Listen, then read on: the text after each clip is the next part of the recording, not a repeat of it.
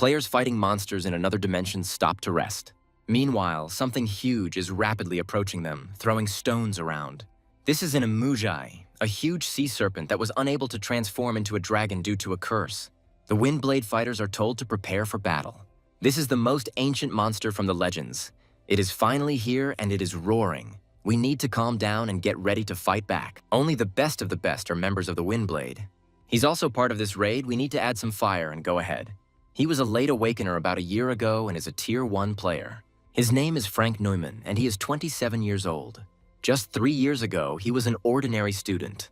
But then suddenly problems began, as his father was hospitalized due to an incurable disease, mana deficiency. This disease appeared 19 years ago when the gates to another dimension opened. Then the human world turned upside down.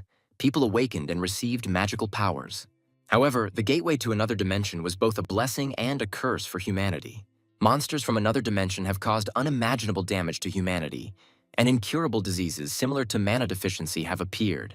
And the awakened players dealt with the monsters, for which they began to earn huge profits, since the loot from the monsters could be sold at a high price. Thanks to this, people who were even slightly connected to the gaming industry were able to accumulate a fortune. But for Frank, the gate is just a curse. The ingredient for the inhibitor that can alleviate the symptoms of my father's illness is a rare stone dropped by a monster.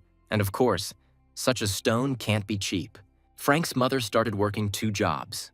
The older sister gave all the money she had saved for the wedding, but even that was not enough. After work, I had to rush straight to a part-time job. It was hard, and of course, there wasn't enough money. If only Frank were awakened. He wouldn't have to deal with all this anymore. He could destroy rocks with his bare hands and jump over high-rise buildings. It would be very good to become a player. Now he is dying of fatigue, but then everything would go well. They say they make an incredible amount of money, but no one knows how to achieve the awakening of the Force. It's something like a lottery, in which Frank hardly has a chance. He really wants to wake up, to become a player, but not some ordinary one, but a strong one. If people became gamers simply because they wanted to, everyone would probably be one already. I need to wash up and go to bed. Suddenly, the towel Frank is holding in his hand flies up. A blue panel appears in front of him. He woke up. They say there are people who died of heart attacks due to a sudden lottery win, and Frank seems to understand them now. He hopes there will be something cool in the status window. There are 5 undistributed points. Usually there are 10. It's a miracle, of course, that Frank became a player, but the statuses are crap. There are no active or passive skills. Strength is 5, dexterity is 3, magic is 1. This is too much. It's just a mockery. Even if it's a cursed hero, the overall status should still be over 40. Other players have an average of 50, but for some reason he only has 18, and even if he increases his overall level, he will only be given 5 points for distribution among statuses. He needs to level up to level 6 or 7 to be on par with regular level 1 players. Frank doesn't even have active and passive skills, which are usually given 1 or 2 at a time. If you have good skills, you will be treated like a king at the party, and getting into the ranks of the best will be easy. Typically, after awakening, players receive one of the following classes: tank, damage dealer, healer. 99% of players definitely receive at least one of these. The damage dealer is the one who deals the main damage to the enemy, the tank distracts the enemy, and the healer heals. Boost is one of the skills that allows new players to level up faster. But there are other players. Hannah Kim, who has awakened twice, is one of them. There are no more than 10 of them in the whole world. In the Republic of Korea, there is only one Hannah. There are also players who, for one reason or another, fail to level up. So although they have power, they are not much different from ordinary people. But even those have at least some abilities. In all 19 years, Frank had never heard of players awakening and finding themselves without skills. Personal skill, selling and buying, something incomprehensible looks like garbage. Here you will find rare quality goods, an elven sword, a dwarven hammer, and others. The price is in points. It's unlikely to be a regular currency. Frank currently has 2 billion points. They probably work as in-game currency. There are also products of legendary quality here. The highest quality known to men is heroic, but here we are talking about legendary. To gain the right to buy items of rare quality, one needs more than 10 billion accumulated points, so those that he initially has do not count. There are also high-quality things here. Perhaps there are medicines that could help cure Dad. There's an elixir here. Usually what's called an elixir is a panacea, if only Frank could afford it. It seems that now he understands that he needs to take up trading. Tanks seem to be the richest of the players. If he doesn't buy skills and abilities, he won't be able to become a great player, so he needs to think carefully about it. Frank buys a power status upgrade, which raises his power by 1 level. It looks like a red stone that you apparently have to swallow. As a result, Frank's muscles increase significantly. Only 10,000 power points, but it feels like I've been working out in the gym for a couple of years. You need to become a little stronger with these points, and skill mastery can be sold. Someone offers to place a product on his sales board. The commission on purchase will be 20%, impudent, but nothing can be done. Frank now has a whole bunch of items that increase his power status. He comes to register as a player because his powers have awakened. They tell him that he is a little old and ask him if he is sure that he is awakened. Perhaps he was mistaken. The employee had never met anyone who awakened at that age, by the way. The official maximum age for awakening was 58 years. Here, Frank sees himself in the mirror. He has really aged. They take him for a grandfather and think that he has dementia since he is very and unpleasantly surprised and does not say anything. There is nothing free in the world. The number of years and points has increased greatly. He has less than a year and a half left to live. He needs to somehow earn a living, literally. All this junk can be sold. A gaming console, hardly anyone remembers anything like that now. This thing seems to work well. I wonder if it is possible to place a product on the sales board by loading it into the panel. It worked. The product was placed. In real life, this console would fetch around 50 or 60,000 won. But nothing ventured, nothing gained. There are 43 games, so 99 million is a fair price. The advert should be placed, even if the price is inflated. The goods are up for sale. You can sell something else because his life is at stake. A buyer from another world looks through the list of goods. There's nothing new there. She already has all this. The same old story, only from a different perspective. We need to relieve boredom and start arranging cockfights. This will be a goldmine. Here you receive a notification that newly scanned items have been put up for sale. The demoness must buy this. Sold. And all the wrinkles have tightened up. This means that his lifespan depends on the balance and he can restore lost points. The only thing that remains unclear is who bought his junk for that kind of money. Another buyer, apparently also from another world, bought a watch and does not quite understand what it is. He sees that the numbers change over time. A strange object, but anything can be useful in everyday life. It's probably a smartphone. It's receiving a notification that the tariff plan is due for debit, but it's unclear what the network registration error means. It turns out that it can become a mirror, and there are also things like this here. It's simply amazing. It's very exciting. Now you can take selfies. The demoness didn't have time to buy everything. If she finds out who intercepted her toys, he'll be in trouble. She did buy it, but it's not clear what it was for. It's surprising that there is no magical trace on the console. She starts playing, soon the game is over. This monster killed her at the very end, now she will show him. It's a pity that you can't put other people's goods up for sale. The guy comes across a broken fan. It can be sold, apparently because it is no one's. And he picked it up, or maybe the system decided so. You can't sell more than 10 pieces at a time. This is, of course, a setup. Frank has 11 days left to live. If that's the case, then he can try to do exercises with renewed vigor. Here, he discovers that a complaint has been received from a customer who purchased his product. It turns out that there is even such a thing here. Right now, this is definitely not the main problem. He will just lower the price a little. All products are sold. Frank is surprised. He thought no one would buy it. 14 out of 20 products received complaints. 70% of the products were defective. Frank's business was suspended for 3 days. The problem must be resolved within a week. Otherwise, the products will be considered invalid and the seller will be blocked. The smartphone buyer writes that the item is outstanding, but defective. It only lasted 6 hours of active use. The waterproof watch, which charges from the sun, is of average quality. If Frank exchanges it for a product of normal quality, the complaint will be dismissed. This watch is working, the batteries are just dead. Complaining about cigarettes, lighters, soju, beer, asking for a new product to be sent, and thinking that Frank is ignoring them. It seems they think everyone has the title of speed reading master. They could at least give them a little time. The system said that starting today, his activities are suspended for 3 days. He needs to resolve the complaints within a week, otherwise he will be banned for 3 months. You will need to boot up your old phone again, but this time with the charger. It seems the customers are just like him, players with unique abilities, but those who bought the electronic items are most likely not from Earth. Perhaps they are aliens with poorly developed technology. Now a kind uncle will arrange for them to ship goods. The largest used equipment market in the country has very low prices. They need to buy more of this and that. It turns out he doesn't have enough funds. You can sell the skill book, Frank still can't register as a player because he's too old. Now he can lift heavy weights. They tell him that he really is a strong man and ask where he worked before. Frank says it's a little bit of everything. After 3 days, it is unlocked. However, he received another complaint. We complained about all his products. Frank was banned again, and now the problem needs to be resolved within 4 days. They complained to him about the console. He didn't think about the batteries here either. The demoness tells him to download normal goods right now and not to anger her. If there are no new ones, she will find him. She complains about glasses, chewing gum, and a lighter. For some reason, these customers can't wait at all, and they're so rude too. Another 3-day ban. If Frank doesn't figure it out in 4 days, he's out of here.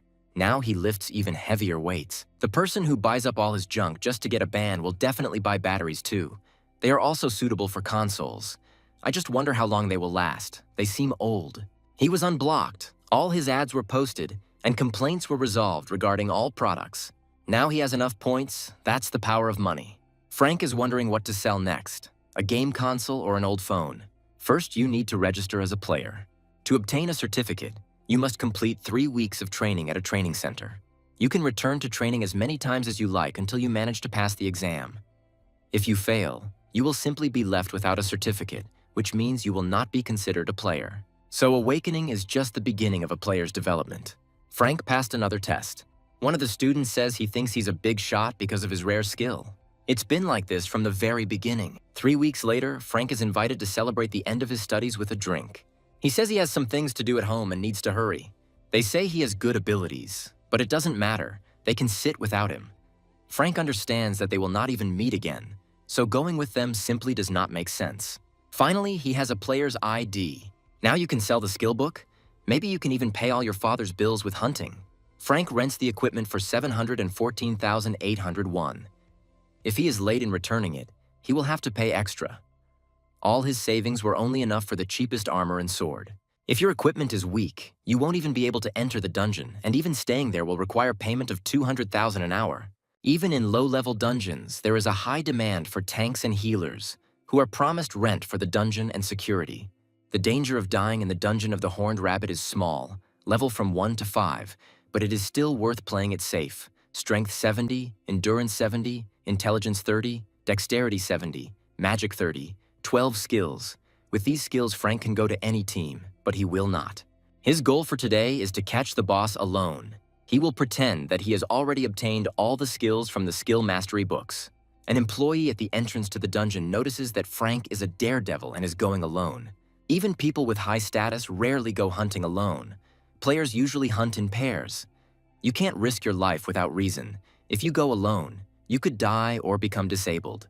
So it's very important to find a partner you can rely on. He will let him go alone. Sometimes you have to let people take their arrogance down themselves. Frank enters the dungeon. In front of the players sits a monstrous horned rabbit with fangs and glowing eyes. Both he and the players are preparing to attack, even though they have only recently woken up and completed only 3 weeks of training. Before that, their lives were completely normal. Some were working, and some were studying. It's clear that the chances of successfully completing the dungeon as a team on the first try are very slim, not to mention what Frank is planning to do. For some reason, he thought that he would succeed right away. He couldn't be too confident. This rabbit would take a long time to deal with, and he was still a monster, albeit a low-level one. But he could kill. 8 minutes per rabbit is longer than he expected. He needs to deal with the monsters faster. 3 to 8 minutes should be enough. With such allies, it is unlikely that you will be able to achieve anything. But for a solo player, the statuses he has now are enough. Frank turns on stealth mode. The players worked hard. The rabbit will definitely appear soon. It must be caught alive at any cost. They will definitely succeed. The players are confident that they have enough strength. Nobody doubted it. The problem is that it doesn't come out. And this is already the 15th day. The goal of the 4th mission is to get the boss rabbit's head. The monster isn't that difficult, but they still haven't managed to complete the task. It seems like it's just hiding in that damn dungeon.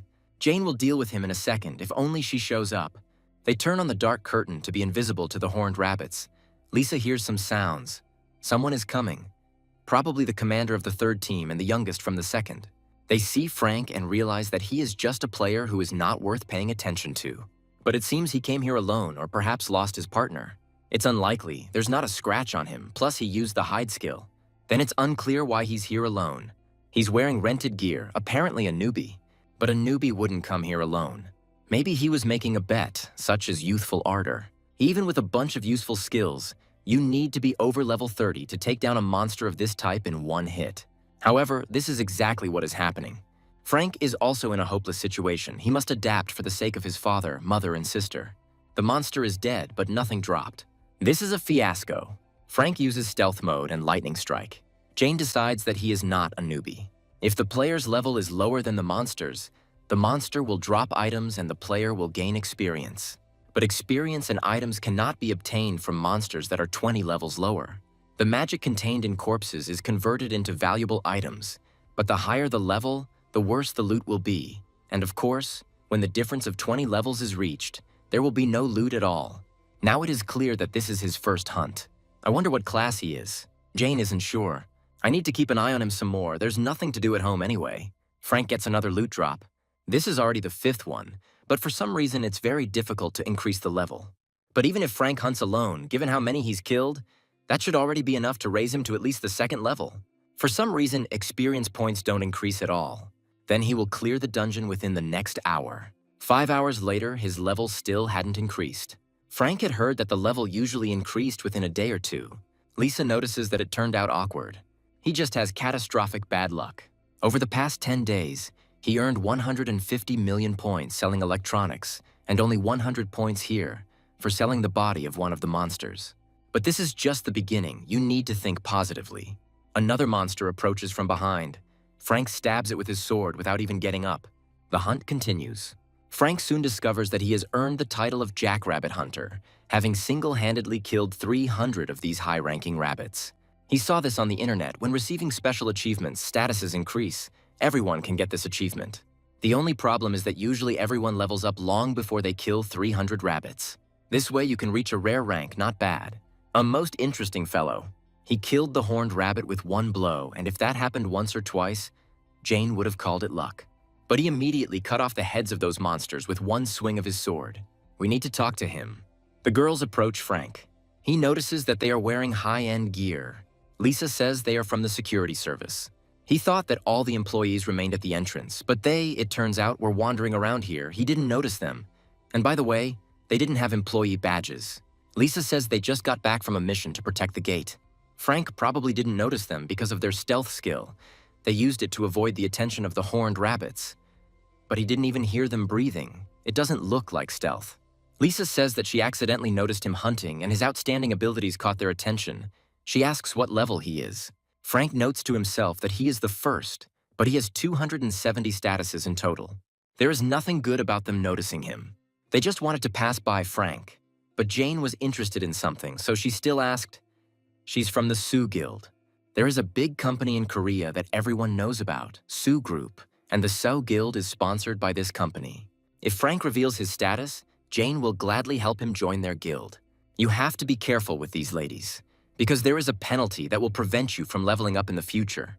A first-level player won with only good statuses, but he beats monsters and still has no experience. Although they could help him solve the problem, it is still not worth getting involved with them. Frank apologizes, but he's not interested. He is about to leave, but Jane catches up with him. Maybe he doesn't know about Soo's guild. Frank knows about her. However, apparently he does not want to join it. While he wants to try to cope alone, he doesn't feel the need for companions. Jane asks if his contract binds him to other guilds. Frank answers negatively. He just wants to work alone for now. He seems to have convinced them. He asks to let him through. If he later decides to join a guild, let him contact them. Even if he only has skills and nothing more, it will not be a hindrance for them. Frank says he'll think about it. Jane offers to walk to the exit together. This way he can avoid trouble. Frank refuses. Rude. He will definitely regret it later. He needs to get out of here quickly. Jane is tired of sitting around doing nothing. You have to be careful. There are a lot of players here, and they are stronger than ordinary people. Frank gets into a taxi. The driver asks where he is going. First, he needs to get going. He hasn't decided yet. Frank asks to be taken to the Blood Fox's dungeon. The taxi driver congratulates him on completing the mission in the dungeon of the Horned Rabbit. He has driven many players, so he knows the route well. Frank hopes to be able to clear out the other dungeons, and he arrives at the scene. The atmosphere is the same. Tanks and healers are being called all around. He enters the dungeon. The guards are sleeping. Frank activates the hide skill. One fox is worth approximately 180 points. Frank kills 2. The foxes are getting more numerous. It seems it's time to start a real hunt. Frank single-handedly killed 300 high-level blood foxes. Now he has the title of Blood Fox Hunter as expected. This time he gained more strength. Apparently, it all depends on the rank. Then we need to conduct an experiment. He single-handedly killed another 700 foxes and earned the title of Blood Fox Slayer. The rank has been leveled up. The power status has also increased. Growth to the epic rank is possible, which means that everything does not end at the rare rank. We should come again tomorrow. Frank discovers that he has received a skill book. This is a body enhancement, a passive skill book. It makes muscles, bones, and skin stronger. He wouldn't have bought it if he knew he could get it for free. This is worth taking with you. Frank comes out of the dungeon. The employee must check the stones and other items received. There are so many stones, and also a rare quality skill book. There has never been a book like this here before, but there is nothing strange about this. For all the stones, Frank gets 840,001. He will be contacted once the skill book is sold. At this rate, he can earn about $1 million a day. After all, the players are the best. We should probably look for a room in the nearest hotel. Otherwise, it takes too long to get from home. Frank will definitely improve his rank today. He single-handedly killed 5,000 blood foxes and received the heroic title of Blood Fox Slayer. He is the first one to reach the heroic rank. It is also a title. Which means, besides him, there are still people who have reached the rare rank, but he is the first one to reach the heroic rank. To be honest, he achieved this by accident, but it's still good. His stats have increased by 100. Now he has 375 statuses and 5 titles. It's so cool to be the first at something. This rank can still be increased. Frank will be able to become the first to reach the legendary rank. That's enough for today. He can't feel his legs. 10 days later, Frank becomes the first to reach the legendary level, earning the title of Blood Fox Executioner. He thought he would die, but it is still possible. All stats are increased by 40. It's truly incredible. But it's a pity that further rank increase is impossible.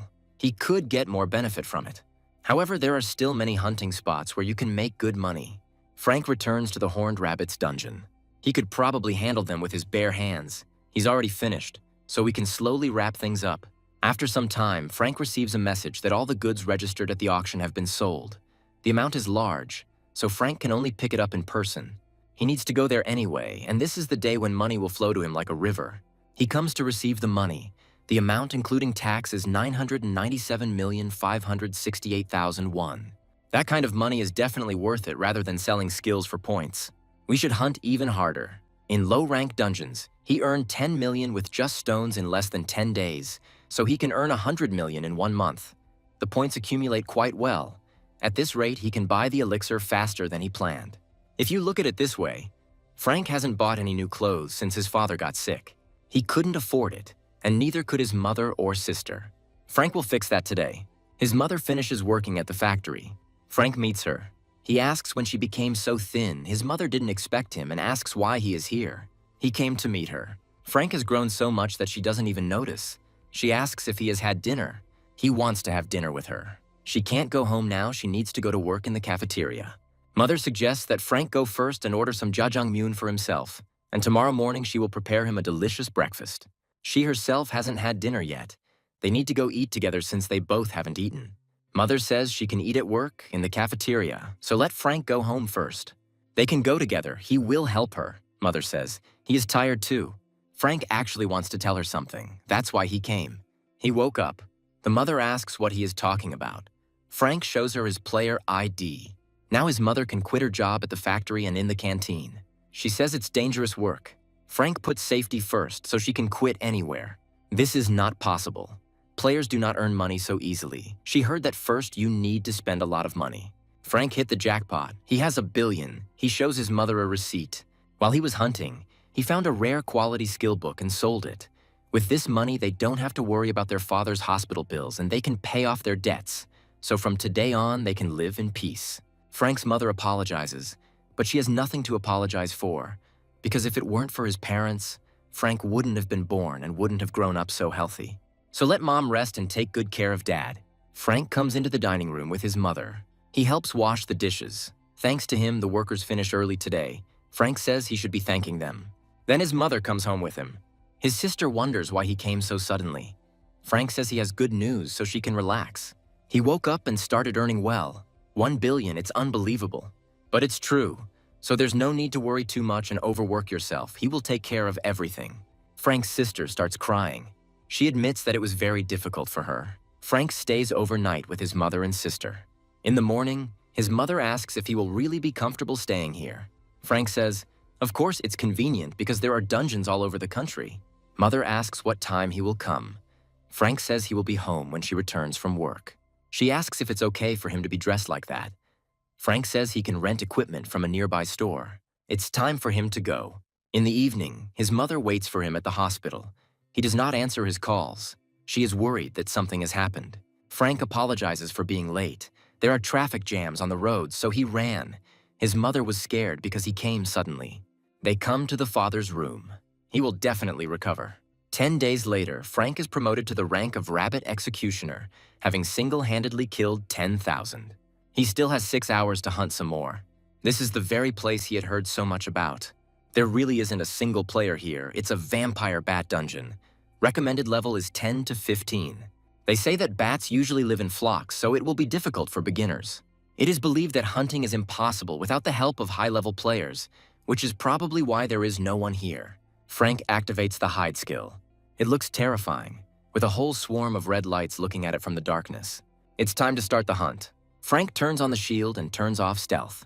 He pricks his finger with a needle. The bats smell blood and rush to attack. It seems as if a black wave is approaching. They stick to the shield. Then Frank turns on the fireball. It's not easy to use two skills at the same time, although it seems like a pretty good trick, especially in places like this, filled with small monsters. This is more than enough. The ball explodes in the middle of a flock of bats. It was too loud. Frank throws the fireball again.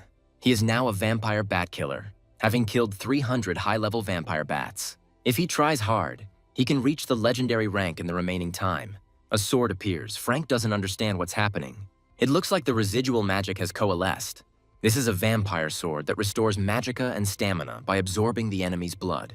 There's only one item, but it has two properties. Compared to the others, this is an important thing. Perhaps something similar will appear. If you catch a lot of normal rank monsters at once, a rare grade item will appear. Then maybe Frank will catch a lot of rare rank monsters at once. Frank somehow thought it was easy. Residual magic does not collect. It only happened once during a hunt for vampire bats. However, he gets a rare quality vampire bat robe. It is thick, elastic, and does not tear. Rare quality will do too. It's time to go somewhere else and earn a rank there. Frank wants to buy an apartment. His mother is worried that if he spends such a huge amount of money on buying an apartment at once, he will have to work a lot here and there. There is no need to worry. He will do this until it becomes burdensome. They come to the real estate office, Frank called them recently. The mother finds out that the area of the apartment is 105 square meters. She thinks that this is too much. Frank says it's okay, everyone should have a room. A week later, they move into a new apartment. The sister is surprised at how big it is. This is the first time my sister has seen something like this, and she really likes it. Frank says he'll buy an even bigger apartment later. This is enough. My sister suggests treating the neighbors to rice cake tomorrow. That's what they'll do. After moving in, they need to greet their neighbors. Next time, they will definitely do it, together with Dad. Frank comes to the Dungeon of Blood Red Rats, recommended levels from 8 to 10. These rats are faster than he thought, but he's doing well. He has a vampire sword after all. He comes out with a whole bag of stones. Then someone calls out to him. They met again. Now she will officially introduce herself, the leader of the first team of the Sow Guild, Jane Rice. She asks if Frank has some time. A week ago, the guild leader asked who this guy was. Jane didn't know either. To get this amount of stones, you need to kill at least 10,000 monsters alone. Maybe he has some special skill. If this skill allows them to bypass the 20-level rule, they should definitely lure him away. The head will send a negotiator with Jane. But first let her try since she knows him. The leader hopes that the information has not reached the other guild members. That's right, no one else knows. And Jane will keep an eye on Lisa. Frank is puzzled as to how she found him. It was the security officer who was in the dungeon. He asks how she knew his name and how she found out he would be here. She may have conducted a secret investigation and even bribed the dungeon staff. Here another employee appears, a negotiation specialist. He suggests talking in a suitable place. Frank says he doesn't want to and starts to leave. The employee asks if he can visit him at home then. He waited for Frank here to show him courtesy. His name is John Smith. He is the head of the first recruitment team at the Sioux Guild. Frank asks why they were looking for him. John says, of course, to make him an offer to join. He seems to think that Frank wants to join Sioux's guild. There's hardly any reason to be angry about this. John uses the same methods as the other guilds, and this was even very mild. His words are at odds with his actions. The Sioux Guild is one of the 3 oldest and largest guilds in Korea, and so on. Here's the ratchet. Frank asks what his annual salary will be and what the deposit will be. The exact amount will be determined after he joins the guild and reveals his skills, status, and level. As a result, he first needs to lay all his cards on the table. However, John guarantees him a deposit of no less than 10 billion and a salary of 1 billion. This is weird. No matter how highly his abilities are valued, it is a very large sum. Perhaps they want to make him a representative of the guild. Even if it were some newbie with potentially top-tier abilities, there's no guild that would take the risk of investing 1 billion won. With the exception of Hannah Kim, who is the only buffer in the country, this is possible with her, as she is an example of a successful buffer for the whole world. Frank doesn't have any proof yet, nor does he have the same outstanding skills as a buffer. Of course, he has the skills to sell and buy, but he can't talk about it. Even when he received a certificate from the association, there was only a rank. Frank asks if it's because of the rocks. John doesn't seem to understand what he's talking about. He seems to have no idea about Frank's abilities. But Jane has an idea. It can't be that Sioux's guild just had their eye on his stones. They think he has special skills or some information. John says that Frank has nothing to lose. He's not sure about that. For a player, showing his status window to strangers is a loss, and besides, Mr. John Smith didn't promise him anything concrete. If this is true, let him pay Frank 10 billion won in advance as a deposit. Then he will calmly reveal his cards and join the guild. John says they need to make sure first. Frank has nothing more to say to the man who is forcing a one-sided offer on him. As he thought, it was better not to get involved in this. You also need to keep an eye on the number of stones. Otherwise, it will stand out too much. Information about it has already leaked. Then Frank gets a call from an unknown number. This is John Smith. Frank hangs up. At home, he receives a message. It's John again. He writes that he seems to have said too much and wants to apologize. If Frank has time next weekend, he would like to have lunch with him and discuss joining the guild. Frank blocks him. After some time, he meets John on the street. Frank just passes by. Soon, he comes to a new place of the game. There he fights with blue lizards. He has already accumulated a decent amount of points. With this, Frank will quickly buy the elixir. The next day, he comes to the dungeon of the red-furred wolf. The recommended level is from 15 to 20. Compared to the lizards he hunted yesterday, these monsters definitely seemed stronger. Frank will deal with them in one go anyway. Now he is a blue lizard executioner, and he has more than 500 points. If this continues, he will be able to deal with monsters of the 6th and 7th levels at one time. Today, Frank will start with the title of Hunter of Red-Furred Wolves. A giant 3-headed monster ate a player. This monster is clearly of a much higher level than the red-furred wolves. Another player is about to attack this monster, but he bites off his hand. It's not too late, we can attack again. But this time, the monster bites his head off. It seems to be a very popular dungeon, usually not too crowded at the entrance. For some reason, Frank is worried. After the natural disaster, the number of interdimensional gates increased endlessly for 10 years. But after the appearance of heroic rank gates 9 years ago, their number neither increased nor decreased. And the number of players increased every year. Frank hunts red-furred wolves. He uses a fireball and a vampire sword. Now he has a new weapon that resembles a shield. He attacks with it. Now it's the magic projectile's turn. Let them attack. The wolves rush to attack. Frank finished faster than he expected. He was given the title of Red Wolf Hunter, and the ability of this sword is really good. Looks like he's done here. Now we can go. He meets other players who are fighting wolves. This place is occupied, and here too there are already players. So I'll have to go to another dungeon. Then he hears some sounds. 2 players had half of their bodies bitten off by the monster. This is no longer a wolf, but that same giant monster with 3 heads. He bites off the head of another player. The head flies off and lands right next to Frank. He starts to feel sick. A giant panther with 3 heads and huge fangs is now right in front of him. This is bad business. Frank activates the hide skill. However, the monster still sees him. Frank flies into the air. Now he is right in front of the monster's mouth. Frank attacks him with a stone shield, but this weapon has almost no effect on the monster. Then Frank turns on the fireball. He uses a triple strike, and this also does almost no harm to the monster. This panther is incredibly strong, licks his paw as if nothing had happened. It is unclear where this monster came from here.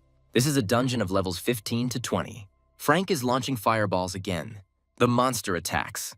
It reaches out its paw and pushes Frank hard. He flies away and now lies on the ground. Fortunately, he's alive. The vampire batrobe is stronger than rented gear. The panther is advancing, but he won't get far, even though this monster's life has diminished. But now Frank has a speed-up pill. After 20 minutes, the absorption is complete. Frank combines skills. He uses fireball again. Now half of one of the monster's heads is missing. Amazing. Even if it takes 100 days, Frank will catch him. He fires another fireball and another. This time, the monster lost part of its paw. If this continues, Frank will definitely be able to catch him. But then the monster's torn parts begin to grow back. It turns out that the fireball is powerless. The monster attacks again. There must be a better weapon. A fire spear with powerful penetration power. A bit pricey, but it will do. First, I'd like to survive, and then we'll see. Frank prepares to attack. This weapon should work. He throws a spear at one of the monster's heads. Got it, now this head is gone. But the monster is still ready to attack. Frank throws the spear again. This time, the monster dodges. Frank will still have to see who gets who. He throws the spear again and manages to knock off another head. Just a little more and he will catch it. Here, Frank notices that something is wrong. Mana is running low. Fortunately, my endurance is fine. If Frank can hold out until his mana regenerates, victory will be his. Meanwhile, other players stumble upon the site of the three-headed monster's attack. Here, one of them was attacked, leaving traces. This is definitely not a simple monster. Perhaps it is not worth following these tracks. They were unable to contact the security personnel guarding the entrance on the other side of the gate.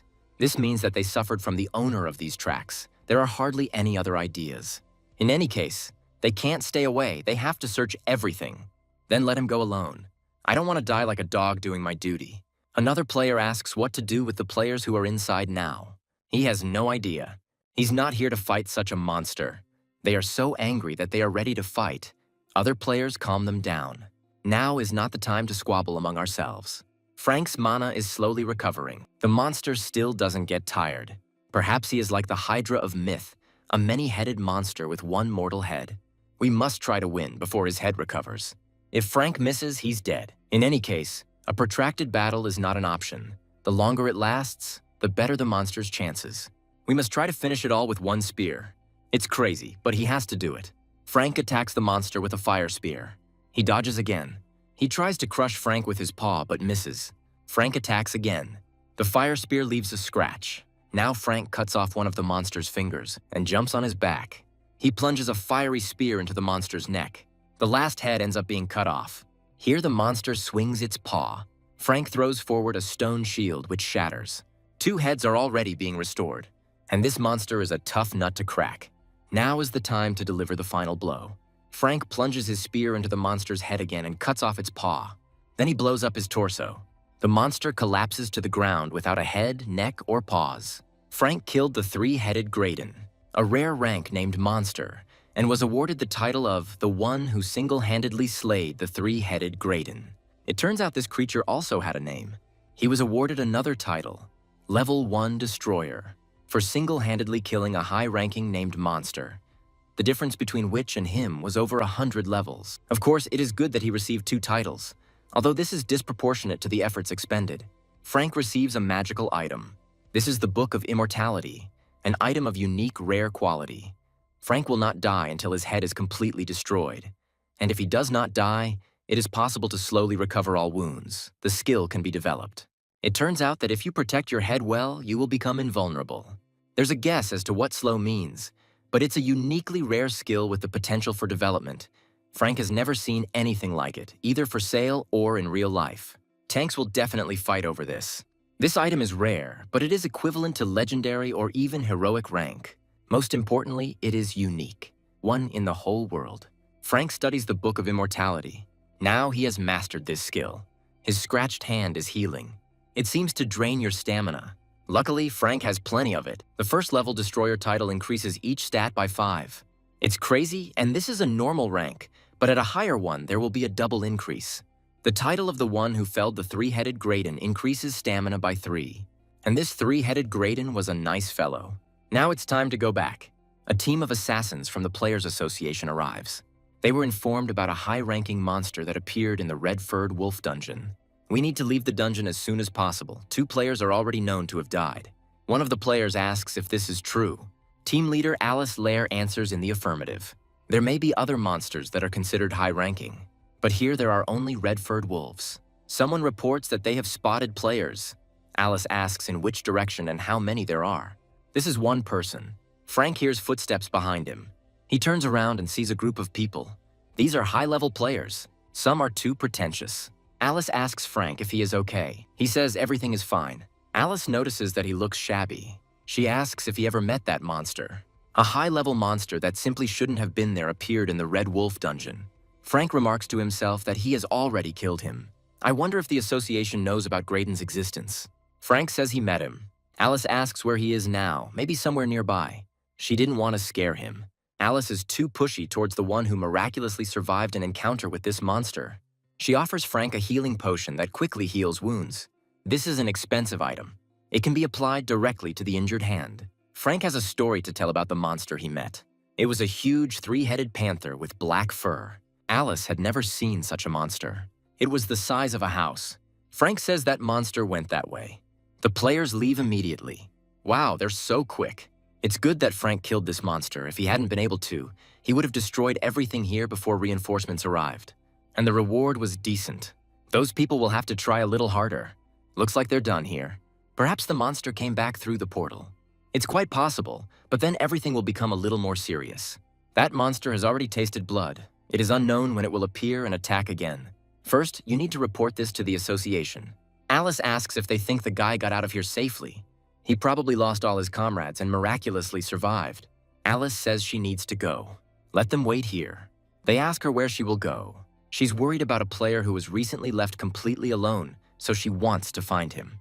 One of the players says he will be fine. Alice notes that he is alone. It could be dangerous. That's right, then they will wait here. Alice walks through the dungeon. She comes to the portal.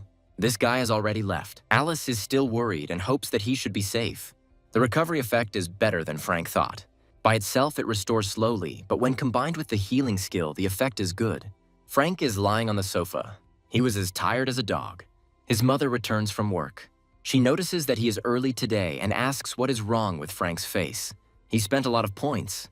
He says it's nothing special, he's just a little tired today. Maybe they have something to chew on. Frank's mother asks what he was doing if he even missed lunch. She will cook something quickly. Frank has a headache. If he continues to lose points so quickly, it won't end well. Frank's sister calls. His mother thinks something happened. She says Frank is home. Apparently, something really did happen. The mother asks how many people died.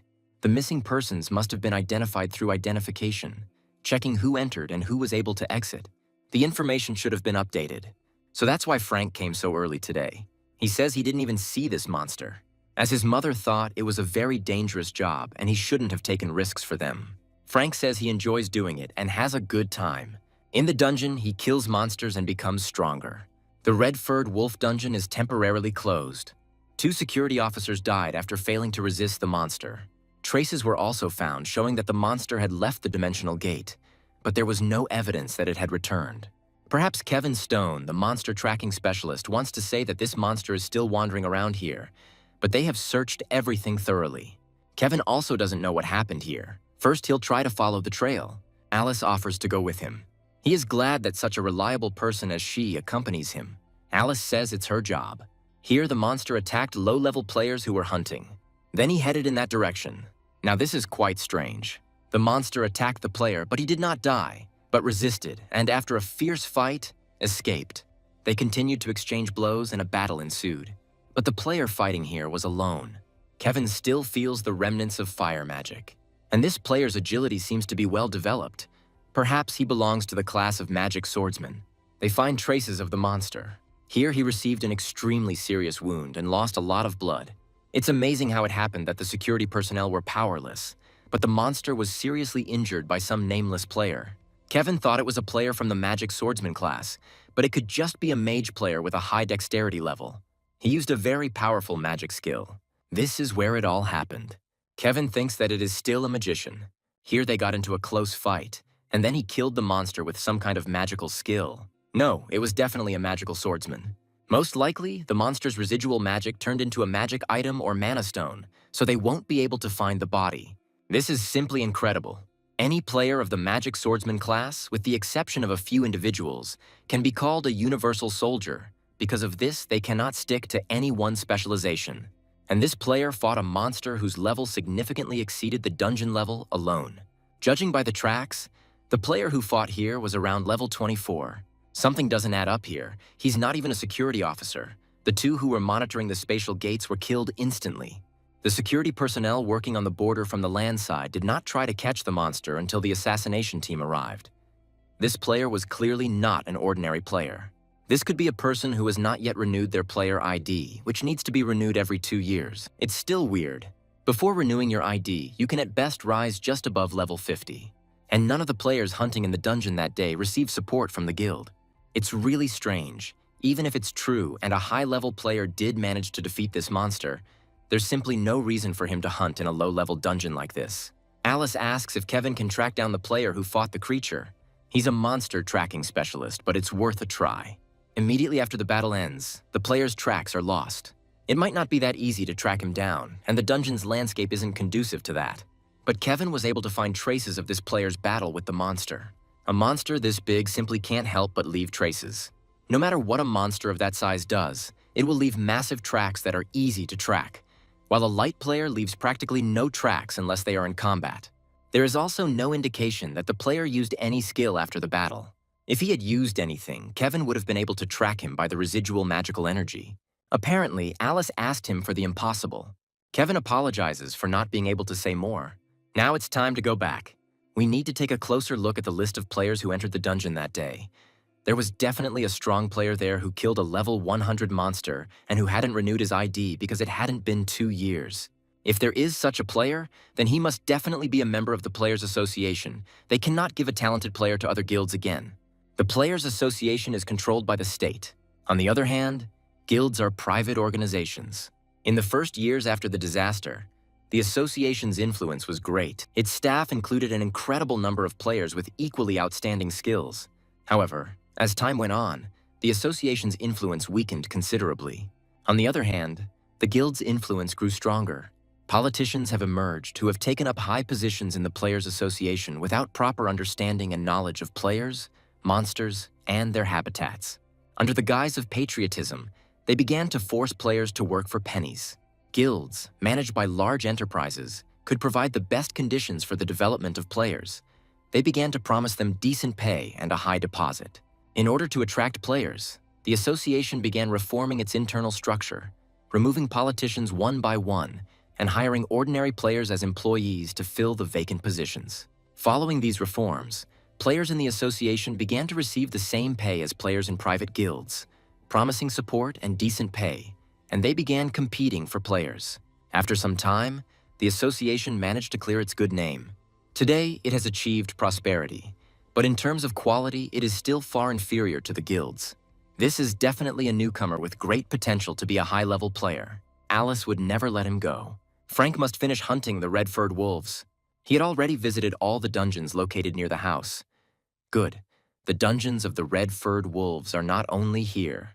I wonder how he can improve his Book of Immortality skill. There's no information about it on the internet either. Maybe he just needs to use it constantly. But this is a passive skill, and Frank won't be able to harm himself. He needs to figure out how to hide the amount of stones he got in the dungeon. He can't trust the association's employees. Now you need to try to avoid their gaze. I wonder what the reason is for checking personal belongings. Maybe to prevent dangerous items like monster eggs or plant seeds from being taken out. They probably only say that's what it's for, but the real reason is to prevent players from evading taxes.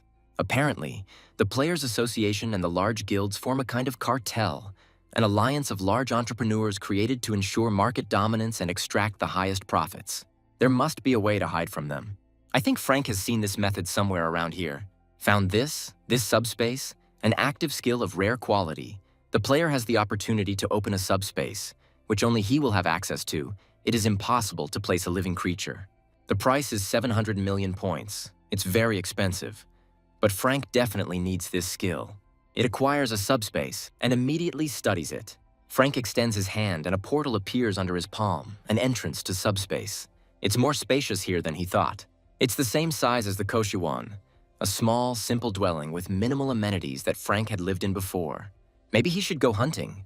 Frank comes to the portal, hoping that he will enter without problems.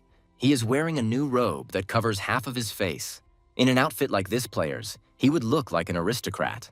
There must be a lot of weirdos among the players, like this player with glasses. The officer checks Frank's ID. He says that he must be Frank Newman. He's hunting red-furred wolves again. Now he has been given the title of killer. He has killed 1,000 wolves single-handedly. This is a rare achievement. Everything went smoothly. At the entrance, an officer checked his fingerprints. Frank was allowed through without any problems. After the hunt, he almost forgot about the dropped loot. He places the main part in the subspace, and a few pieces need to be taken with him. There is a newcomer who has caught the attention of the head of the Sioux Guild, Michael Jones. It was very difficult to get information because they are carefully hiding everything. The leader of the second team of the Sioux Guild, Stephen Neal, believes that they have an obligation to intercept him first. Deputy Guildmaster So, Chester Weiss, wants to know more about this player. He had already been to the dungeon of levels 15 to 20, although it had not yet been 2 months since his awakening. And besides, he was there alone. But that's not the most important thing. It looks like Frank Newman has gotten around the 20-level rule. Stephen can't say for sure, but the probability is quite high. Chester asks if he's sure Frank hasn't been poached yet. It seems they reached an impasse in negotiations because he asked for too high a fee. Chester asks how much he wants. They say 100 billion won. He's crazy, he's a child, and he's asking for 100 billion. This is the amount for hiring a high-level player who can do everything. If this is true, then it is not even about the amount itself. The real problem lies in the positions of the two sides. Frank Newman is willing to open his status window only after a deposit, but John Smith wants to verify his status first. John is still as stupid and indecisive as ever. People don't change that easily because of people like him. Stephen has already lost outstanding players like Hannah Neal. He will not make such a mistake again. John is just a recruiter, not the head of the dungeon clearing or the leader of the guild. First, you need to pay a deposit and check the status window. If there are any problems, they will find fault and confiscate the money. Stephen must go to Frank Newman personally. Once he signs, they will immediately pay 100 billion won. If everything goes well with the contract, then when problems arise, they will be able to return all the money in full. If Chester solves this matter, he will be able to become the head of the guild. An employee checks the items received by Frank. There are only 2 loot items in his bag. Everything has been checked. Now he can avoid the attention of the Sioux Guild. A few days later, Frank finally earns the legendary title of Red Wolf Executioner after killing 10,000. He's done for today. He needs to put things in order. He already has it. And this is the Wind of Rebirth, a passive skill book that speeds up the healing of wounds. Frank finally got it. This is a popular book used not only by players but also by ordinary people. This time, Frank didn't get anything unusual.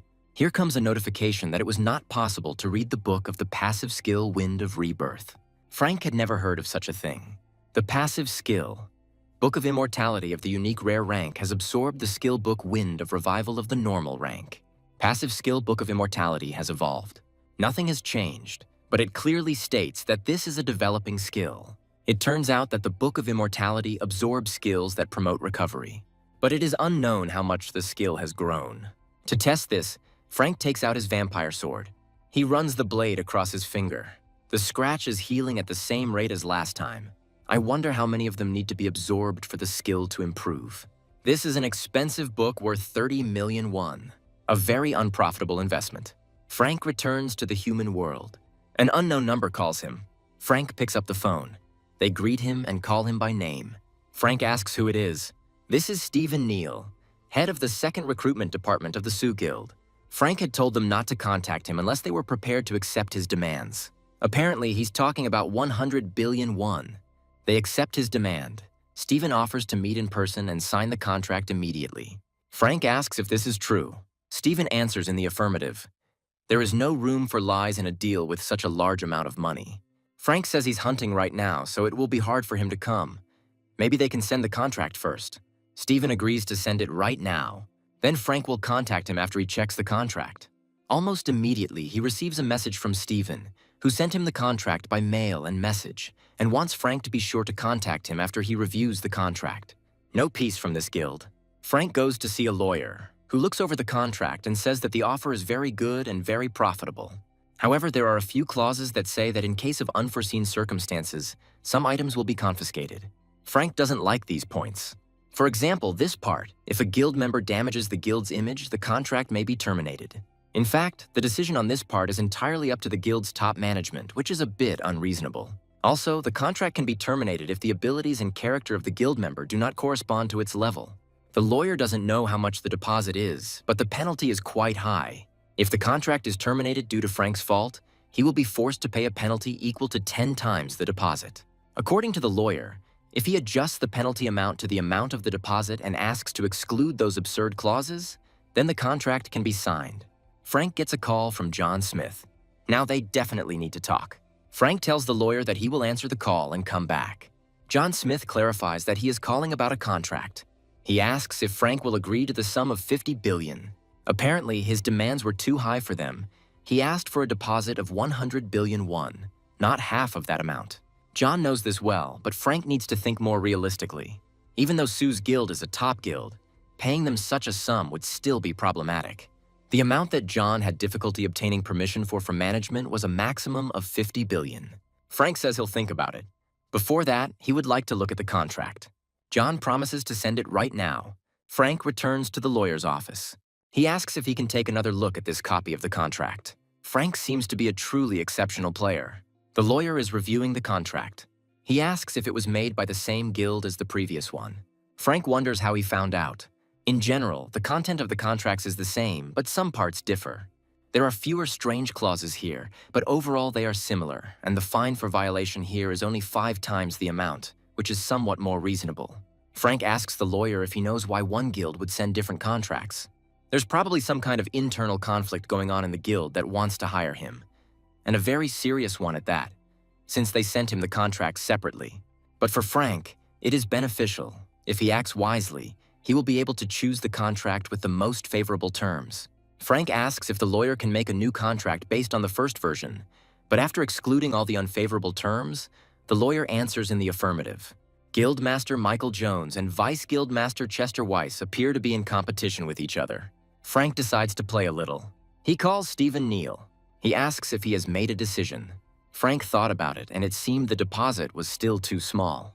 He asks if Stephen can pay him 200 billion won. He can't give Frank an answer right now, but he thinks it's possible. Maybe then 300 billion at once. In fact, Frank was also contacted by John Smith, the head of the first team. Frank heard that Stephen didn't get along very well with him. He says he will definitely provide Frank with conditions much better than John offered. They really seem to hate each other. Now Frank calls John Smith. He asks if he has read the contract. Frank says he was going to call him to sign the contract, so John suggests they meet right now. It seems there is no need for this anymore. John says he recently sent him a new contract.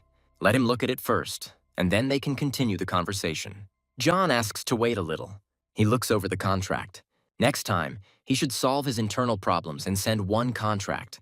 Besides, after thinking carefully, Frank decided that 100 billion won was too little. Frank wants 200, although that's also very little. 300 would be better. It looks like he's making fun of Stephen now. If he doesn't want to, then there's no need. It is very easy to edit voice files these days. Submission complete. I really need to change my phone. Chester Weiss asks where Frank Newman went. It is not even found in the hunting grounds they manage. Stephen says they were looking for him. He can't even handle that. He must be found at all costs. Since that voice file Frank sent a month ago, the chief and deputy have been fighting constantly, and the guild was indeed divided into 2 camps. Before this, Stephen miraculously obtained the entry record book and found Frank Newman.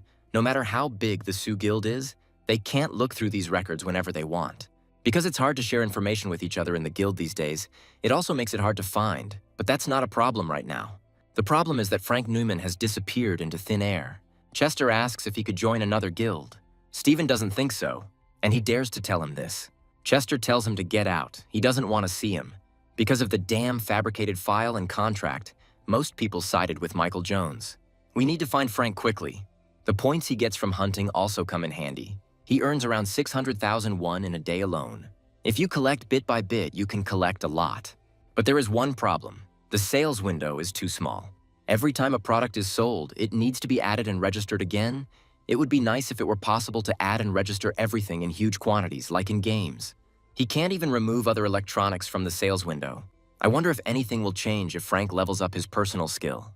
He'd heard that other merchants could register hundreds, even thousands of items, especially the merchant Rikomos who sold medicine. But Frank needed to accumulate 10 billion points to level up, and he currently had just over half the required points. We need to hunt more. Frank knocks down a green humanoid monster that came up behind him. He uses a magic projectile and blows off the head of another monster. But there are even more of them. A truly difficult opponent. That's why people hardly hunt here. Monsters are attacking. Frank uses a fireball, and after the explosion, eyes are visible in the smoke. Fireball has virtually no effect on these monsters. Frank takes out the vampire sword. The monsters are attacking again. He cuts them in half. All it takes is one hit. Looks like someone bought up the batteries. Complaint received. Frank has a bad feeling about this. He will check the complaint first. The buyer complains about the batteries. He writes to sell this product at half price in the future. If in the next 12 hours Frank refuses to sell him the goods at the offered price, he will regret it. All complaints are the same. They came from a customer named Crow, who is also a salesman. He sells various goods, and he only bought batteries from Frank. He would have understood if he had been buying quickly discharging and unpopular goods, such as a Tamagotchi, a Polaroid, or an electric razor. But he only bought batteries, which Frank loaded each time, and wrote a complaint. And now he's saying to sell it for half price, and he's even setting a time limit. It's unclear why Frank would do this. The product registration for sale is complete, and almost immediately a notification arrives that the product has been sold. And again, a complaint comes from Crow. Looks like he wants Frank blocked. I need to try something. Crow has a whole bunch of batteries he bought from Frank. I wonder how long he can stand it. He is wrong to think that he can defeat Crow. For newbies, the skill of selling and buying was something of a blessing. Thanks to this skill, Crow quickly grew stronger and eventually became the absolute ruler of the planet he lives on. But even if someone has a special skill, not everyone will be able to reach his position. No matter how many points I collected, it was never enough. They were spent easily and quickly, but saving them was difficult. Typically, newbies spend the points they earn while hunting on medicine and skills to become stronger. But sometimes you come across funny creatures. They earn points by selling special goods that are only found on their planet. No matter how inveterate a monopolist you are, you will have no choice but to bend your knees before the overwhelming capital. Crow buys up all the good products posted by newbies, after which he immediately files a complaint against them, and he continues this until the seller receives a decision to suspend operations for 3 months, after which everything becomes much easier. After 3 months, Crow will do it all over again. No matter how persistent Frank is, he will eventually give in, and eventually he will have no choice but to sell goods at a fixed price at a certain time. Of course, Crow himself will become a monopolist. If Frank decides to rebel, he will file a complaint again. The goods are out of stock. Everything is sold out. I need to stock up on more. Frank buys a whole cart. It seems like Crow is trying to scare him into stopping his activities. He's already sold a lot of things over this time, so Crow will have a hard time. Then you can start the second round. Since there are no other complaints, it seems other players have started buying as well. Crow will buy it even if Frank sets the price double. But at this rate, Crow will eat him alive. Since he will make a profit in any case, this time he will increase the price threefold. Frank has accumulated over 10 billion points and reached a rare rank. Now he can buy heroic quality items. The list of items he can purchase has been expanded, and the sales window has been increased to 100 items. At first, he didn't like it all, but now he's really grateful for this battle. It is dangerous to raise the price even more, and this is because the number of complaints has almost equaled the initial sales volume. It might be worth gradually adjusting the quantity by changing the product name. I wonder if Crow can buy this. It now has a lot more batteries. He thinks that Frank will definitely give up now. He needs to take a little rest and recover. It will take a long time for the deficit to become a surplus. In the end, when the price quadrupled, it really got annoying. But if we continue like this, it will become difficult. Crow can withstand a price increase of 4 times. This guy is also already at the limit.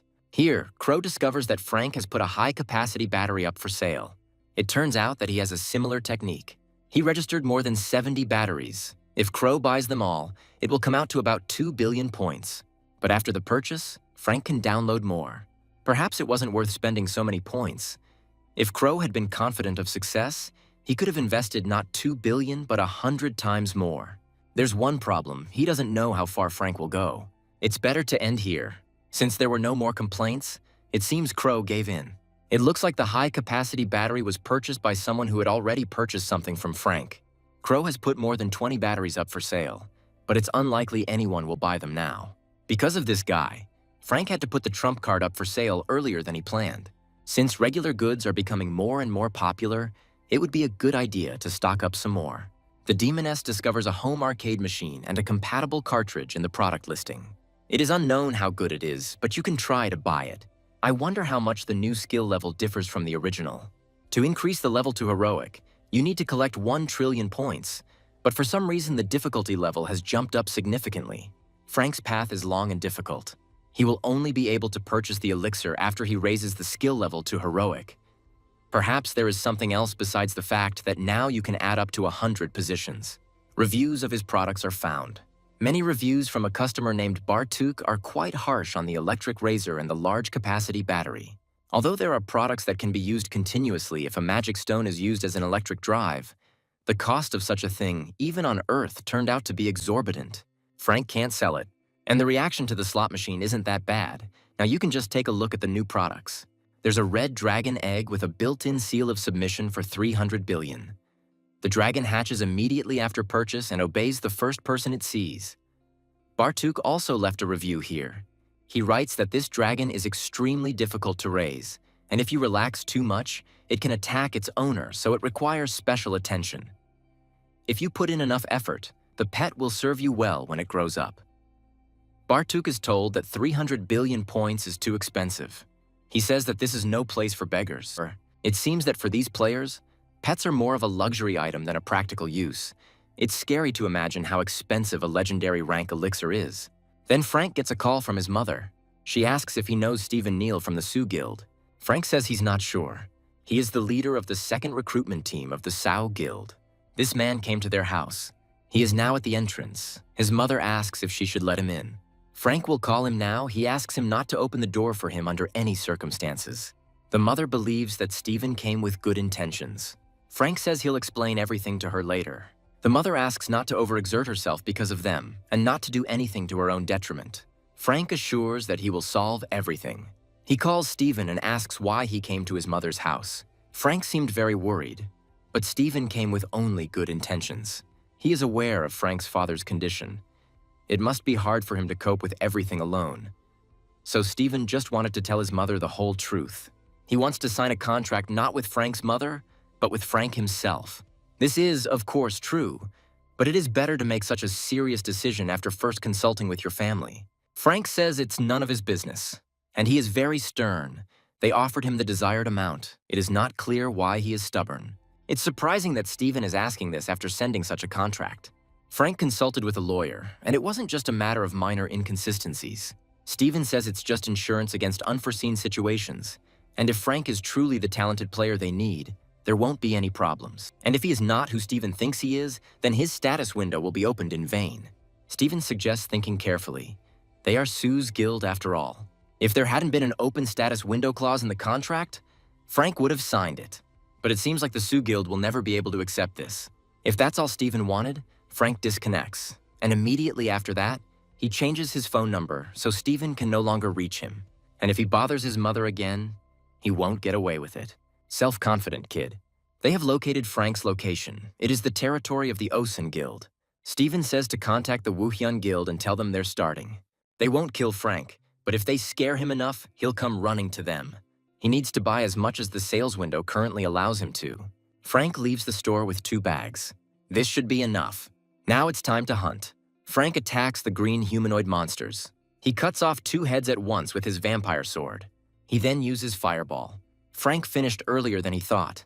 He single-handedly killed 10,000 humanoid toads and was given the legendary title of the Executioner of Humanoid Toads. Today, he still has time to go to the Goblin Dungeon. He walks past a group of players. One of them tells us to follow Frank quietly. He comes to the Goblin Dungeon. For the first time, the hunting place is in such a large forest. Then maybe he should go there secretly. Frank activates the hide skill, so he passes by the security. Here, he will no longer be detected. Now we can begin. Frank hits 2 goblins at once with a magic projectile. He then uses Fireball. However, the goblins attack again. It turns out they are smart. Frank uses Fireball again. Now it's the turn of the magic projectile. The goblins throw darts at Frank, which just bounce off him. That cloak is really strong. Frank blows off the heads of 2 goblins at once again. It's time to finish. Frank stops a goblin from attacking him. He cuts off the head of the last of them. Now he's definitely finished. Then Frank hears footsteps. He thinks there's still someone left. But it's the player who asks what fool has caused such a mess on their territory. These are the same players who followed him. Frank asks why they say it's their territory if he pays the same entrance fee as them. They hunt here every day, so of course it's their territory, and since he hunted here, he'll leave all the stones to them. And as an apology for the killed monsters, he will leave all his equipment. Frank had, of course, read about such cases on the internet, but he never thought that he would find himself in such a situation. He says they made a big mistake. It seems he doesn't understand the good way. Of course, modern weapons like guns and bombs are used in dungeons, but electronics don't work here. Therefore, if there were any friction between players in such places, it was usually necessary to rely on the testimony of other players. Player deaths in dungeons are common, and such incidents are generally considered accidents caused by the player's carelessness while fighting monsters. And of course, there are those who take advantage of this. These are criminals who steal items and equipment from other players, and in the worst case, they can even kill them. And these players continue to get into trouble, even after seeing all this carnage. Frank doesn't seem to understand them, so they'll show him. The players rush to attack. Frank dodges the spear. Then they attack him with swords. Frank takes out the vampire sword. One of the players flies away with a broken sword. Frank attacks another one. Another pair of broken swords fly into the air. Another player attacks Frank, but he breaks his sword with a vampire sword. With it, he attacks another one. The blade of the sword approaches the very face of this player. Frank throws a punch, but not too hard. He grabs the player by the head and slams him hard into the ground. The attack continues. Frank turns on subspace. He takes out a shield from it. And these players are doing quite well. It would be easier if they were ordered to kill him, but now they will have to limit themselves to just one leg. Frank initially thinks that the new player is a member of the security department, but it immediately becomes clear that it is someone else. The attacking players call him the boss, so it was Frank who put down his subordinates. They started it first. Frank uses his shield to shield himself from the sword. It's strange how such a newbie who hadn't even received a profession was able to repel his attack. He's not good enough for this dungeon. The player intended to do everything carefully, but it seems that one leg won't do the job. He attacks again. Frank covers himself with his shield again. He is different from the hooligans the player recently fought. This player is superior to Frank in everything, including his fencing skills, and his bloodsucker sword has good stats. The other players are now sitting on the ground. It's unclear how it all came to this. First, Frank will get out of here. He takes out a fire spear and throws it straight at the long-haired player. Frank runs away. The player now has short hair. It wasn't a fatal blow. Frank was just holding back in vain. The player attacks again. He strikes with his sword but misses. Frank holds a fire spear at the ready. The player prepares to attack again. Frank points the spear into the ground. It causes an explosion. The player swings his sword again, and again it hits the shield. He swings again. Frank dodges. It looks like this player is not here to kill him. Frank throws the fire spear again. This time, everything around is filled with smoke. Before the smoke clears, Frank looks for something to buy.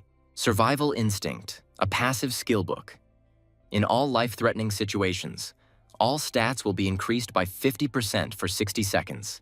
A little less than 20 billion. But he needs it. Frank receives the book, Skill Learned. The player says there is no point in escaping. He just needs to surrender, although it looks like he has already given up. In 60 seconds, Frank must completely disarm him. The player prepares to attack. Suddenly, a woman appears between them. Frank is confused as to who it is. A woman breaks a player's sword with one glance. Then she swings the axe. The player is now lying on the ground. Frank is confused about what just happened. The woman greets him. She apologizes for being a little rude at their last meeting. It seems Frank has met her somewhere before. This is the girl who gave him an elixir of rare quality. He thanks her for her help. On the contrary, it is Alice who should apologize. She has been watching them from the very beginning. She regrets that she didn't intervene earlier. These guys are repeat offenders. Frank believes she didn't interfere in order to gather more evidence about their crimes. Alice just wanted to test how good Frank's abilities were. She introduces herself formally as Alice Lair, Chief Inspector of the Players Association, and she came here because of Frank. First, they should get outside and talk there, but first, they need to take care of these guys. Frank asks if they have committed such crimes before, since they are repeat offenders.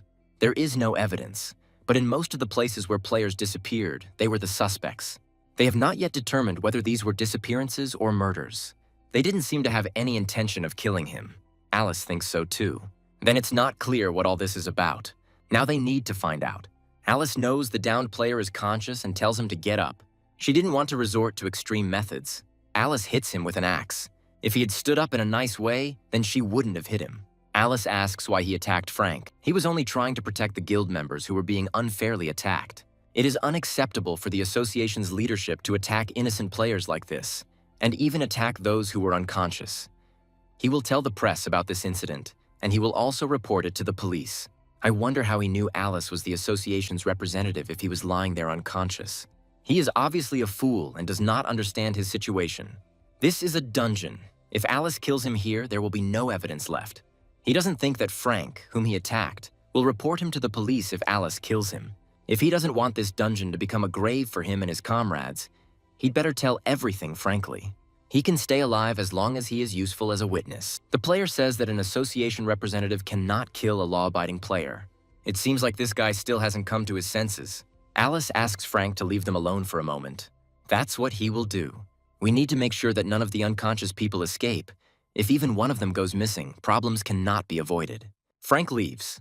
The player asks for mercy and says that he was wrong. Frank wonders what the purpose of those who attacked him was. They couldn't find out about his skill. Maybe it was because of Sue's guild and the three-headed monster. Maybe Sue's guild started all this.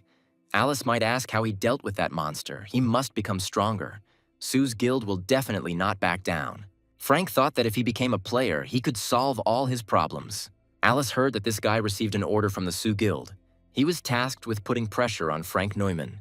It seemed they were trying to lure him away by pretending it didn't concern them. Luckily, this time they were able to gather evidence and find out their personal information, so now they can strike at Sue's guild. First, we need to get out of here. The player is taken away by the police. Alice asks Frank if he has a minute. He asks why Alice was looking for him. She says it's because of the three-headed monster situation. Frank asks how she knew he was in the Goblin Dungeon.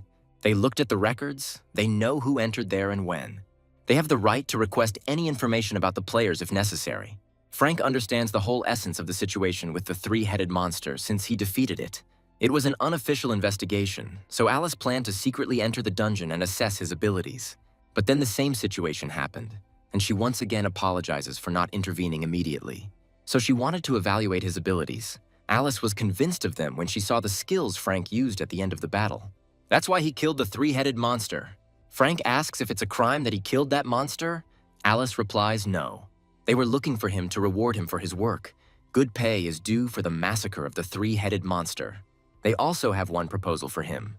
Apparently they want to accept Frank into their ranks, but he has no desire to join any organization. Alice knew Frank would answer like that. She asks to listen to their conditions first. They offer him the same deposit as the Sioux Guild, 100 billion won, and if he becomes a member of the association, he will be able to receive many other benefits, from tax waivers to free equipment rentals. Frank thinks that of course he should show his status window, but this is not necessary. He only has to pass the test. All he needs to do is answer honestly the questions of the person she points to. This skill has nothing to do with combat and is usually used by police officers or investigators. It is called a truth contract. If the person being interrogated tells the truth, then nothing will change. However, if he lies, his body will begin to emit red light. Frank asks why they want to hire him if they are willing to go that far. Under these conditions, they can hire a high-level player. Not all high levels are the same. Even these conditions are not good enough to lure worthy players to the association's side. Those who possess both a high level and outstanding skills usually have a secret. It might be because of the 20-level rule. Alice can't deny it. Frank doesn't know how to get around this rule, so he asks if Alice still wants to hire him. She answers in the affirmative. He showed outstanding results in just 3 months. This is enough to invest 100 billion in him. If Sue's guild and the Players Association found out, then probably other big guilds did too. Frank accepts their offer. Another employee of the association enters. She activates the truth contract. Alice asks if Frank agrees. He answers in the affirmative. When the skill is activated, a confirmation message will appear in front of his eyes. He just needs to click yes. For some reason, Frank doesn't like this. The skill is activated. The employee who activated it leaves. Now he can sit back and answer questions. Alice asks if he really woke up 3 months ago. Frank answers in the affirmative. Alice then asks him if he knows how to get around the 20-level rule. He replies no. Alice knows he's at least level 140, so she asks why he's hunting in low-level dungeons. Maybe he has a personal skill? Alice says this question needs to be answered. Alice asks if the reason he only hunts low-level monsters is related to his personal skill. Frank answers in the affirmative. Next, Alice asks if he can use his skill on other players. He answers in the negative. Alice asks if he can bypass the 20-level rule using his skill. Frank answers in the affirmative. They are finished. Frank asks if he'll have to go through this again. There was no need for that. Alice understood everything, and he was being completely honest. To some extent, she expected it, but he really does have a personal skill. Frank believes that Alice might have a personal skill too. She can't say which one, but Frank is right, she has one too. So he's not the only one. Personal skill is unique and unrepeatable for each player, and all the players who have it occupy high positions. So Alice Lair was just one of them. He knew, of course, that the association's leadership was all high-level players. For ordinary people, information about players is very limited. They don't know much even about high-level players, especially about players with personal skill. All information is protected by national security laws. Frank asks if it's okay that Alice is telling him this now, and she says it's because he has a personal skill too. Although in fact he is right, she also cannot divulge information about her having such a skill. However, there will be no problems with this because they will be part of the same organization. Frank didn't say he would join the association. From the moment Alice told him about the personal skill, he has no choice. There is no need to make such a person, because he will become a member of a government organization, not an association. Alice shows him the contract. There are few clauses with obligations, and the wages are substantial in emergency situations. Even allowances are paid during military operations, and rights to stones and other items are also guaranteed. If this is true, then they are giving him everything practically for free. But there is one small but. This is a lifelong contract, which means that it can be called slavery. Frank asks if the association's players sign up to such terms. Alice says, of course they sign up, otherwise the association would have gone bankrupt long ago. They only provide such conditions because Frank has personal skill. Even if he hunts low-level monsters, his level still increases, and monsters drop stones, which means he can level up without any restrictions. This is a chance to hire a player whose level will be the highest in the world. They would be fools to spare money on this. It's not clear who they even take him for. But this mistake plays into his hands, since there is some truth in it. Frank asks if the contract term can be shortened a little. Alice, in turn, asks if he knows how many people in the world have a personal skill. According to the government, about 80 people. Before Frank came along, Alice was the only one in all of Korea. It turns out that special skill is very rare. Alice understands that he is not happy with the length of the contract. But they cannot allow a player with a special skill to be recruited by another guild or even country. Therefore, they improved the terms of the contract as much as possible and changed the term to lifelong. If Frank wants anything else, he should just say so because they are ready to give him a lot. He would like to change the contract term from lifetime to 1 year. Alice says he knows it's impossible. Then let them reduce the amount of the deposit by 40 times. 10 billion is enough for him. Even if so, the answer is the same. Then maybe they will sign a contract for up to 2 years. They will increase the deposit amount, so let Frank agree to a lifetime contract. Frank only agrees to a 2-year deal and a 20 billion deposit, and if they don't have any problems during those 2 years, the contract with the association will take priority. If Alice refused this too, he would not sign the contract at all. Alice asks if Frank is planning to emigrate to another country. He just doesn't know much about association and doesn't like to obey anyone. Alice says he saw the conditions. There are more benefits than responsibilities. It's hard for Frank to even imagine a multi-billion-dollar deposit right now, but he can't neglect his future and let this money shackle him. All he needs now is a nest that can hide and protect him, of course. If he likes it, he can stay there. But he can't sign a lifelong contract without knowing what it promises him. Frank will definitely re-sign with the association on the same terms, but it might still be worth considering a 2-year contract as a probationary period. Looks like I'll have to change this contract to an internship. But Alice can't make such a decision alone. She needs to report it to management first. A few minutes later, she reports that she has passed on Frank's proposal to her superiors. They have a counter condition. When he receives offers from guilds or foreign associations, he must be sure to inform the Korean Players Association about them. Also, if they offer him similar conditions, he will be required to renew his contract with the association. Now Frank agrees. He signs the contract. Alice looks forward to a fruitful collaboration. Frank says, only during this time. Since he signed the contract, it means that first it's worth changing his items. Alice believes that all of his equipment is currently rented. Frank says his robe and sword are of rare quality. Then they will change everything except these 2 items. The next morning, they come to the equipment rental shop. There is a lot of stuff there. Frank asks if the association representatives can rent anything they want. Not really. A player can only rent equipment that matches their rank. But Frank, of course, is an exception. A magical velour vest of rare quality, lighter and stronger than it looks, adds agility. But it's not quite what he expected, so he needs to choose carefully. Alice can tell him all about the association while the equipment is being adjusted to his size. They should talk about where he was assigned. He was assigned to the investigation department as planned. Simply put, his job will be to resolve incidents in the dungeon or conflicts between players. They are mainly troubleshooting and problem-solving, but they also have to help the support team as they are understaffed. Frank asks if he can handle such responsibilities. He won't have any trouble figuring out the low-level dungeons, but in the higher-level dungeons, it will be quite difficult for him to sort out the situation. There is no need to worry. They will definitely take his current level into account. By the way, since Alice is his boss, he needs to immediately report to her if any difficulties arise at work. In that case, Frank would like to discuss one issue that arose before the contract was signed. Information about the amount of stones he earned and sold somehow fell into the hands of the Sioux Guild, and they also knew about all the dungeons Frank had visited. Alice will try to find out more about this incident, and then she will be able to put pressure on Sioux's guild. After all, this is not the first time such things have happened. She is ready to deal with the guild right now, but her strength is not enough yet.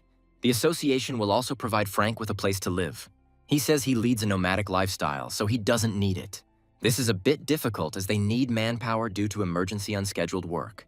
In this case, Alice asks Frank to inform her of his movements every time. Then she can provide him with work depending on the location. They also provide him with a card for personal expenses, which he can use to pay for housing. Frank realizes that this is hardly the way to do it. Of course you can't, and if other members of the association find out about it, there will probably be a fuss about them having a special relationship with someone, so you need to keep it a secret. Officially, this will be recorded as compensation for frequent job changes. It's the least they can do to get Frank to re-sign with them in 2 years. The magic jacket fits like a glove. Let him also take this ID card. It proves that Frank is a member of the Players Association. Now he has the authority of a member of the supervision team, and there should not be any troubles like in the past. Now he can go, and let him check the notifications from time to time, since sometimes everyone can be urgently called together. There are almost no emergency calls, but if they do occur, you need to respond immediately. Frank asks when he can get the deposit. They've already transferred it. The contract only comes into effect when the deposit is paid. It seems Frank is in dire need of funds. He says he was going to buy a couple of skill books. It's a good idea. The association has its own store with such books, so they can go together. She will show him. The main thing is to become stronger. He will invest all 20 billion in the skill book. There are not as many of them as he thought. Skill books are not updated very often. Besides, demand exceeds supply, so if a good book appears, it is immediately bought. And their selection, unfortunately, is smaller than that of the official auction house. Down with taxes. It seems that buying so many books is not very efficient. Even if so, they will still find a use someday. This completes Alice's work. The car is insured, so let Frank enjoy it. No matter how much the president of the Players Association thinks, 2 years is a rather short period of time. He's apparently upset that they weren't able to sign him to a lifetime contract. Of course he's upset, they had to do it. Alice believes the president was more concerned with money. Not at all. And in her case, they also honestly improved the conditions. She's wrong to think that since it is a lifetime contract, they will force her to work for low wages. But that's how it was initially. If she hadn't insisted, they wouldn't have given her better terms, and she should have changed the contract term from the start, just like Frank. There is no need to compare him with yourself. Alice's situation was new to them. If it weren't for her, they wouldn't have known about the existence of a special skill. So they should have treated her better. But that's what they did, and they made a lot of concessions with the contract for Frank, just like she wanted. If she hadn't intervened, they would have only offered him a lifetime contract with a deposit of 100 billion won, Alice says. If they hadn't done that, information about him would have leaked out, and foreign associations or guilds would have taken him away. The president decides that Alice is threatening him by passing information to other associations. She only said that there was a high probability of this, but the president had known her for some time. If he knows her so well, he should understand what she is thinking. There's no need to pretend he doesn't understand. He should change her 2-year contract too. The president says it is impossible. If Alice hadn't objected, no matter what the cost, they would have signed a lifetime contract with Frank. What a bastard. He does this not for himself, but for the good of the country. Nothing bad would have happened if he had signed a lifetime contract with them. It would have been better if he hadn't signed it at all. If the president doesn't like it, let him cancel her contract. He doesn't agree. Alice leaves. The president asks where she's going. Alice says to work. Frank transfers $1 billion to his mother, enough to cover his father's hospital bills for the next 10 years and also enough to live on. To avoid suspicion, he only bought one skill book related to restoration. He needs to improve his immortality skill. He will see how many books he needs to improve it. Frank finds an auction item, Restoring Nature, a passive skill book that speeds up the healing of wounds. He is obliged to buy it, as it is a book of rare rank, just like immortality. Even if he can't study it, it would be a good idea to have such a book in reserve.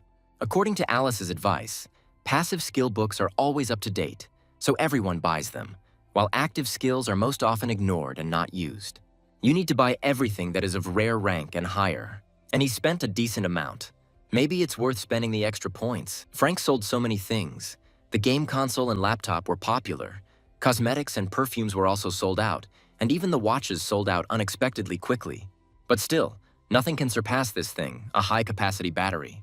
Frank comes into a used electronics store. He asks what about his order, batteries. The employee says they have already charged and configured everything.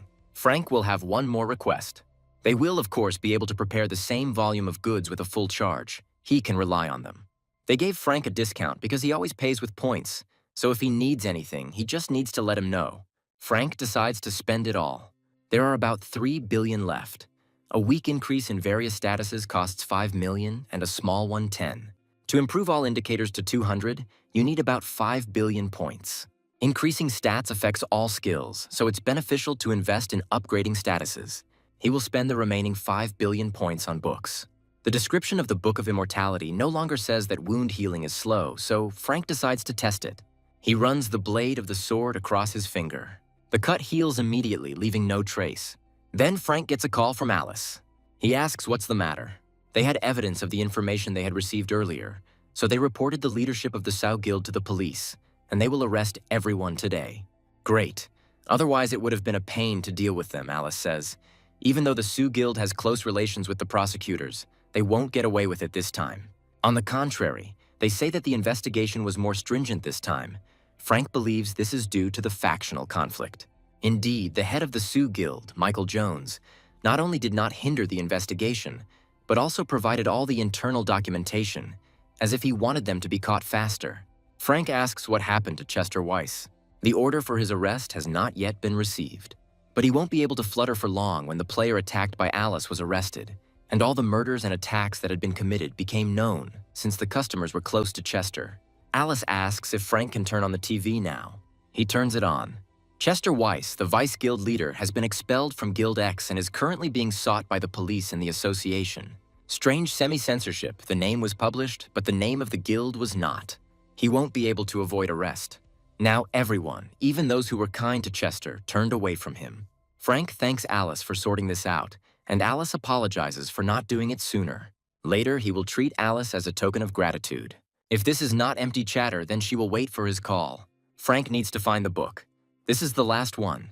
He spent all the deposit and studied all the available skill books. He ate so much that he simply has to develop at least something. The passive skill Book of Immortality from unique rare quality has now been upgraded to unique heroic quality. He finally got it pumped up. Frank will not die unless his head and heart are damaged at the same time. If he does not die instantly, all wounds will be healed, and skill development is also possible. However, he poured so much into this book to achieve heroic rank that he probably won't even mention legendary. Now it's time to sleep. Tomorrow is his first day at work. The next day, Frank meets other members of the association. One of them asked many times to send them a newbie, and finally they actually did so. The players get acquainted. He is Stanley Kane. He suggests that Frank wait here. If he's assigned to a dungeon below level 100, let him go with Sandy Lee. This year she turns 25, and like Frank, she's somewhere around level 100. Frank hopes they can work together. Sandy says, of course. Stanley points out that she should introduce herself properly, and for some reason she has switched to informal speech from the very beginning. Frank looks younger than Sandy, so it's okay if they interact like that. It's normal because he's younger than her. If he is upset, then she asks for forgiveness. It seems like she doesn't like Frank. Stanley says she has no manners. Everything is fine, but Frank is definitely not fit to be a younger brother. Sandy probably didn't know, but he was definitely older as he was turning 28 this year. Stanley says Frank has a baby face, which he hears a lot. Sandy asks for forgiveness. As soon as a request comes in, she can immediately go to the place. Stanley wanted to assign someone else to Frank, but the others hadn't reached level 100 yet. If he is sent to a dungeon of level 100 or lower, since his total stats are above level 200, then even if he acts alone, there will be no problems. Stanley shows Frank his room. If he doesn't plan to put on gear, he might read a book or take a nap. Frank wakes up. He slept for a long time, about 4 hours. Even if that's the case, the pay is still good. Maybe he should just take night shifts and get enough sleep here. Sandy arrives and reports the call. Frank is ready to go out. He asks what happened. A signal has been received that a monster has appeared that exceeds the dungeon's level. Frank asks if it's okay that it's just the two of them who went out on the call.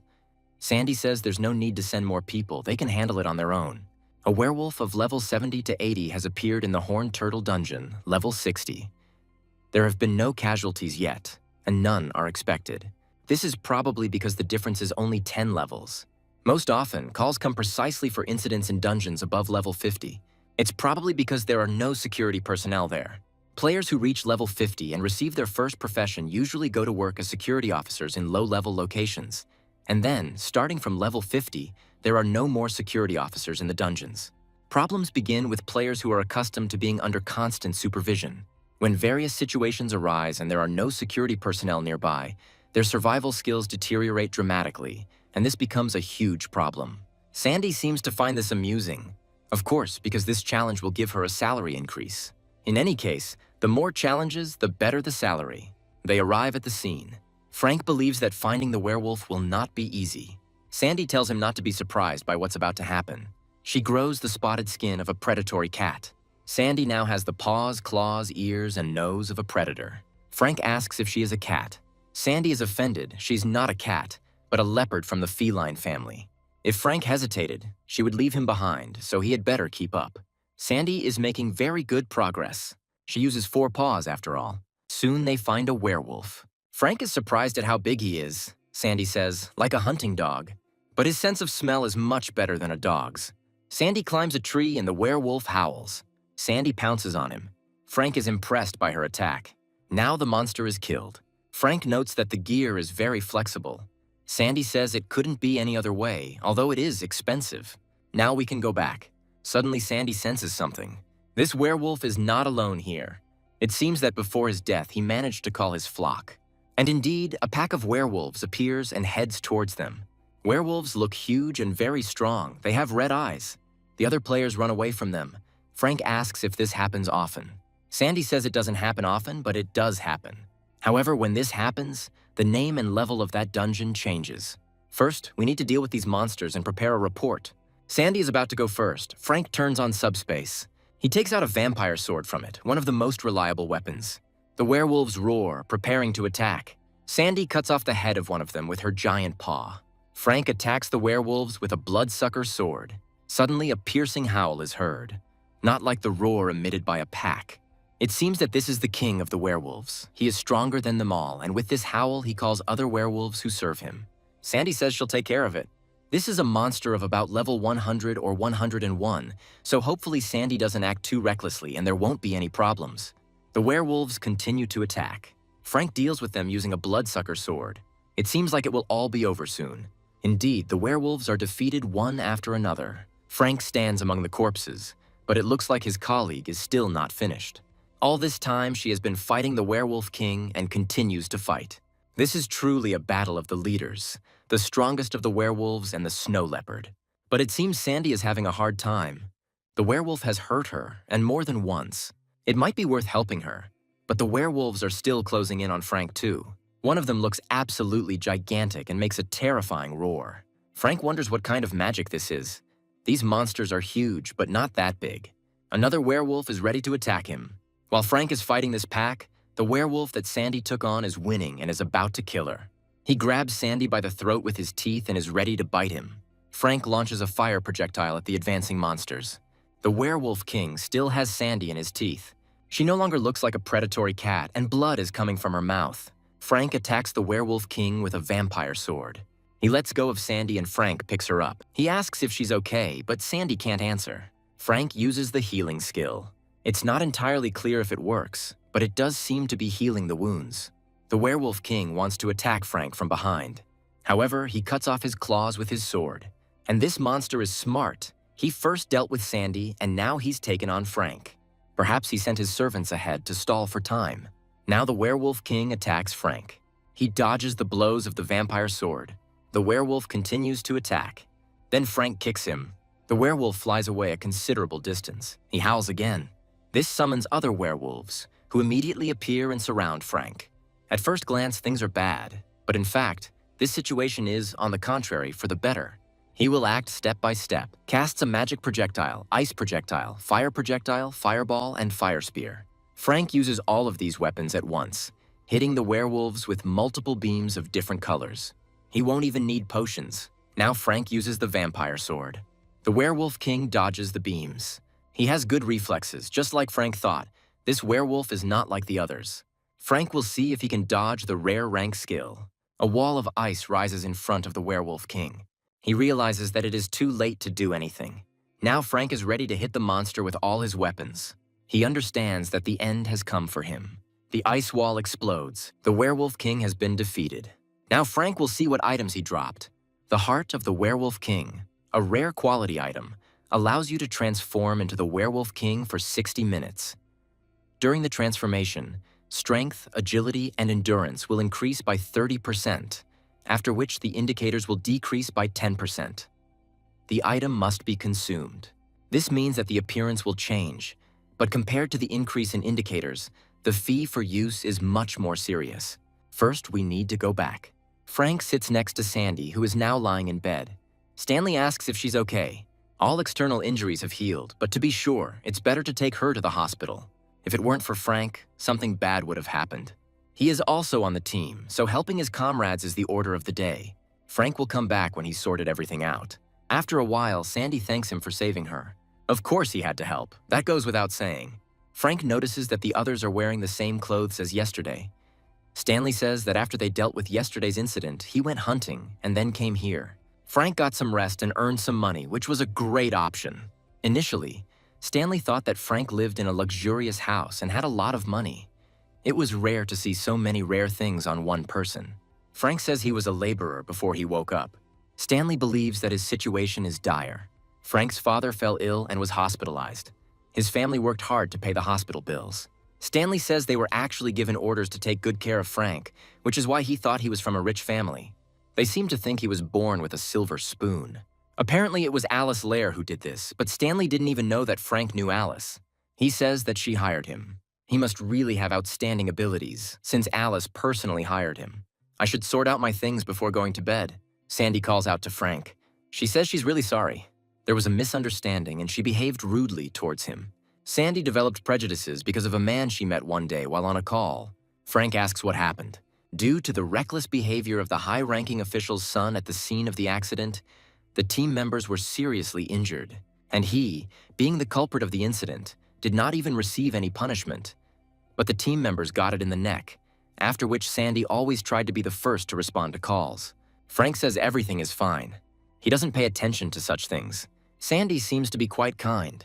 Frank is interested in something, but if she finds it difficult to answer, let her say so. Sandy says she will answer. She asks what he is interested in. Sandy seems to be very naive. Frank is becoming more and more convinced of this. He says it will be a little problematic since this question concerns Sandy's skills. She knew he would ask about it, since she had been asked about it many times before. Sandy's skill is therianthropy, the ability to transform into an animal. This is an active skill that, when used, turns her into a snow leopard, and her strength, agility, and endurance stats are significantly increased. She has a high attack and defense level, so she is a good tank and damage dealer. But she also has some disadvantages, such as low magic and willpower. Sandy's weak will makes her vulnerable to magical attacks. There's hardly any reason for her to tell Frank all this. A week passes, there are no more incidents, and the initiation ceremony goes off without a hitch. Although popularity has declined, batteries and electronic goods are still selling without problems. Frank will soon be able to purchase another heroic rank skill. He's bored, he needs to go hunting, and at the same time he'll save up some points. At the entrance to the dungeon, an employee asks Frank to show his player ID. It turns out he works in the association's supervision department. The employee wishes him good hunting. In the dungeon, Frank encounters horned monsters with white fur. He uses Firestorm. It's good that Frank acquired this skill. Its synergy with the shield is amazing. In a mid-level dungeon, it's not as noticeable, but at low levels, it's likely considered cheating. Suddenly, someone breaks Frank's shield. The blade cuts through his shoulder. Good reaction. Frank asks the player who hit him who he is. It's strange that Frank doesn't recognize him, but that happens.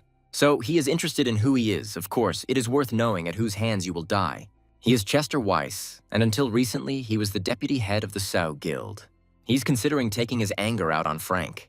Of all the people who did all this to him, he is the only one Chester can take revenge on. He's unlikely to get off easy if he does that, but Chester says there's no point in shouting. He had set up a barrier in advance, blocking sound and line of sight, and Chester hardly looks like a high-level player. He is more of a newbie who hasn't even reached level 50 yet. Frank realizes that Chester forged the ID. He seems to be very bad, but Frank doesn't have to worry about it because today Chester will leave this country. He will be able to live under a new name abroad. To tell the truth, Chester initially thought about starting with Frank's family. He wanted him to feel the full pain of loss, but unfortunately, they cannot be reached.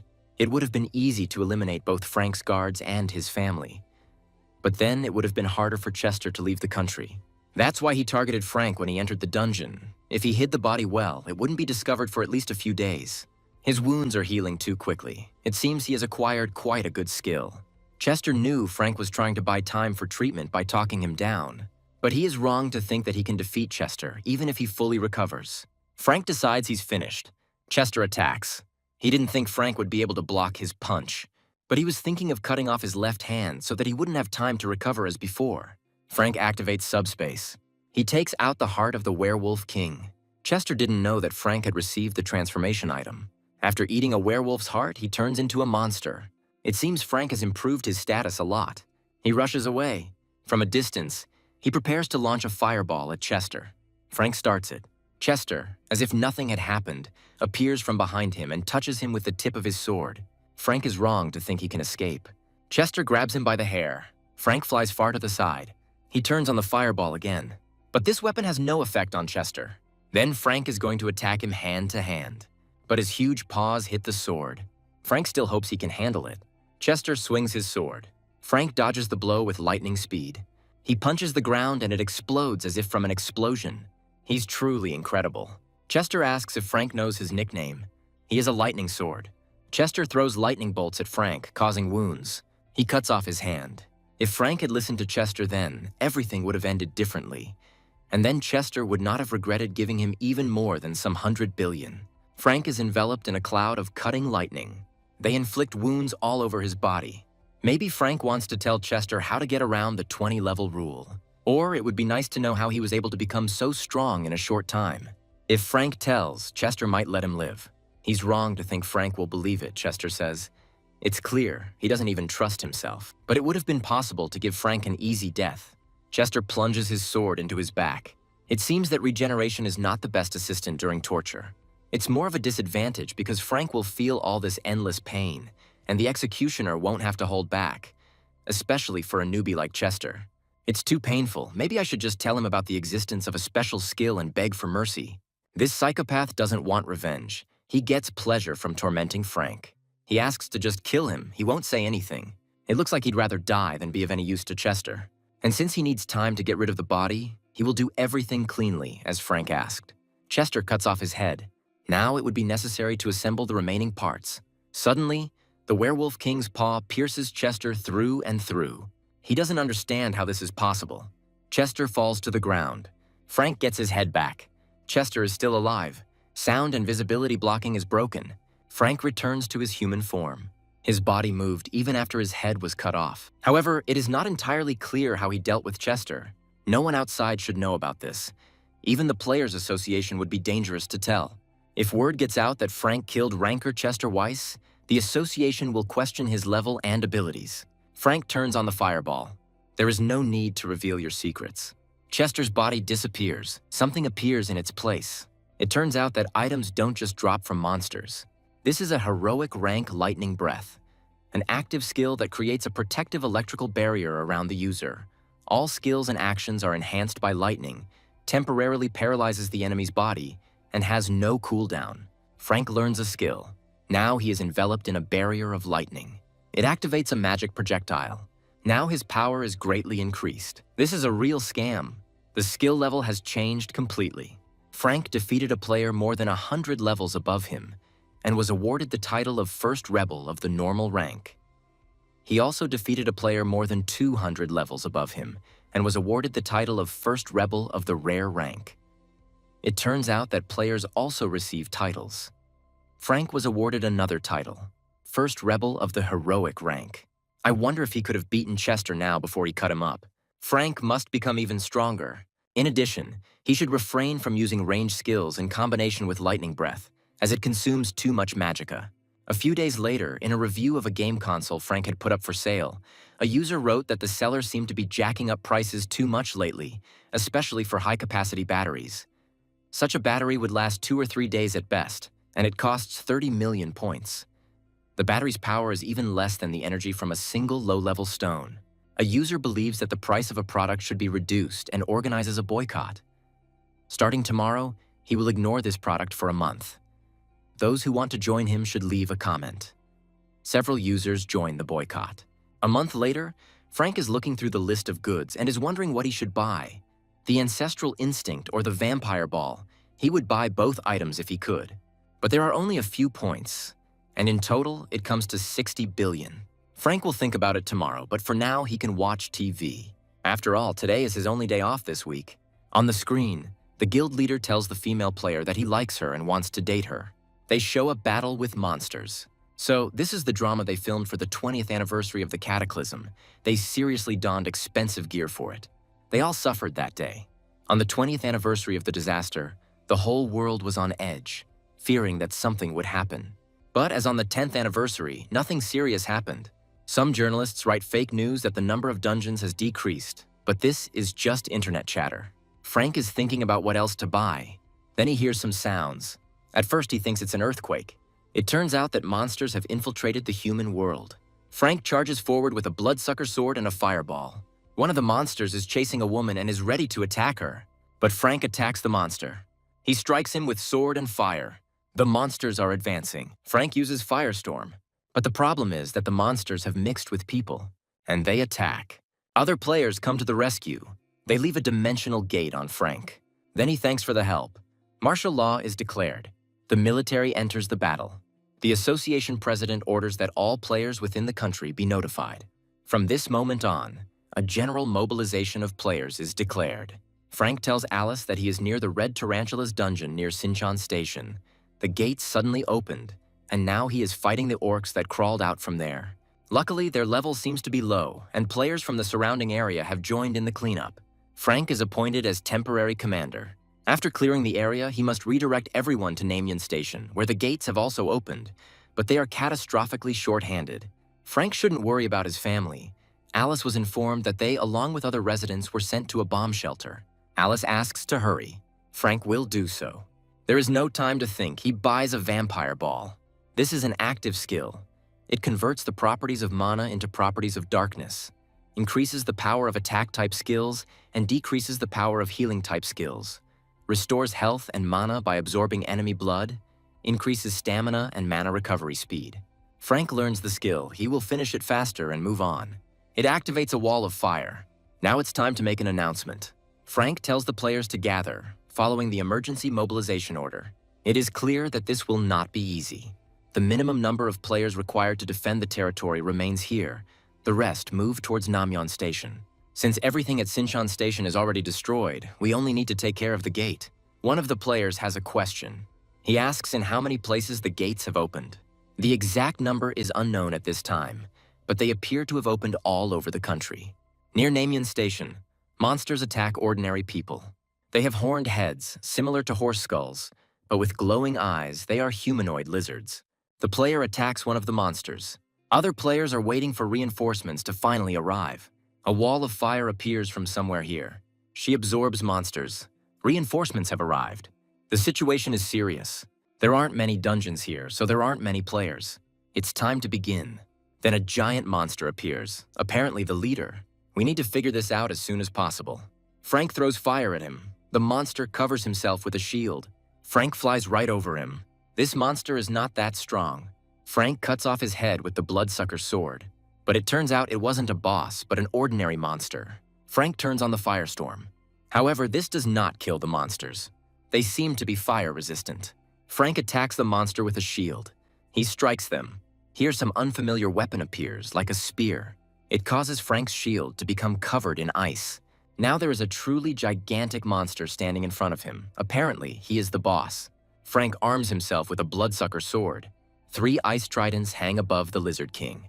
Frank attacks the monsters that surround him. He cuts them in half and uses a fire shield.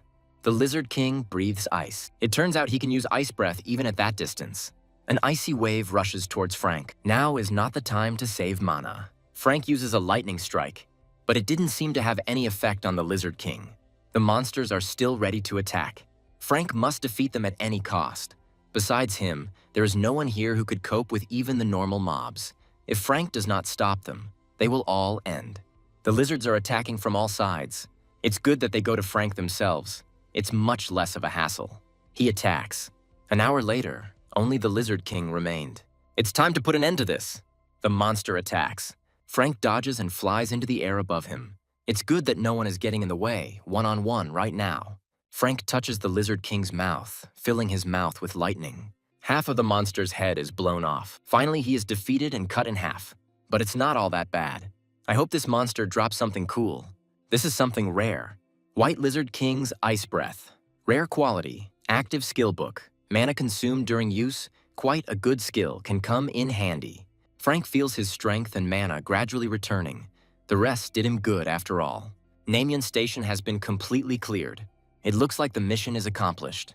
3 days later, it was reported that the second wave of the cataclysm had dealt a strong blow to the global economy. Such everyday things as food, water, electricity, oil, gas, and so on became very scarce.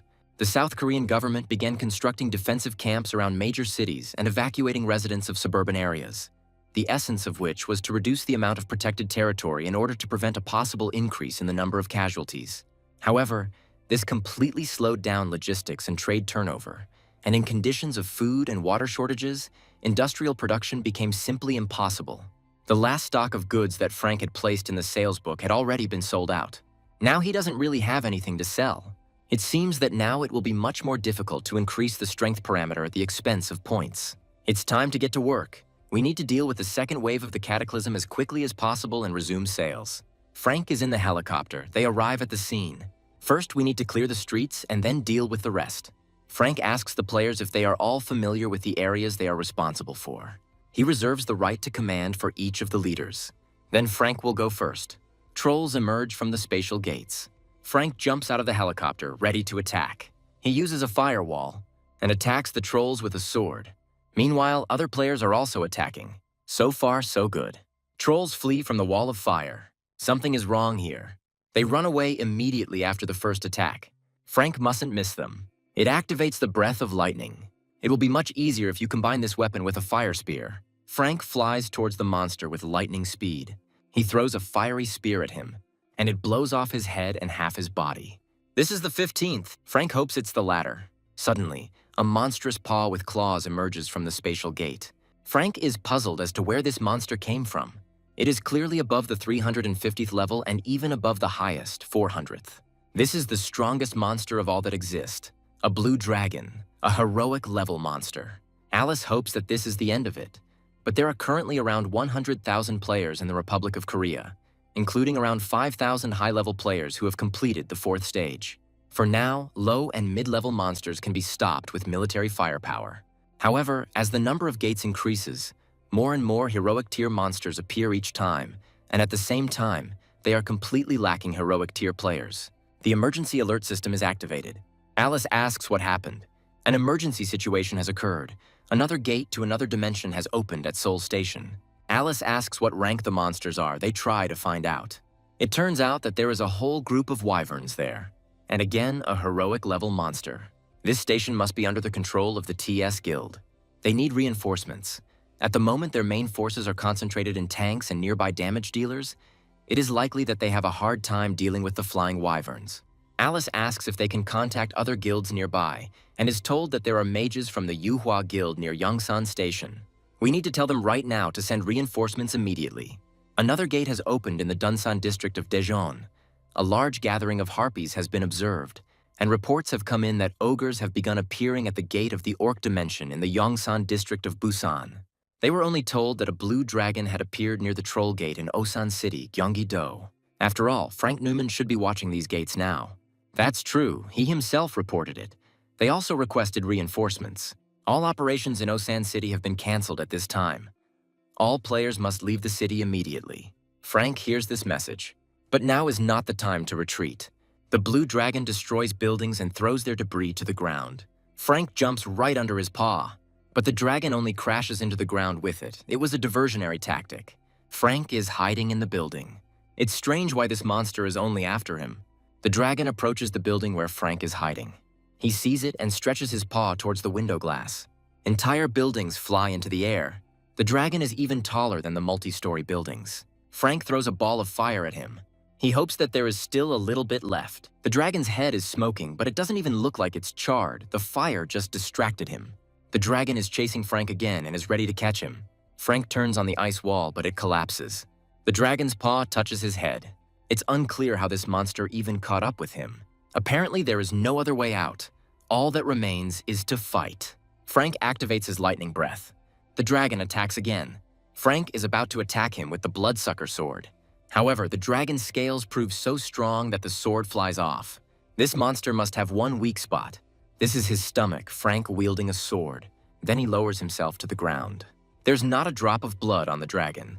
And besides, it's very fast. Something is happening. The dragon launches lightning bolts at Frank. It collapses onto the roof of the building. The dragon approaches him.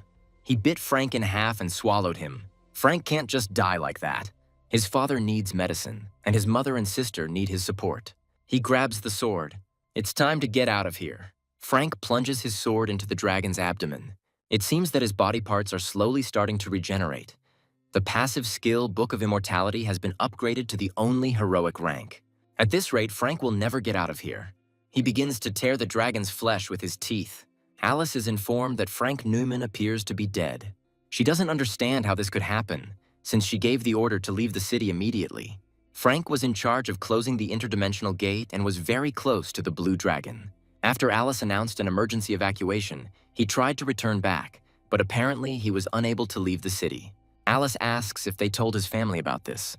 They have not yet made an official statement about his death, but the list of deceased players has already been made publicly available. His family probably already knows. Frank continues to try to escape from the dragon's belly.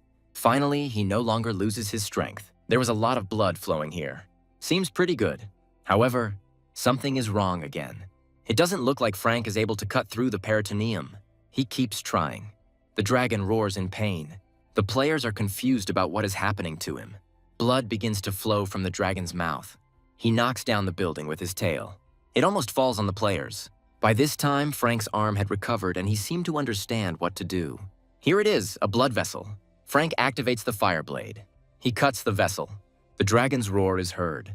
There is very little time left until complete regeneration. Frank finds the dragon's heart. He stabs him with a vampire sword. Frank stabs him in the heart again and again. Finally, it breaks into pieces. Here, Frank discovers that only a stump remains of his sword. The passive skill Book of Immortality of the unique heroic grade was improved. The active skill Breath of Lightning was improved to the heroic grade and to the unique heroic grade. Then Breath of Lightning was renamed to Breath of the Thunder Dragon. It turns out that not only the skill level changes, but also its name. Frank single-handedly hunted a high-level named monster with a difference of over 200 levels, and was awarded 2 Tier 1 destroyer titles, Rare and Heroic. He single-handedly hunted a top-tier heroic rank monster named Blue Dragon Zetos and was awarded the heroic title of Blue Dragon Slayer. The rare rank vampire sword has been restored and upgraded to a single heroic rank, renamed to Blood Destroyer Sword. A magic item appears, Heroic Grade Thunder Dragon Scale, a passive skill book that greatly increases physical strength and skill resistance, and also increases resistance to electrical charges. The dragon continues to twitch, but gradually his movements become slower. He collapses to the ground, as if he just suddenly died. One of the players thinks the dragon is sick. The girl had never heard of a blue dragon getting sick. Another player suddenly notices the person. He is in the place where the dragon was. After such a hunt, it wouldn't be a sin to take a break. Some of them had never found themselves in such a mess before. Alice doesn't believe that Frank could die so easily. It turns out that they want to issue him a fine. He's dead anyway. And even if not, they are already incurring large losses. They'd better cut their budget. Alice asks if they are really human. They say she's crossing the line. So this is how they do their job. They would probably do the same thing if Alice were in Frank's place. They ask her to calm down. That's all they'll do. An emergency message is received. Alice asks what happened. The blue dragon is dead. Players believe he was being hunted by another group of rankers. They're not sure there's any team that can handle him. They say that the player who was eaten by the blue dragon managed to survive. He found himself inside the dragon and then began to strike at its internal organs. Alice asks what his name is. This is a player from the association. His name is Frank Neumann. He must look miserable. All the wounds seem to have healed. They are no longer anywhere. The player offers Frank a cape. He asks to borrow his phone. He needs to call his family. Frank is given a phone. He calls his mother. She asks if it really is he, her son Frank. Apparently there was some kind of mistake. He was fine, but for some reason his name ended up among the dead players. Frank asks how his sister and dad are doing. He says he's really okay. He ate a lot and slept well. Mother thanks Frank for being alive. Yesterday, a man from the Players Association came to see them. She paid them compensation, which is paid to the families of players who died while fulfilling their obligations. And she also knelt down and apologized at length, saying that it was all her fault. She said she shouldn't hide it from his own mother. Anyway, Frank did a great job, and his mother is very happy that he came back alive. He is crying. The player offers him a handkerchief. First, it's worth taking a look at his updated vampire sword. Now this is a dragon blood sword of unique heroic rank, a bound item. It absorbs the blood of the attacked target, due to which it restores the physical and magical strength of the player. When absorbing dragon blood, the attack power increases, and health points and the speed of strength recovery are significantly increased. It is possible to increase the rank by absorbing dragon blood for a long time. The mana of the blue dragon Zetos and the player named Frank Neumann were mixed and exceeded the original requirements. Only the player named Frank Neumann can use this option. Depending on the desire of the player Frank Neumann, the dragon blood sword can be used once a day. Now he doesn't have to worry about weapons. He needs to see what's going on with the Thunder Dragon's breath. This is an active skill that creates a powerful lightning shield around the user, imbuing all skills and actions with the power of lightning. Temporarily paralyzing enemies hit by the Thunder Dragon's breath, has infinite uses and does not require recovery, and can be rank up by consuming items or acquiring other lightning-type skills. There is only one new option here, but one way or another it can be upgraded. The first level Destroyer title increases all stats by 20. Mana is increased by 4 points. After all, this is a very nice bonus. But something needs to be done about his clothes. Frank wants to go home. A helicopter appears. Alice jumps out of it.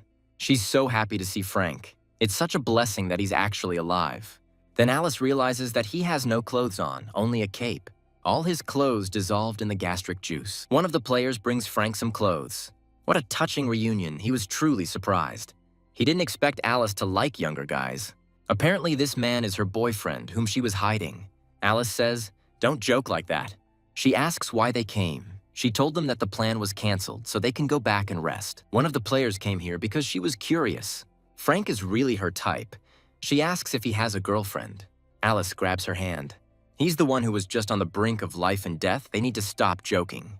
She's not joking, and it's strange why Alice got so upset. Frank needs rest now. He should stop by the hospital just in case. Players should find out how he took down the blue dragon. It seems like they will all be interested. This is a fitting example. Alice suggests that Frank go to the hospital first. Their helicopter will be used for an emergency evacuation of Frank. Alice rises into the air holding his hand. It's curious how he hunted the blue dragon alone. Judging by the way Alice takes care of him, he's probably an unusual player.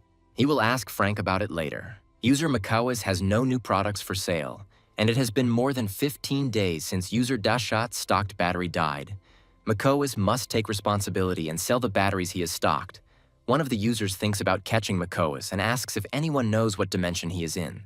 It's unlikely that he has enough points to forcefully open the dimensional gates that previously boycotted the battery, just because it costs 30 million points.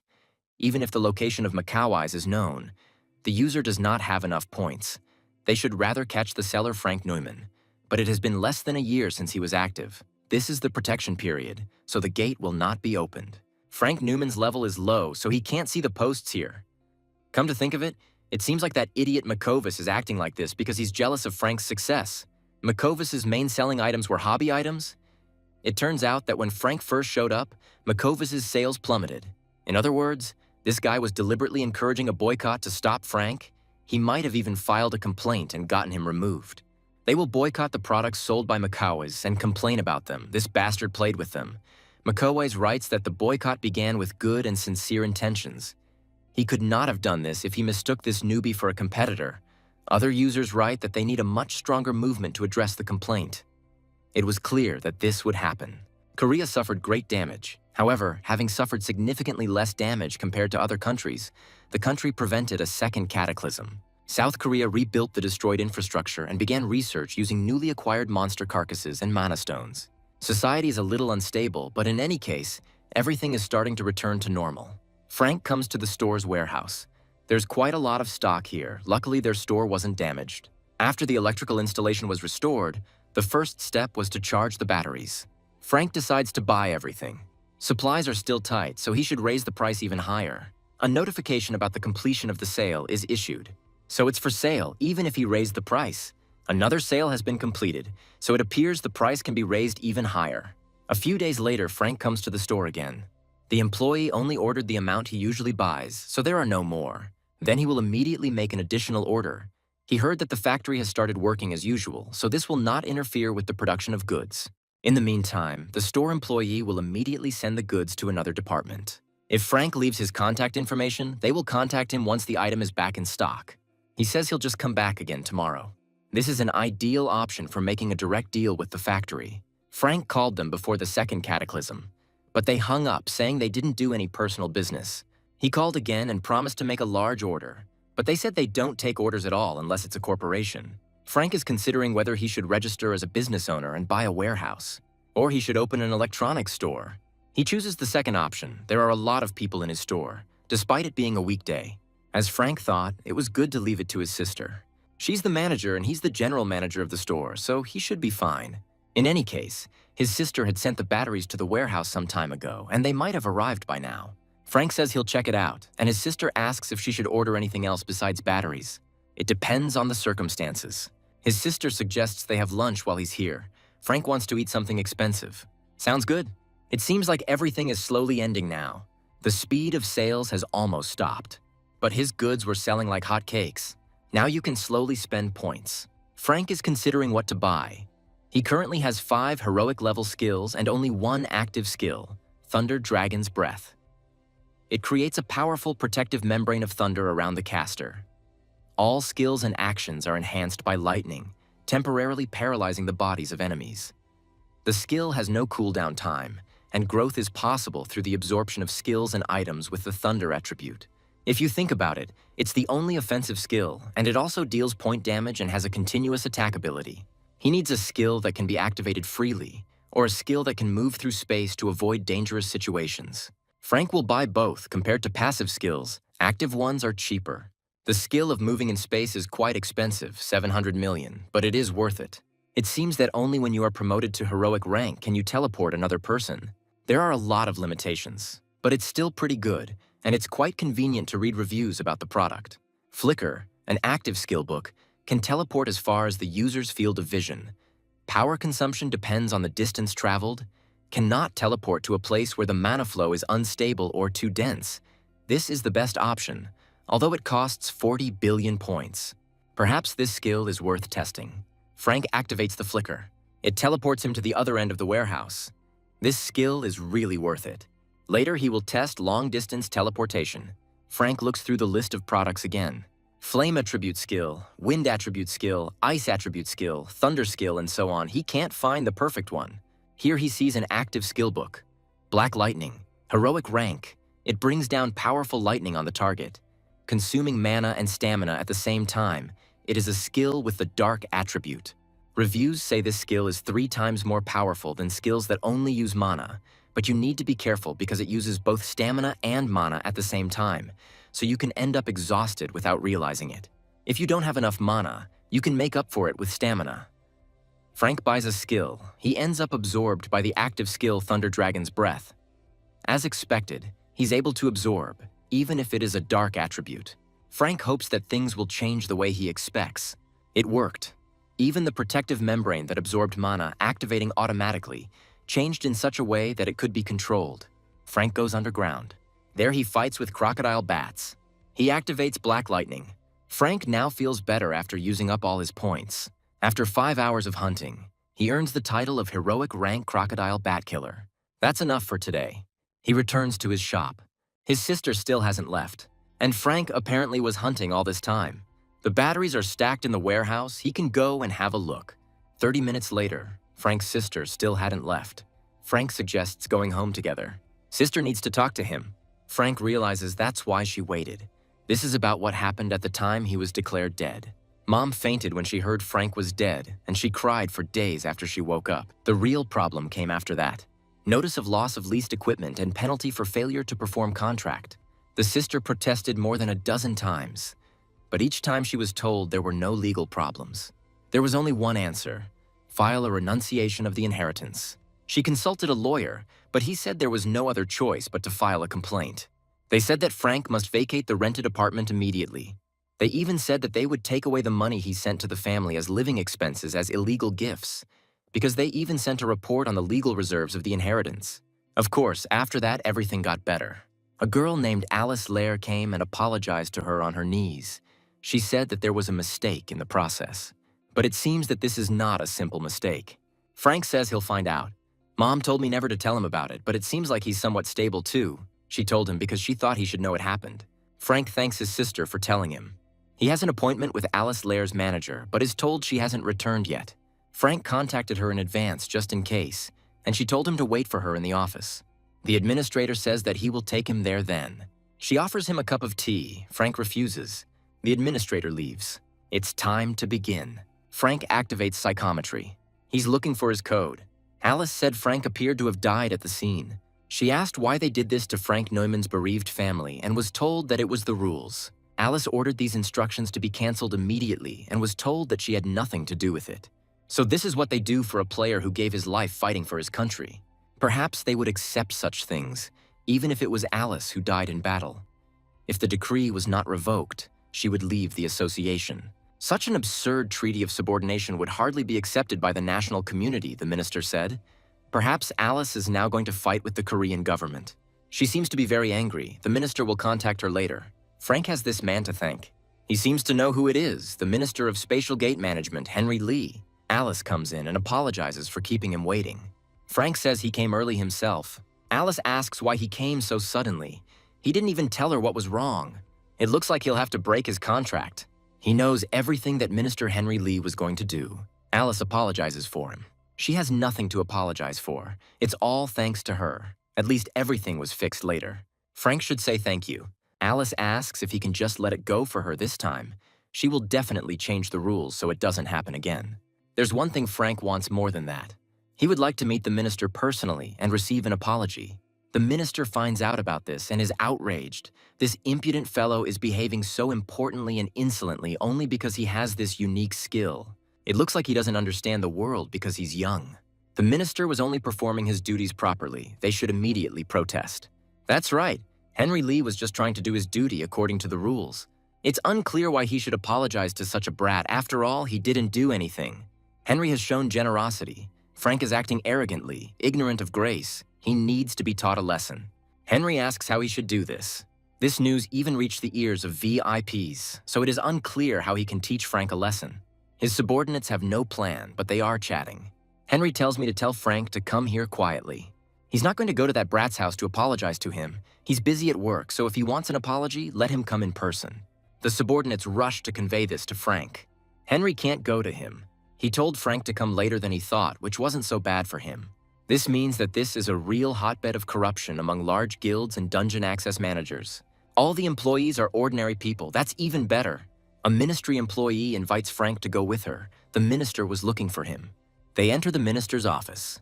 He says Frank is about the same age as his grandchildren. It looks like Henry has no intention of apologizing. He was sorry, but he had no choice but to do it.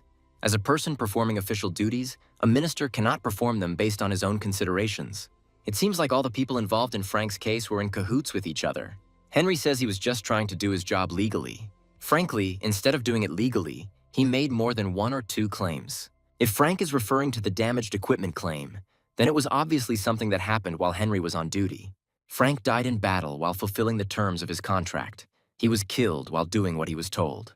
He asks what made Henry think he could make such meaningless statements, since he doesn't seem like a dumbass. I wonder who Frank thinks he is to spout such nonsense. It was Henry who started talking nonsense from the very beginning.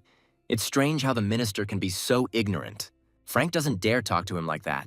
He's a minister, and he was also a congressman once. Someone like Frank doesn't dare talk like he knows anything. Just because he luckily woke up after spending his whole life eating and shitting, he thinks he dares to insult Henry, a brat like him who is smaller than an insect.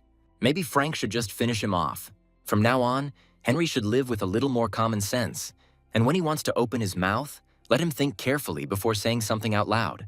His head is not an ornament, especially since he is a minister. Frank also wrote down all the offensive remarks Henry had made earlier. He will file a formal complaint about this.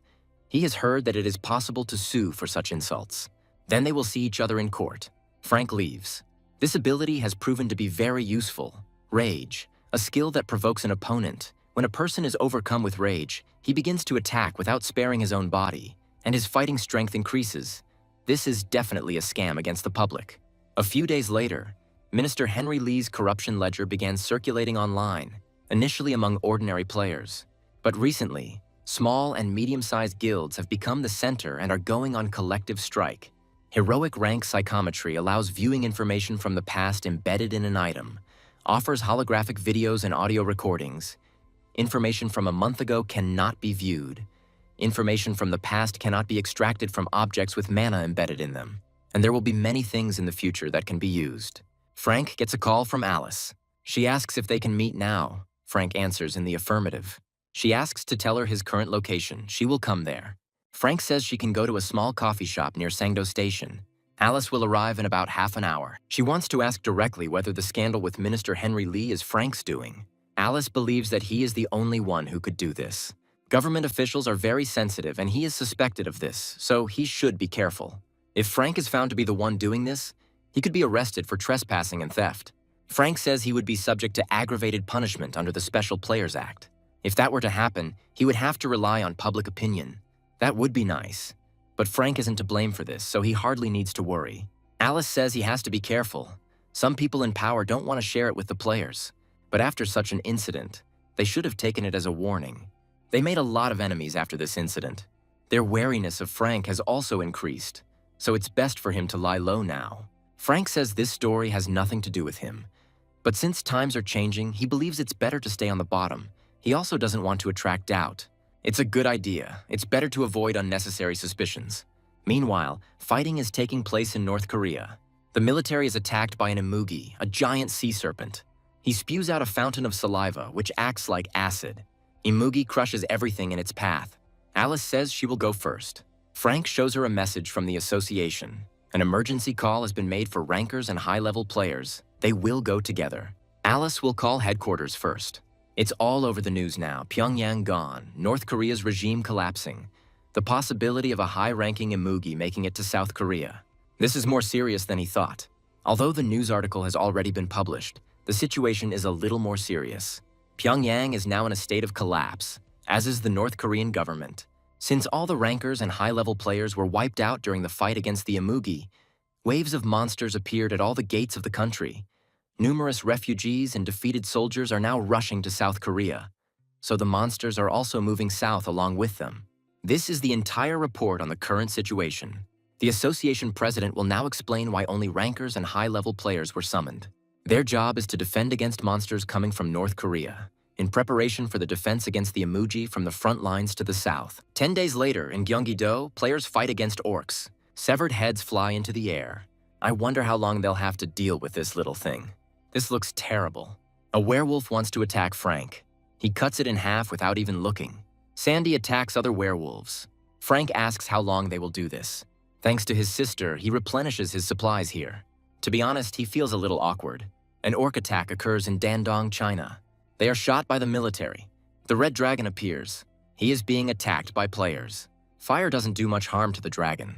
Then one of the players uses his sword and cuts off his head. Then he lowers himself to the ground.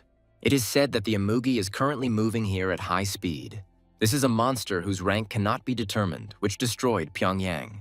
The expert who just joined and was sent to North Korea was unable to analyze the emoji's level, but he successfully determined the rank to be legendary. If they succeed in the hunt, they will likely earn their first ever achievement, and such an achievement significantly increases their statistics. They will definitely take advantage of this.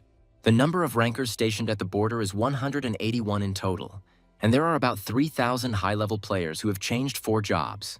Emoji appears. It's time to attack. They will show the greatness of the Chinese. One of the players includes the skills of victory, haste, and blazing fighting spirit. Emoji is hit, but it doesn't look like they did him any harm. The player discovers a notification that he has a terrifying skill. Fear. Bodies affected by fear are paralyzed for 10 seconds. Emoji throws purple lightning bolts that cause an explosion. Breaking news. A disaster on the border with China. Thousands of Chinese rankers have died. All of them were destroyed during the emoji raid, which involved 200,000 troops and 3,000 representatives of local governments in China. About 10 people are listed as missing. Most of them died, unable to do anything due to anomalous attacks. Frank was going to buy the Wild Instinct skill, which detects mana emitted by living and inanimate objects, helps one instinctively sense the invisible environment through mana detection, detects threats based on the instinct of the wild, and makes one sensitive to bloodlust. But Frank changed his mind about using the mental resistance skill and can't give up his first achievement. Better Unyielding Spirit, a passive skill book, greatly increases resistance. The skill effect is enhanced according to the spirit strength statistic. There are only 2 hero rating options, but the reviews for this skill are quite good. Frank buys the Unyielding Spirit skill. He studies it, but it doesn't seem to have changed much. Frank decides to use this skill in a test run a little later to test it out. There are a lot more volunteers here than he thought. Most of their reasons are quite simple. Once a player is accepted as a participant, even if he just lifts a finger, he will receive the first achievement. Of course, there are those here who came for other reasons. Some who want recognition and perhaps even think that they can defeat the emoji alone, like Frank defeated the Blue Dragon. It seemed the level required to be accepted into the ranks of volunteers was much lower than he thought. It's Frank's turn. His identity is confirmed and he can enter. The room looks like an investigator's office, like in the movies. From behind the glass, Frank is asked if he's ready for the test, and he answers in the affirmative. Then we can begin. The mental coercion skill, Queen's Dignity, was used on him. He will then be thrown into confusion for 10 seconds. The passive skill book Unyielding Spirit is activated. The skill Queen's Dignity was completely resisted. A voice from behind the glass announces that the test is complete. Frank leaves and is thanked for passing the test. Alice is standing behind the glass. Apparently, he really is a strange guy. After discussions with world leaders, the South Korean government began its push north. Entry into the border airspace has been completed. A projectile is launched from the ship. Apparently, it was aimed at the emoji. The monster collapses to the ground. With the other monsters, everything is going smoothly so far. There are quite a lot of rankers with their modern weapons. It would be difficult for Frank to face numerous monsters alone. Orcs and werewolves are cut into pieces. A week later, China decides to attack the emoji themselves. It is necessary to mobilize rankers in Beijing as soon as possible. But this may be too hasty a decision. If another legendary rank monster like the emoji appears in Beijing during this time, it will be too difficult for local players to fight the snake. But if they involve high-ranking officials from each local government body and not some rabble, then it is definitely possible. But attacking the emoji is really hard, and many players die and get injured. However, many also have the skill of healing, so the chances of survival are not so small. Imugi advances, throwing purple lightning bolts and exploding everything in his path.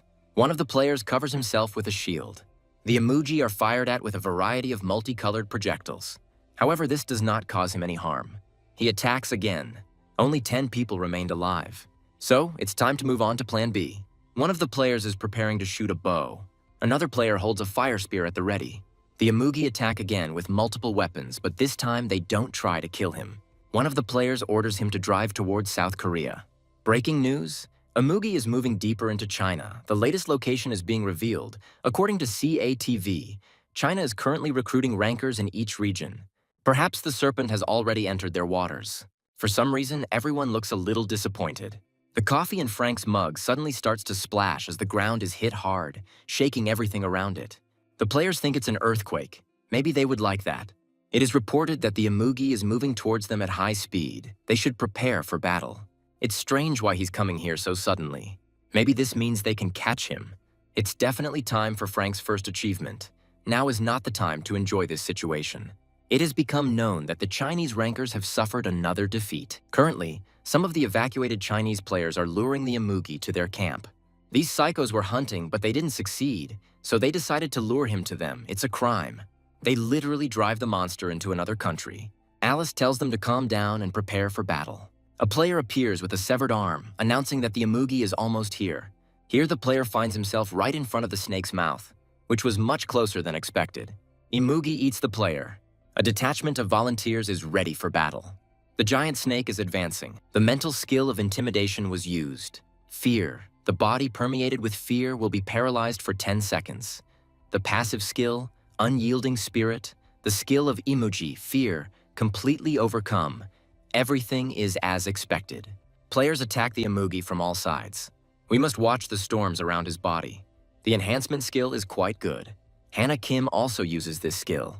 The players rush to attack. Melee damage dealers and tanks are flying everywhere. Frank was classified as a long-range DD. One of the players is injured. They ask him if he is okay. It's too much for them. Frank will have to soak up the blood from the ground later. Either way, it's a whole other level. Frank finds it difficult to even follow their movements. They manage to draw blood from the Imugi. Frank must work on achievements. He is the first rebel in history. He has 142 titles. Until his accumulated points reach 1 trillion, he must continue to increase his stats without elixirs. About 30 minutes later, the attack is still ongoing. Still, it looks easier than he thought. However, it may only appear that way as the Imugi is still ready to attack. Players must prepare for a new attack. The Imugi spews deadly saliva that melts everything, including the human body. Players protect themselves from this saliva using a magical barrier. He only destroyed 1 layer. We must continue to use magic. Some players, magicians, continue to cast spells. Others advance, preparing to take cover with shields. They hope the attack is over. Numerous weapons are fired at the Imugi. His head should explode. Perhaps it will all end soon. But maybe not, because the Imugi's eyes now glow red. He uses Berserk. This is a skill that decreases defense power and increases attack power. Players see notifications that the skill activation failed. One of the players attacks the Imugi with a sword. However, he understands that something is wrong.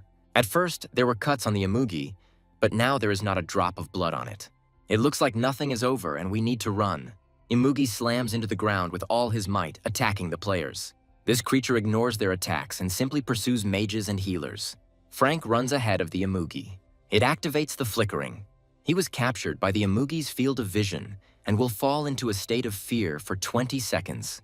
The passive skill, Unyielding Spirit, is activated. The state of fear from the skill Imugi's field of vision is reduced for 1 second. The active skill, Blink, is cancelled. Now the Imugi attacks Frank.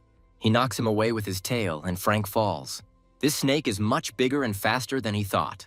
Frank activates subspace. Now armed with a sword and shield, the Imugi attacks, preparing to strike him with its tail.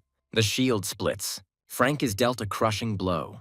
Imugi continues his attack. Frank opens his eyes. It felt like he almost died. It turns out that the Imugi has some other mental abilities besides the fear skill. The attack continues, and it doesn't seem like it will ever end, as 30 minutes have passed and the monster is still not tired. Frank discovers that his Blood Destroyer sword is missing. First, we need to go back. He sees a notification that the Blood Destroyer sword has been upgraded. He must have been stuck there when Frank attacked the Amugi's tail. It's unlikely he'll need to be summoned again. The attack has been going on for a very long time. The Amugi is splashed with its own blood. The further it goes, the more damage it manages to inflict. It looks like the winner has already been determined. Frank receives another notification that the Blood Destroyer sword has been upgraded. It seems to be because he consumes the blood of a legendary rank monster. The Amugi's strength is running out, and one of its horns is cut off. He is losing more and more blood. However, he clearly has no intention of giving up. Amugi lets out another wave of drool, but misses its target. He is losing more and more body parts. It looks like his tail is ready to fly off too. The Amugi's roar growls weaker, and he's about to give in.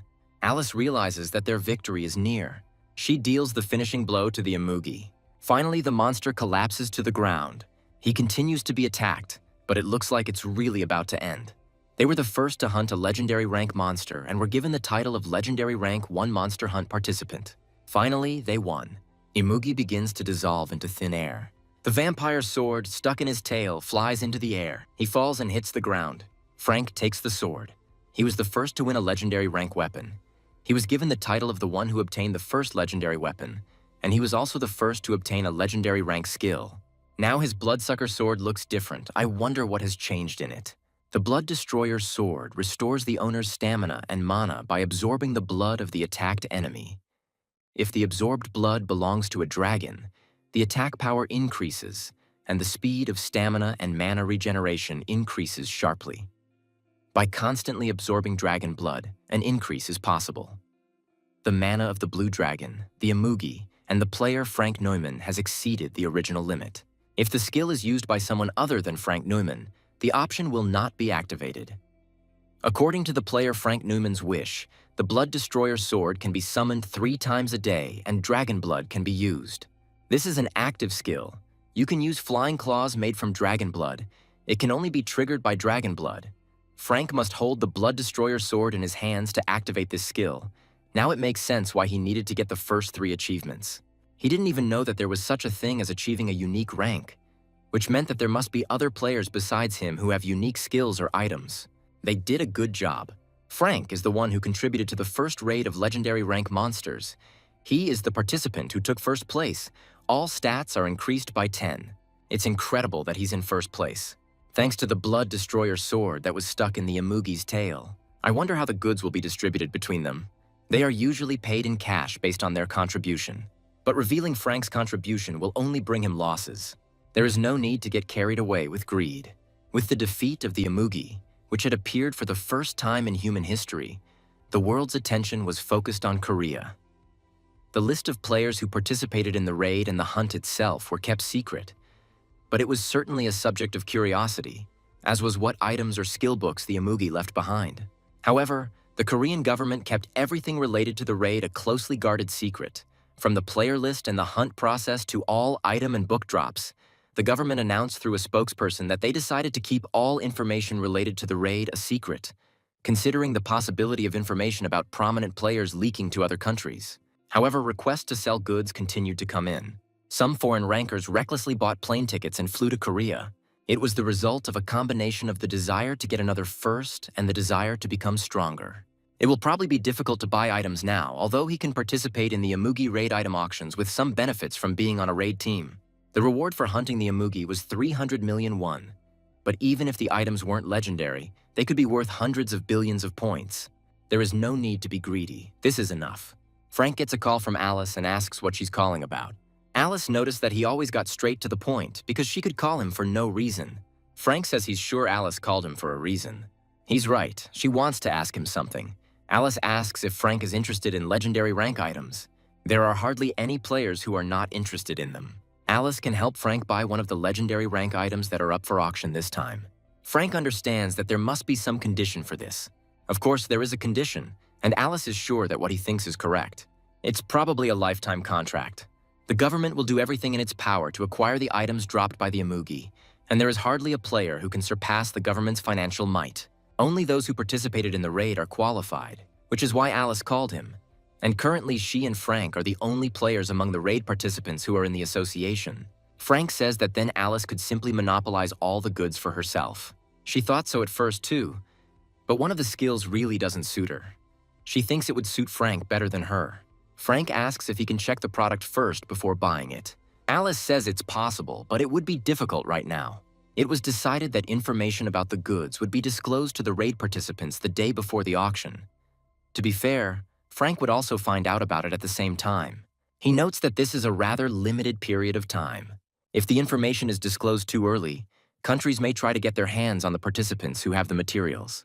Frank is pretty sure it's already started. Alice says they're currently looking into it. He will look at the object first and then decide. Alice is sure he won't regret it. A few days later, Frank views the information about the active skill book, Black Dragon's Punishment, a legendary rank skill that changes the properties of mana to dark ones, significantly increases the power of attack and healing skills, and allows the free use of dark lightning at the user's discretion. This skill has a non-existent cooldown.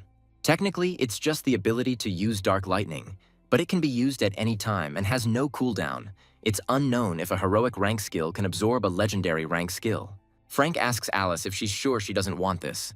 Her mana attribute is Divine Mana, and most of her key skills are set to react to her Divine Mana. If Frank refuses the product, she will likely sell it to one of the other long-distance damage dealers. There's a man the government is trying to lure into a trap with a skill book, and time is running out, so Frank needs to make a decision quickly. If Alice fulfills one of his conditions, he will take the item.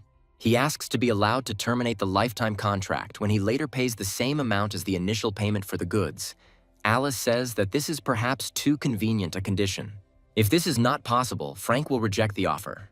From now until the date of termination of the contract, they will accept the legal interest rate, 5% per annum. Of course, it's compound interest, and it's a huge concession Alice makes for him. Frank says it suits him. Then she will report this to her superiors. And she didn't do anything special. Soon the auction of legendary items opens. The auctioneer invites another bid and counts to 5. There are no more bets. The Black Dragon Spear now belongs to Alice Lair. It is quite expected, since this is an amount that ordinary players cannot afford. It's clear that the association set everything up. A skill book and a single spear. Just 2 items worth nearly 2 trillion won. And here is the final item, the legendary skill book Black Dragon's Punishment. Frank's debt amounts to trillions of won. 5% compound interest, it seems he really is stuck in the Players Association for life. Alice never received the achievement notification. Something is wrong. During the raid, she never achieved her first heroic rank achievement. She received 2nd place for the mandatory fee. What's even stranger is that no one on the assassination team said who came in 1st place. Even when Alice first hunted a heroic rank monster, she was in 1st place for contributions. She got the first 5 rare rank achievements, all rare rank achievements, but it's a pity she missed out on the first armor and accessories. She thought it would be the same this time. This is impossible without hunting the legendary monster. It is unclear how this could have happened. To get the first 2 achievements, Alice specifically placed Black Dragon's Punishment at the end of the auction. Frank congratulates Alice on her win. She asks if he has mastered the skills. Frank answers in the affirmative. Then he must be careful. Alice says she set up the whole thing at the auction. The association wanted to give her the first achievement, so she specifically placed the products that she wanted to buy first. She put Frank's goods aside for last, as he thought, but Alice deserved it. It seems that this is her first achievement, and apparently the association took advantage of this. Now Frank understands why the association did what it did, so Alice has nothing to apologize for. Now it's time for him to go. He really is a generous man. Alice shouldn't do this anymore. It's amazing how honest she is. She could have just left everything as is. It was in vain that she apologized and gave everything away. Frank retrieves the Black Dragon Punishment skill book from subspace. We need to try it, but it's not clear whether it will work. Maybe it works separately. Unable to obtain the Black Dragon's Punishment skill, the current skill is combined with Thunder Dragon's Breath. A new skill, Black Dragon's Breath, of unique heroic rank has been created. Frank received his first legendary rank unique skill, earning him the title of being the first to receive a heroic rank legendary unique skill. The raid on the emoji was the best decision. Frank earned over 450 statuses. Black Dragon's Breath turns mana into darkness, greatly increases attack skills and greatly decreases healing skills, consumes health and mana, summons Black Lightning and Thunder Strike, temporarily paralyzes enemies hit by the Black Dragon's Breath, no cooldown, can level up by collecting skills and items with Lightning Strike. Now is the time to test this skill. Frank strikes the monsters with Black Lightning. She dissolves them. A new group of Cyclops is advancing. Frank activates Black Lightning again. The monsters disappear too quickly. It looks like a wyvern dungeon or something. After some time, Frank receives a message from Alice. He needs to talk. She asks him to call as soon as he receives the message. Alice asks if he is at the dungeon. Frank answers in the affirmative. Alice asks if Frank would like to go to the cave in the northern region. They have few people in the North Korea they captured. Alice wants Frank to do her a favor and help her fight the monsters in the region. The rate is doubled for emergency service workers. Players have no trouble killing monsters below their level. Of course Frank will help. Besides, he is indebted to the association for life. Alice thanks him. They will send a helicopter. It will be there any minute. It seems to be very important. Alice says there are many other dungeons there. While this is not a reason to demand an urgent call to the player, it may take some time. Frank promises to do everything in his power. In 2 weeks, he arrives at his next hunting ground in North Korea. The accumulated points have exceeded 300 billion, and access to the mercenary system is now open. Frank didn't even know that was possible. He launches Black Lightning at the monsters. Nothing has changed in the status window. Frank opens a list of mercenaries. There is even a heroic rank. Heroes have strong defensive and offensive abilities. If the employer's instructions seem unreasonable, the mercenary can terminate the contract and leave. The employer can terminate the contract if he believes the mercenary is working dishonestly. In case of termination of the contract, the number of points spent will depend on the time of cooperation. Heroic rank mercenaries are paid a minimum of 600 billion points in just 2 hours. It's interesting that it's a rare rank. One of the players named Lucia is said to be a knight-class mercenary with good ground and air combat skills. She's capable of breaking through enemy lines and also defending, but she should not be trusted too much. She's a fugitive and a loser. The minimum cost of hiring is 300 million points for 3 hours.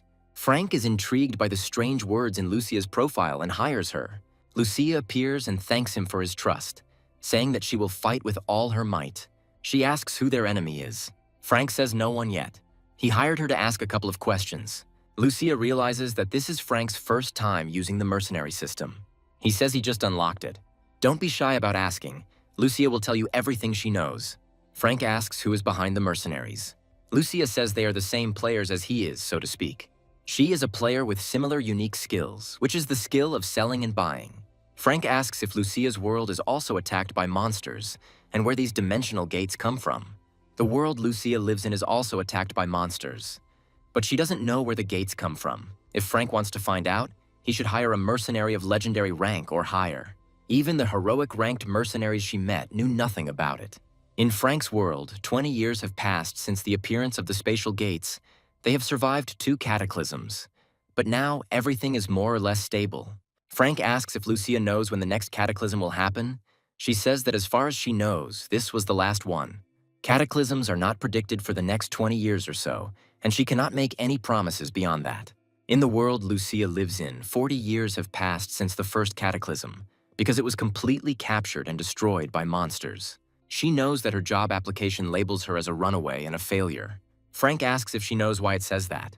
Lucia says she is a failure who ran away from the world she was born into. One day, a spatial gate suddenly opened in her world. That's where the monsters came from. Lucia rushed to the attack. The Orc King approached her. Lucia entered the battle. This is how she became a first-level player. At first, she used the accumulated points to increase statuses and learn new skills, but quickly regretted it. Afterwards, she earned points by hunting and selling gems and skill books to survive. 16 years later, Lucia had hope. But soon a second cataclysm occurred. There was no way to stop the growing number of legendary monsters. The magical force field allowed the use of spatial movement skills or items, and Lucia had to resort to what she had been saving for emergencies. She used the element of dimensional movement.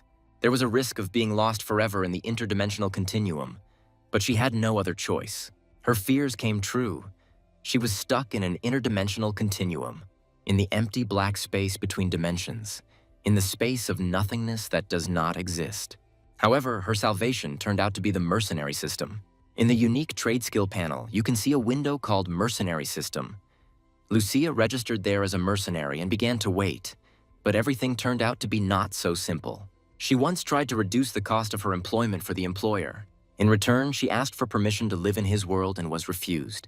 The minimum cost of hiring rare mercenaries is 1 million points per hour, which is 24 million per day, or about 700 million per month. One day, a player offered Lucia a condition: give him 24 million points. Frank didn't know that you could transfer points to other players.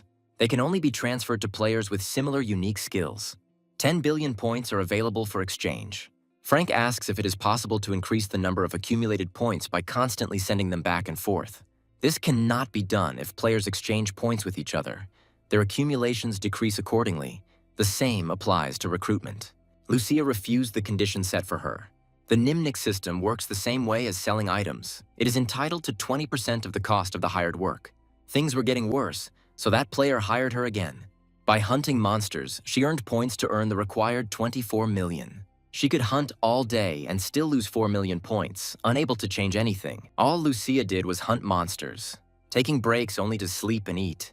She started earning 5 million points a day, but the employer wanted more and more, so in the end, she had to terminate the contract. She was out of work from then on until Frank hired her, and she admits those 3 months were tough. So she has a proposal. Since Lucia's minimum hiring fee is 24 million points per day, she will return them to Frank every day. She will fight wherever he wishes. And in return, she asks to be allowed to live in his world. Frank wants to think about it for a bit. Lucia agrees. Besides, the hiring period is running out. This means it's time for her to return. She disappears. Frank is thinking about what to do. It seems that the mercenary system is really useful. He hires Lucia again. She is sure that he will not regret it. Frank hopes so, but first he needs to know something. He must be curious about what skills she has. He asks to show her status window. Since he is interested in her level and status indicators, she will demonstrate this. Frank thinks that it is unlikely that a first-level player can have any impressive stats. Lucia is only referring to statuses. She opens her status window. It turns out that her indicators are quite high. The total number of statuses exceeds 3,500. To have such statistics, normal players would need to be level 700. Lucia's stats are about 700 status points higher than Frank's, but he can still catch up with her.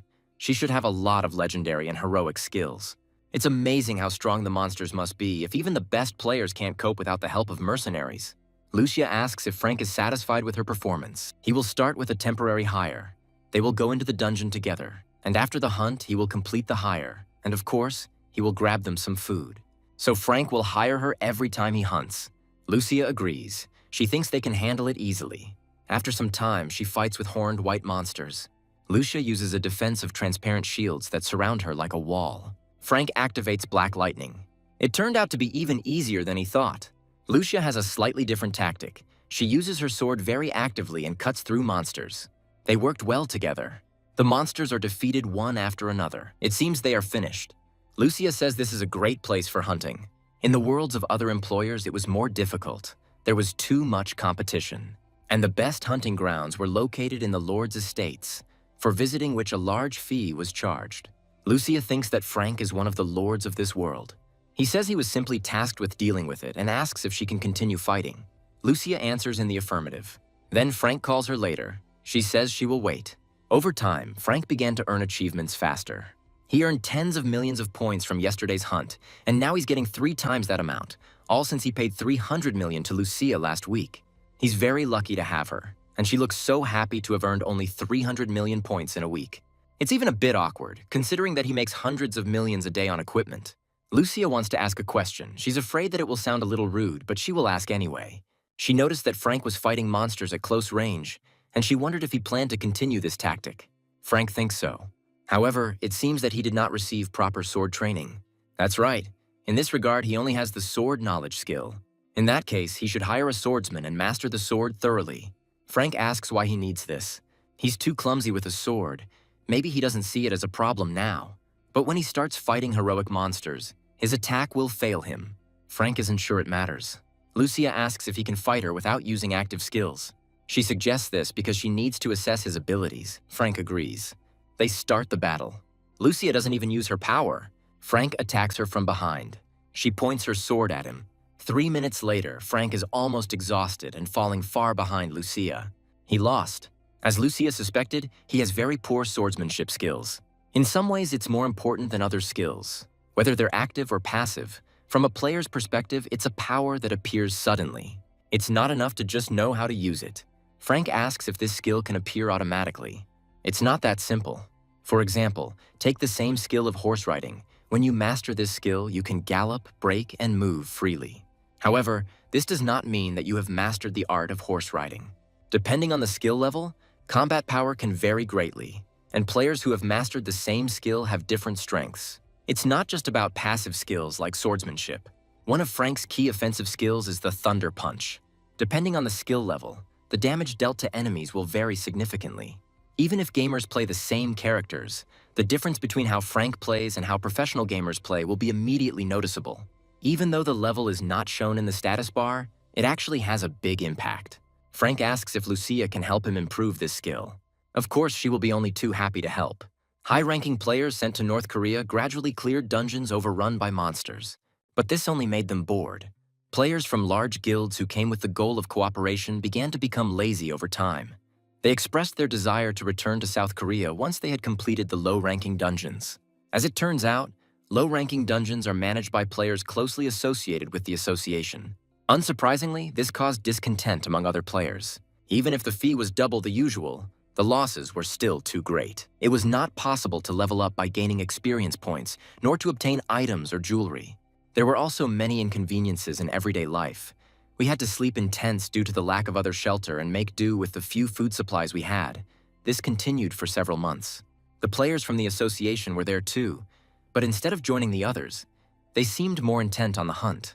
Lucia notes that the civilization of this world is surprisingly advanced. But ordinary people still need identification to do business, which is probably why Frank doesn't invite Lucia outside the dungeons. She is a high-ranking player, and for such players the rules are strict in any world. Once Frank is done with all this, he will figure out how Lucia can stay in this world. First, she needs to get an ID and register as a player. She says there is no need to rush. She is happy with everything now. In addition, the ID must contain her photograph. If it comes to that, it's good to be young. Frank says that Lucia looks quite young. It's better to get back what she once lost. She can consider this payment for his education. Frank is sure that she will teach him a lot. Then Lucia will teach him with all her might. Frank walks past the players. One of them notices him. This is his chance. He was sent here to attack Frank. The player dissolves into space. Frank hears a voice telling him that wild instincts have awakened within him. This is the same player who turned into a black substance and follows him. First, Frank will deal with the humanoid lions. Now he will try out his improved sword skill. Lions attack. Frank cuts off their heads. He gets another stone. The hunt continues. Finally, the monsters are almost gone. He was tired, but he had to get this over with. Another monster appears. Frank cuts him in half. He holds black lightning at the ready. With it, he attacks his pursuer. Frank knew he was somewhere nearby. This is a planted assassin. Frank attacks him again, but the killer disappears into thin air. Frank is obviously much stronger than his opponent, but he is an order of magnitude faster. The killer appears from behind. Frank strikes with his sword, but his opponent rises up. He even has a movement skill. Frank was poisoned. His body was paralyzed for 10 seconds.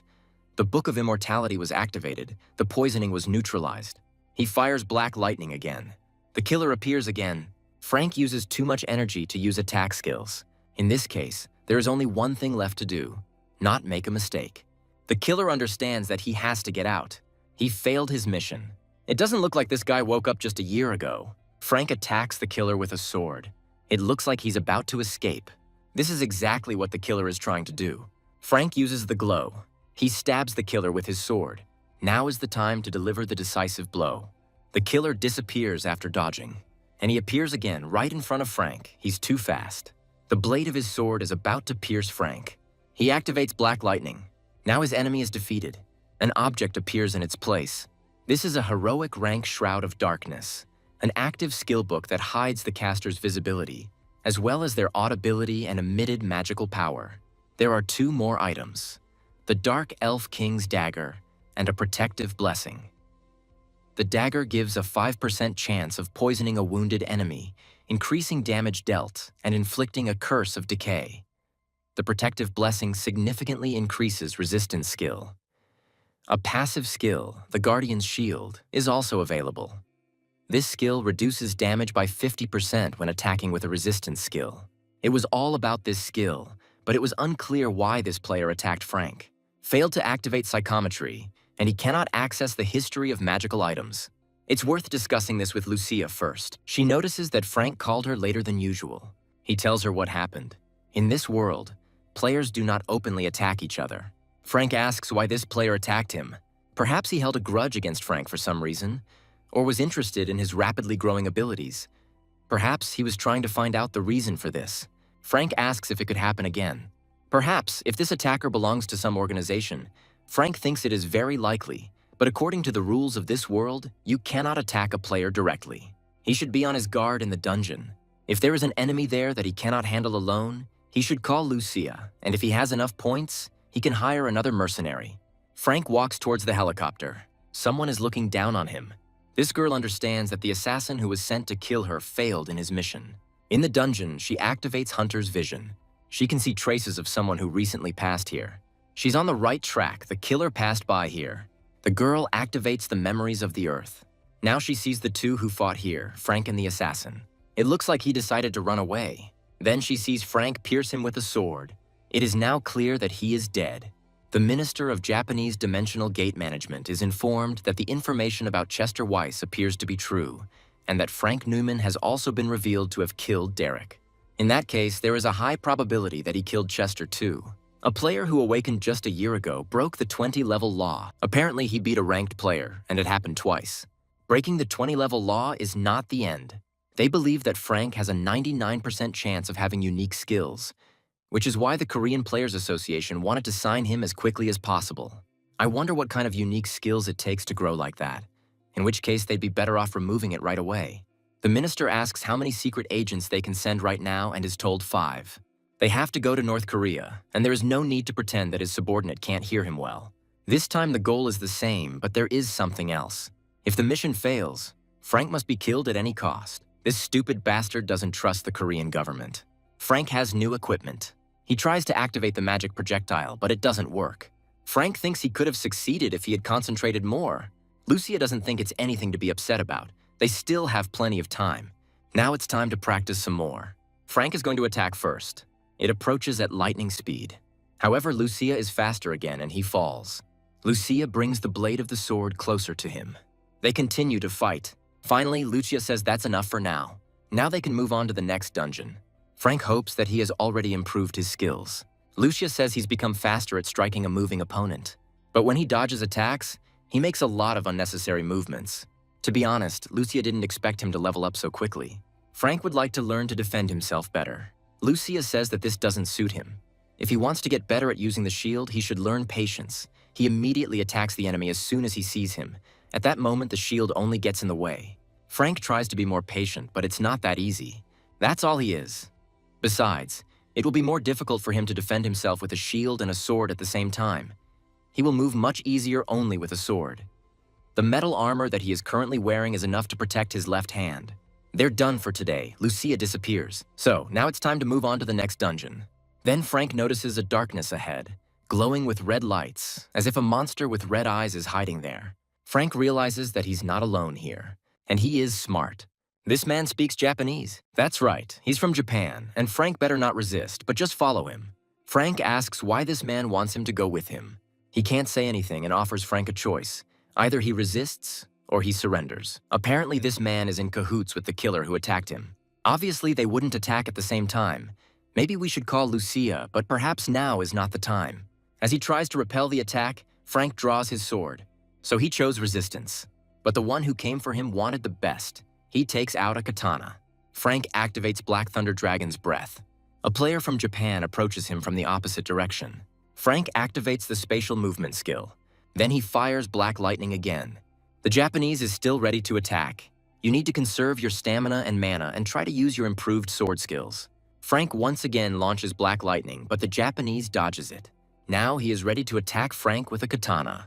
He falls to the ground. His opponent notices that he has a quick reaction, and his skills are also quite good, but it is unknown how long he can last. Finally, they cross swords. Frank moves away from the enemy at a considerable distance. They attack each other with swords again and again. Frank is about to activate Black Lightning again. He launches it at the target. However, the Japanese is ready to attack him from behind again. It seems that the Black Lightning has no effect on him, or he manages to dodge it. The battle is being watched by the same girl who learned that the assassin was defeated, along with someone else. The girl doubts that Frank woke up only a year ago, but she is assured that this is true. A year ago, he was on the first level. The girl is puzzled as to how he got up so quickly. It really is incomprehensible. They are here to find out. Maybe his method can be applied to other players as well. But it's unlikely that Frank is a ranker anymore. He wasn't even afraid of Steven, who is now fighting him. The girl asks why Derek got involved with a guy like this. Because he's not that good. If his opponent was her, it would be hard for her to resist him. This is nonsense. If the girl doesn't intervene, Frank will slap Steven. But he said he could handle it himself. Frank gets injured. He is still weak. He should have trained harder. Frank is crazy. His fighting style is too dangerous. Steven must fight off his final attack. He approaches Frank from behind again. It looks like it's all over now. Frank realizes this. The blade of the sword approaches him, just like Lucia's sword recently. Only this time it is not a training session. The threat of death hangs over him. The survival instinct is activated. Suddenly Steven's head flies off. Frank didn't expect this. He was already ready to die. Steven was certainly not prepared to lose. Then a girl appears who, like Derek, can turn into a black substance. She did not expect that Steven would die. It's just ridiculous. He was strong enough to be sent after Frank. It is now clear that Steven was not alone. The ash-haired Japanese man says Frank has exceeded all his expectations. The rest, of course, went into hiding. Apparently, they knew Frank had risen a lot in a short time. He calls for mercenaries. Besides Lucia, there are 3 more people. One of them has a hammer, the other has giant fists. Another one has his face hidden. The Japanese are puzzled as to where these players come from. They cannot detect their mana. Frank orders the mercenaries to capture the opponents, or at least kill them. The girl, who saw the memories of the earth, crashes into the stone with all her might. She was attacked by Lucia. The Japanese woman didn't even understand what had happened. Another mercenary grabs one of the opponents by the face with a huge hand and lifts him into the air. Then a strong man with a hammer, who is taller than everyone else, rushes into the attack. It is clear that he is too strong, and it is unlikely that it will be possible to deal with him. The Japanese are running. The strongman says he doesn't want them to die. They should try to dodge. The strongman's hammer causes an explosion and a storm. One of those attacked lost consciousness, and the other died on the spot. After all, his employer ordered that those who did not surrender be killed. The Japanese woman's hands are bound with magical fetters. Lucia stabs her with her sword. She is defeated. This is definitely impressive. Another Japanese man was defeated by the 4th mercenary. Frank had no idea these guys were so cool. Mission accomplished. The mercenary with his face hidden asks if there is anything else Frank would like him to do. He orders to follow the captured enemies until the hiring time expires. Frank asks the Japanese why they are targeting him. It looks like they're not going to respond. But the strongman will force them. They were asked a question, and they must answer. He swings the hammer, and he hits the Japanese man on the leg.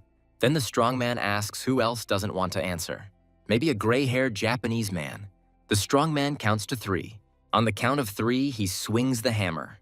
The Japanese woman says that they are here on behalf of the Japanese Department of Dimensional Gates. They were ordered to capture Frank Neumann and bring him to Japan. He had bypassed the 20-level rule and had risen too quickly, and they needed to find out why. First, you need to make sure of this. Opponents must show their inventory. Frank looks through the inventory of one of the Japanese men in hats. Then the girl's inventory. He notices something strange in the gray-haired Japanese man's panel. Frank asks why he lied, and he hesitates to answer. A strongman approaches him. He hits the Japanese with a hammer. Frank asks if there are any more of their allies outside the dungeon. The Japanese woman says that there are, but she knows little about them. She guesses they're around level 200. Frank asks where they are. The gray-haired Japanese man says that they have left the dungeon. Frank will be back soon. In the meantime, the mercenaries must keep an eye on them so they don't escape. Frank comes out of the dungeon. He uses the flicker to transport himself to the opposite bank of the river, into the forest where the other Japanese are hiding. He appears again right above one of them. A Japanese man is attacked with a sword. Frank returns to the dungeon. The strongman says that it is time for him to return. He asks if Frank wants to extend the lease. He thanks the strongman for his help and can leave. Strongman is always happy to help. Let Frank call him if he's needed. The mercenary with the hidden face says that he is always ready for such easy missions, and it is time for him to leave too. The mercenary with the giant fists leaves, saying that he will definitely hire a player with a hidden face next time. Frank wonders what to do with the captured Japanese now. Suddenly, fire appears from somewhere. He rushes past Frank. Lucia reflects fire with her shield. The Japanese are trying to escape. They recovered during this time and apparently became bolder after the departure of the three mercenaries. Frank keeps black lightning at the ready. The Japanese are ready to strike with fire. A devastating explosion is heard. Lucia activates a defense of transparent shields. She cuts off the heads of her opponents. Frank notices the Japanese wearing hats running away. It activates the flickering and curtain of darkness. The fleeing Japanese don't understand what's happening. Then an explosion hits them. It looks as if only black shadows remain of them. They thought they could escape because only Frank and Lucia were left. Despite the losses, he gained a lot, but it is hardly worth telling anyone about this. It's just a Japanese criminal organization that does secret intelligence. Frank is sure they'll send someone else after him. It places dropped skill books into subspace. At the moment, the most important thing is the safety of his family. If they are that strong, the association's protection won't stop them. Frank looks through the list of goods. A ring of protection of heroic rank. Takes a hit in case of an attack on the owner. Is destroyed when the damage exceeds what can be withstood. The item is consumable. 10 billion apiece, Frank will buy 3. There's also a rare grade exchange bracelet, which is a set of items. If you equip one bracelet to each wearer, you can see each other's emotional state. Blue indicates the wearer's calm, red indicates anxiety, and the bracelet lights up black when the wearer is in mortal danger. Frank will buy this too. The heroic rank long-range transporter is also quite good, so Frank buys it too. He brings the ring, bracelet, and transporter to his sister. She hopes Frank didn't do anything dangerous. He says he just decided to give it to her just in case. Then Frank comes to his father's room. He puts the bracelet on his arm. That one lights up red. Frank asks his father not to worry. He will definitely find a way to cure him. Then the bracelet lights up blue. Father smiles. Frank is confident that he can cure him, and as he thought, his father is uneasy. He knows it's hard for him, but he will do everything to make him feel better. A week has passed, but the minister still hasn't received a single report. He asks what's going on. It looks like their operation has failed, but the minister doesn't care much. Perhaps the people sent by his subordinates simply betrayed him. He says the probability is low, but anything is possible. The minister asks if there are any more secret agents he can send. He says not yet. This subordinate is nothing but a headache. Another subordinate enters the office. He reports that the dimensional gate operation in Fukuoka City has failed. But the district was protected by the Yamato Guild. That's true. But the guild leader was killed, as were all of its members who participated in the operation. The minister asks what rank the monsters that appeared are. It has been established that the monsters belong to the heroic rank. Among them is a humanoid monster called Chojo. Its exact level has not yet been determined. It moves easily thanks to its wings and flies quickly through the air. The minister orders that the entire team of players be sent to the district immediately. In Fukuoka, humanoid monsters attacked and killed many ordinary people. Military forces are directed at them. Monsters devour their victims. The order is given to attack from all sides. The players are also ready to attack. Most monsters manage to dodge magic projectiles, but some are wounded. Their flock is very small. One of them lets out a roar, perhaps because some of the Choji have died, or perhaps to call for more. New monsters are arriving, and now their flock is much larger. The military is preparing to shoot. The players are also ready to attack. They believe that victory will be theirs if they continue in the same spirit. Another humanoid monster is watching the battle. It is a different color from all the others. Perhaps it is their leader. It makes a cry that is different from the roars of other monsters. They turn their heads in his direction. The players realize that something is happening. The monsters retreat, but in reality, they are heading to the next city and they need to be stopped. Monsters attack military helicopters. Below, they are attacked by players. The leader of the monsters lets out his special cry again. Then they attack the players.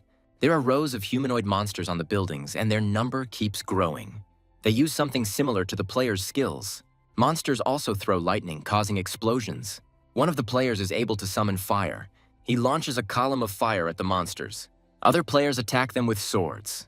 He will make them regret that they dared. The leader of the humanoid monsters approaches the player. He manages to dodge it. However, the leader hits another player. The monsters surround the one breathing fire. Looks like he's finished. He is pierced with a sword. The leader of the humanoid monsters watches this. It launches yellow lightning bolts at players. Soon, the minister is informed that everyone has been destroyed. He can't believe it, because so many rankers and high-level players were sent on the mission. The Choji outsmarted them. They pretended to retreat. Even if that's the case, it's unclear how they could have all been destroyed. And it's hard to believe that the Japanese Secret Service players are so helpless. The leader of the monsters is too smart. It doesn't matter. He's just a heroic rank monster, nothing more. They also have a video recording of what happened. The minister is watching the video. Frank soon learns that a new species of monster has appeared in Japan. These are heroic-level monsters called Chods that wreak havoc. The worst part is that the best Japanese rankers and high-level players were simply wiped off the face of the earth. Frank wonders how this is possible. Apparently, they are smart enough that the Japanese government has publicly appealed to the international community for help. Frank asks if there is a country in their time that can afford to help others. The other player answers no. They can't outsmart Frank. After some time, he hires Lucia and is going to improve his sword skills again. But before that, he wants to ask something. He asks if she has heard anything about monsters called Chods. In her world, a horde of Choji destroyed an entire kingdom, and if no intervention was made, they could destroy the entire world. There could be a lot at stake. The Choji are quite smart and agile. The worst thing is that they live in packs and move in large groups. You can get very hurt if you treat them like ordinary monsters. However, the neighboring state is already doing this. If the leader of the Choji is as smart as they say, then it will be difficult to deal with him. If there is a way to stop these monsters at all, countries would do well to unite and act together. Frank is unsure if other countries can find the strength to unite. Yet, standing aside can be even worse, as Choji can rise to legendary rank. Of course, they also have their own limit, but like players, they level up through hunting.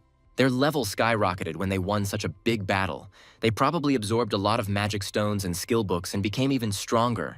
That's why they are so difficult to defeat. Choji don't just attack. They hunt other monsters and players, which is how they earn experience points and magic stones, especially stones that help them overcome their limit. Frank asks if players can also absorb magic stones to grow. As far as Lucia knows, this is impossible. Although many empires and kingdoms invested huge amounts of money in experiments, they all proved futile. Frank says that similar studies were conducted in his world, and they also failed. He doesn't think the Choji will be attacked anytime soon. Besides, all the mercenaries are already busy, so Frank doesn't want to waste Lucia's time. She says the Choji will get what they deserve without her, but Frank is already doubting that. 3 months have passed, but the Japanese government still has not dealt with the Choji invasion. They captured all of Fukuoka and the city fell under their control. While Japan was unsuccessfully trying to secure international support, South Korea had finished repairing the damage caused by the second disaster. Reconstruction work in North Korea was also completed, after which the South Korean government allowed players to visit North Korea. Players were overjoyed and flocked there, causing many dungeons to become overcrowded. Frank tried his best, but he still couldn't cope with all the dungeons of North Korea. And as the players kept coming, he eventually decided to return to South Korea. After a long time, Frank comes home to his mother and sister. Sister says she's actually here, but he doesn't even want to look at her. His mother was in the kitchen, and she didn't immediately hear that Frank had arrived. She invites him to come into the kitchen quickly. He probably hasn't had dinner and is very hungry. Frank says he skipped lunch because he wanted to eat with them. After some time, he comes to a dead end between buildings. Now Lucia will arrive in his world, and it is worth hoping that she will be able to stay here. Frank finally decided to help her, and now she can live in this world. Lucia was prepared for this. She was wearing normal clothes. They come out to the road, and now she can see what people and everything around her looks like. So this is the world Frank lives in. Frank says she needs to get an ID first. To avoid a lot of problems, she just has to do as Frank says. Lucia is ready to do whatever he says. She speaks just like a mercenary to his employer before starting a task. Frank actually doesn't know how Lucia, who never existed in this world, could get an ID card, except through the Players Association. All countries in the world, including South Korea, have a number of incentives to attract players, and one of these incentives is the provision of citizenship. In this world where there are more players than the average population, this has become commonplace. The association strives to make players its own property and does everything it can to achieve this, providing the most attractive conditions, thus opening up virtually unlimited opportunities for players. Even if they are illegal immigrants or smugglers, they can easily obtain citizenship from the moment they wake up, but under certain conditions. For example, you cannot join foreign guilds for 5 years, nor leave the country during this period of time. These rules cannot be broken under any circumstances, but Lucia has not yet received citizenship. Like the rest of the world, the community is now busy recovering from the second cataclysm. Lucia returns. Frank asks how it went. She received a certificate. Frank says he has a proposal for her that will benefit both of them. He orders 2 iced drinks for himself and Lucia. She's never tried anything like that. Frank asks if she liked it. She says it's cold and delicious. Frank is glad to hear that she liked it. Lucia mentions the offer he was talking about, which she understands is that he wants to sell additional products using her unique skills. That's right, and Lucia will receive 10% of the sales commission. She thinks that this condition is too good for her. Frank says it's also beneficial for him. He shouldn't refuse his students' help. It's been 6 months since they started working together, and until she finds a way to return to her world, he wants them to continue to stick together. And if possible, Frank wants to help drive the monsters out of Lucia's world. She is so grateful for his help and support that tears come to her eyes. Frank asks if she's okay. Lucia says she doesn't know how to thank him. Suddenly, she kneels in front of him right in the middle of a busy street. This is extremely awkward. She vows that during her stay in this world, she will serve Frank faithfully and truly as her lord. Her sword will be the blade that kills all his enemies. Her body will be a shield for his protection. She gives a knightly oath of honor that even death will not break. Frank sees a notification that he has received the Knight's Oath of Allegiance and has begun qualifying for lordship. He thought this was only possible upon reaching level 50 and never imagined that he would ever become a lord. Of course, Lucia attracts attention. Passers-by stop and look at her. Frank asks Lucia to stand up, but she says she will not stand up until he accepts her oath. Frank says he will accept her. Now let her stand up. Frank takes her hand and helps her up. He was sworn in by the immortal knight Lucia. He completed the Lord qualification quest and is now a legendary rank Lord. All his stats have been increased by 20. Frank unlocked role skills and received his first legendary rank role and was awarded the title of First Lord. Lucia says that this is her payment for at least part of what he did for her. He knows little about her world, but where Frank lives, there is no caste system. Lucia doesn't care about the standards of this world. She is a knight, and she has sworn allegiance to a lord whose strength and character are worthy of her service. She asks if Frank accepted her oath of allegiance. He answers in the affirmative and says that the lord role has appeared in his status window. This is a mandatory component of the oath, and anyone who takes the knight's oath of allegiance necessarily becomes a lord. Frank asks if Lucia has a role too. Of course there is. She is an immortal knight. It is a heroic rank role. Frank wonders how this is possible if she's not level 50. Level is certainly important for role change, but it's not the most important thing. In Lucia's case, fighting in many battles earned her the role of a knight.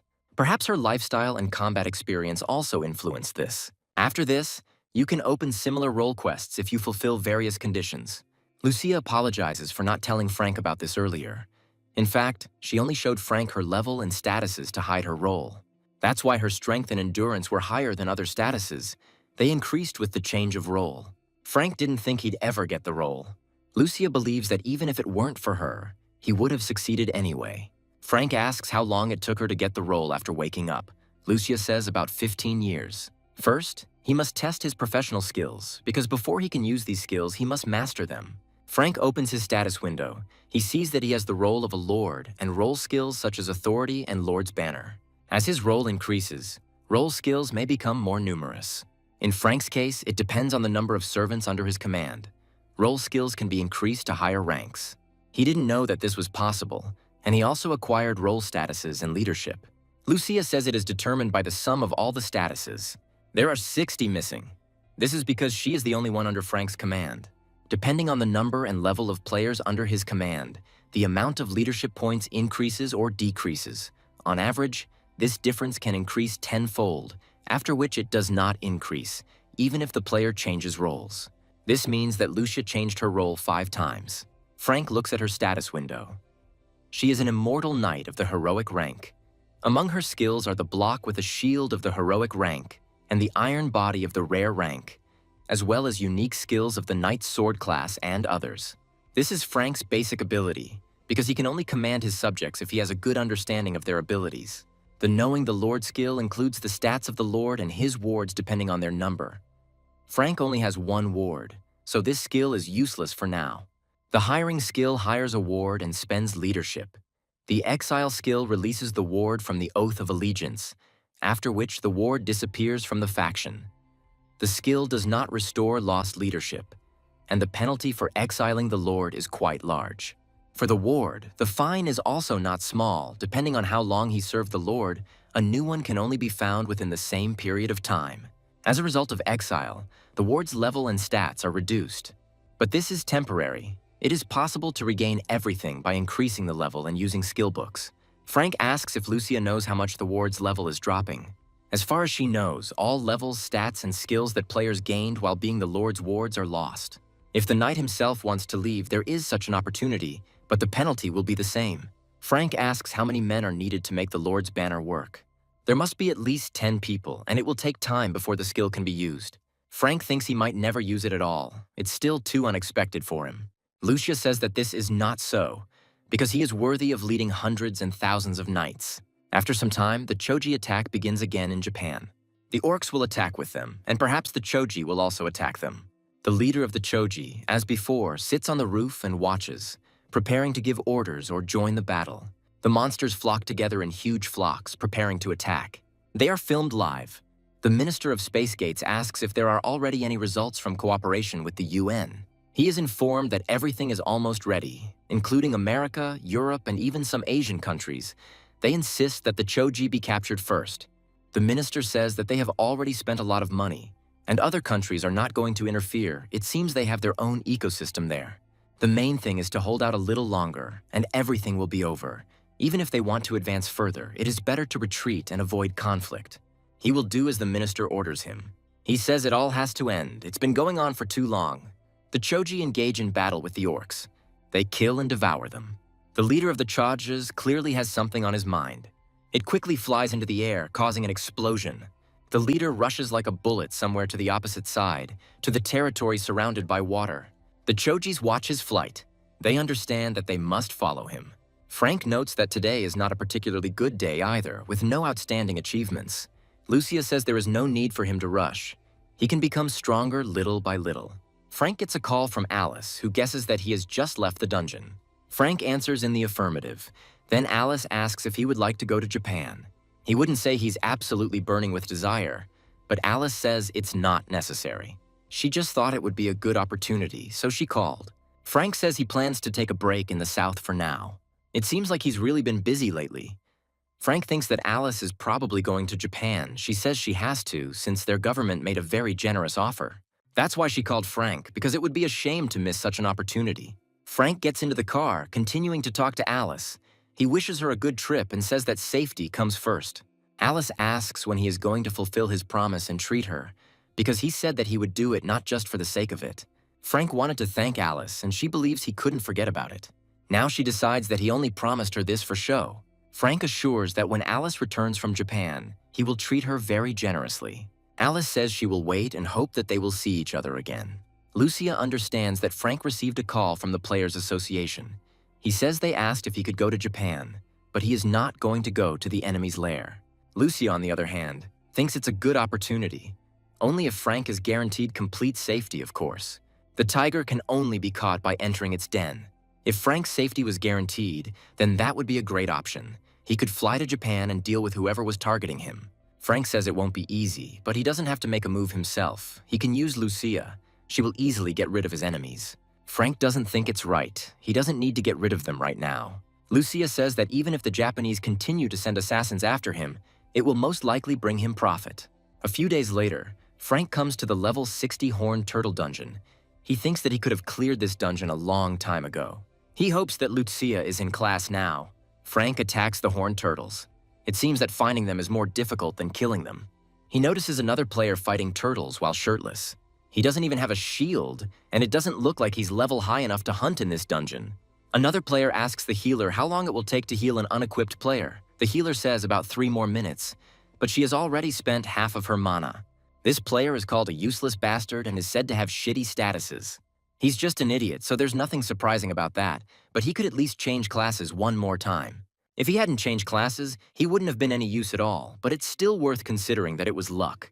But his strength is still not enough, so when they go to the next dungeon, they will need to find a new tank. An unequipped player says he will hunt with them. Let him better say thank you for letting him in here at all. Now he's asking for it. The player insists that he will hunt with them. If he really wants this, then let him pump up his stats. He still hasn't distributed them. He needs to pump up his fortitude and endurance. The player stubbornly repeats that he will hunt with them.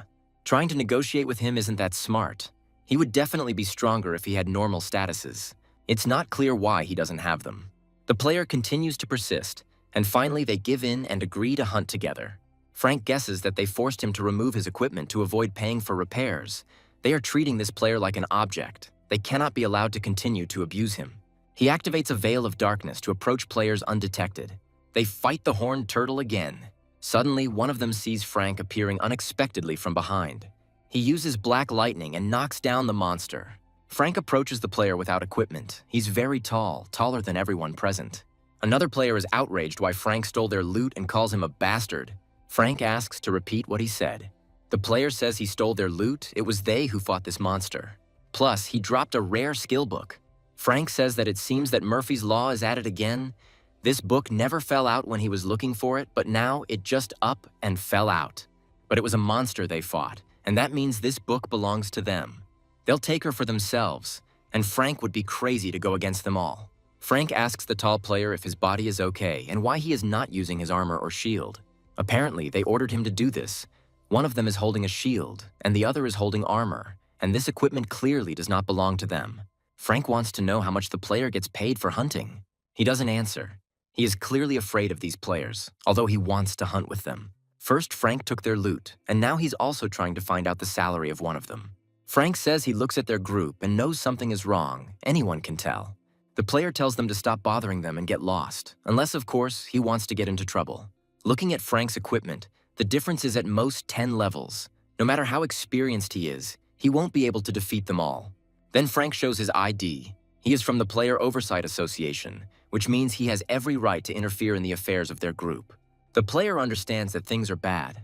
Frank asks the tall player again how much he gets paid for hunting, and he says it's a lot. It doesn't seem like that's the case, but it's unlikely he'll tell the truth. He's been too intimidated. Then Frank activates psychometry to find out the truth and see memories. He sees this physically strong player named Jack Lee fighting with horned rabbits. It turned out that he was stronger than they thought. Although judging by his height, this should have been obvious. They think Jack is not quite right in the head, but he is physically strong, and that is all they need. They can use him as a shield and a battering ram since he agrees to everything. Since they started using him as cover, his armor cracked and the players were unhappy. Although before that, they said that he did an excellent job. They decided that they were paying too much for a tank that couldn't properly upgrade its stats. They began to shame Jack and told him that he should understand that he was guilty. After the horned rabbits, they went hunting for red dogs. Jack held the line with his shield, but it was hard to keep the monsters from breaking through to the players with just a shield. As a result, one of the monsters broke through, which was quite expected. Then the player ordered Jack's armor to be removed and said that they were only wasting money on repairs, since he was only ruining everything. Jack returned home looking very battered. His sister said that he shouldn't push himself so hard. She also got a part-time job, so now, like Jack, she can help pay her mother's medical bills. She doesn't want him to get sick too. After another hunt, he was told not to tell anyone what share he was getting and that he was removing his armor in the dungeons. Otherwise, he would not be able to hunt with them anymore. Jack asked not to leave him and promised that he would not tell anyone. It seems like these players don't even consider him a human being. They should know what they've done. The players claim they were only looking out for Jack. Let him tell Frank they treated him well, never made fun of him, and always paid him well. Jack nods. The player says that he nodded, Frank saw it, so everything is fine, and he can get lost. He says he's not going to. They will all come out and an investigation will be carried out. If they are all so clean, they will go with it to the investigators with a clear conscience. The player asks who Frank is to send them to investigators. After all, it's not some government agency that oversees players. In their place, Frank would agree, of course, if they don't want problems. For now, he's kind. But this won't last long. The player thinks that if Frank simply disappears into the dungeon, no one will say a word. He asks the other players if they will go to the investigators. Frank in turn asks what he is going to do. He thinks he has become scared. The players are getting ready to attack him. He asked for it after all. Frank has good equipment. They will definitely need it. He is wrong to think that this crazy guy, as they call Jack, will help him. Frank tells Jack to close his eyes and wait for him here.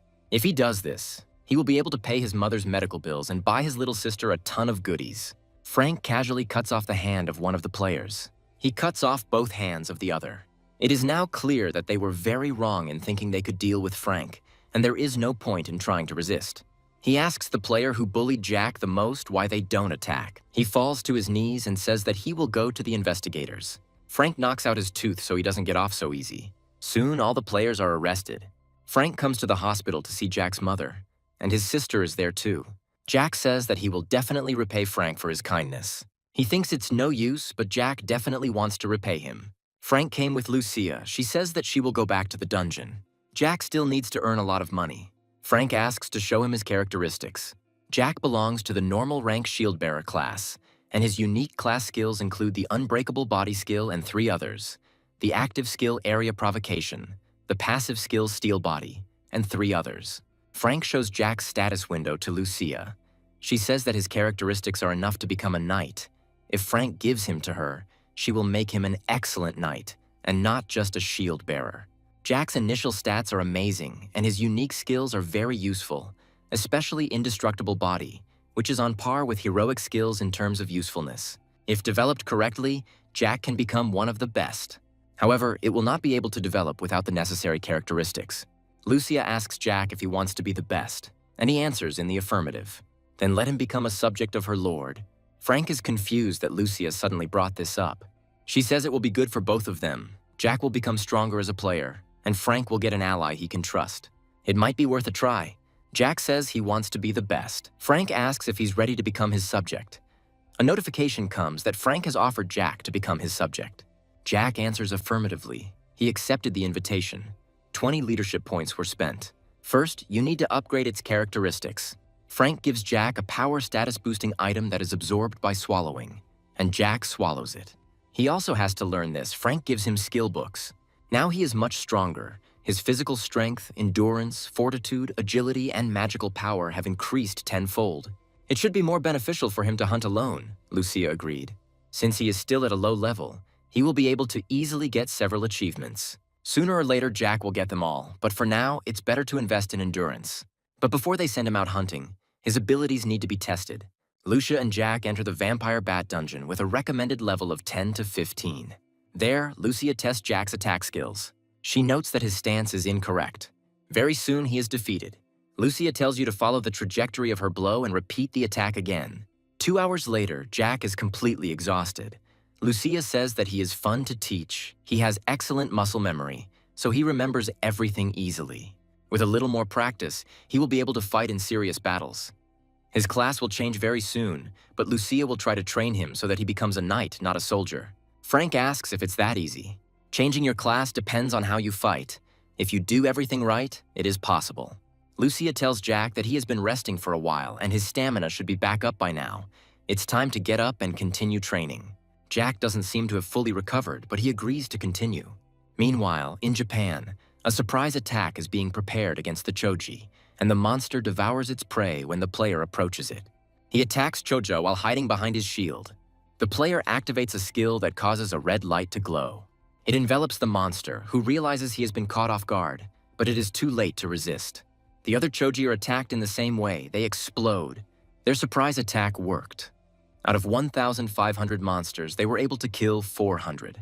This enrages the leader of the Kojs. He flies into the air. As those who fight the monsters thought, they obey this gold. It's time to begin the operation. The shells are launched. They are sent into buildings to confuse the Choji. Meanwhile, the players prepare to attack them. Monsters are hit by magic projectiles and are defeated. There are multiple explosions, killing the Choji. Their leader gives out his special cry. Other monsters flock to his call. Meanwhile, new shells are flying from above. The leader of the Choji extends his hand, as if giving a sign to his subjects. Ballistic missiles explode without causing any harm to the monsters. It turns out that even this weapon is powerless against the Koj. A heroic-level monster wouldn't be able to defend like that. They must raise the Golden Eagle rank to the legendary level. The enemy broke out of the encirclement. The operation failed. A heroic-level monster would not be able to withstand the explosive force of the missiles. The combined UN forces are currently evacuating. Only 3 weeks have passed, and Jack easily passed both the theory and practical exams. Now he no longer needs to sneak through the dungeons. A year and a half later, Lucia was offered to join the guild, promising her active support, but she refused. This is a very good chance, but she refuses, and then she will regret it. Lucia says that she will refuse anyway. A guild representative is unlikely to do something he doesn't like. She asks him to step aside. Frank asks what happened. Lucia says nothing special. She's about to leave, but the guild representative grabs her by the shoulder. It seems she's not listening to him. Then Frank grabs his hand and shakes it off Lucia's shoulder. He says, "The man already said that he doesn't want to join the guild." The representative believes that Frank has no right to interfere. He asks who this man is. Lucia says he said he was a scout from a dark guild. Frank activates the protective barrier. He asks if Lucia has done anything that would attract their attention. She says that she has kept her results at about the level of an average player. However, for some reason, the members of this guild tried to find out about Lucia. Scout is outraged that Frank can act like this even though he knows who he is. Maybe he doesn't know who Frank is to act like this. Scout says he's from a dark guild, thinking it will make an impression. Frank says he is from the Players Association's oversight team. Scout is not happy about this. Frank tells you not to torment a man who doesn't want to join his guild and to just leave. Scout says Frank will definitely regret this. He was told to make Lucia a member of the guild by any means necessary. Frank comes to a dungeon with heroic level crocodiles. The recommended level is from 200, 800 to 320. He asks if Jack will be okay. Lucia says that he has been undergoing serious training all this time, so he will have enough strength to clear the dungeon on his own. Even if he was in danger, Lucia would be able to find out about it, so there was no reason to worry. It seemed she knew that Jack was going through brutal training. Luckily, Lucia knows this, but every drop of sweat shed during training is equal to a drop of blood shed during battle. The more seriously Jack trains, the more his chances of survival in a real fight increase. Frank doesn't think Jack will worry about his survival while hunting. He only thinks about how to become the best and serve his lord faithfully. It will be difficult to increase his statuses now, but later it will become possible, because the power of the spirit is involved not only in the skill. This should slowly change after taking the drug given to Jack by his lord. That's true, but Frank wonders what would happen if he invested all his unallocated points into physical strength and mental strength. Perhaps, of all the tanks that exist now, this one will be the most durable. There is an enemy ahead. Weapons like spears fly from above. Frank cuts them down with his sword in a flash. Bubbles appear on the surface of the water. From there, new spears fly at Frank. It is clear that crocodiles are hiding under the water. He activates black lightning. This seems like it would be a hassle. A spear emerges from the water. Of course, it's a crocodile, which means it can be attacked. Frank thrusts his sword into the place where the spear came out, and a fountain of blood spurts out. Humanoid crocodiles with spears emerge from the water. This is even better. Now Frank can precisely attack several at once. Soon the monsters are defeated. Without a doubt, these were the weakest of the heroic rank. The one Frank had faced before was the strongest of that rank, and it wasn't easy. This is just the beginning, because Frank is quickly getting stronger. Although the dungeon with crocodiles is difficult, there is no better place to train passive skills like Wild Instinct.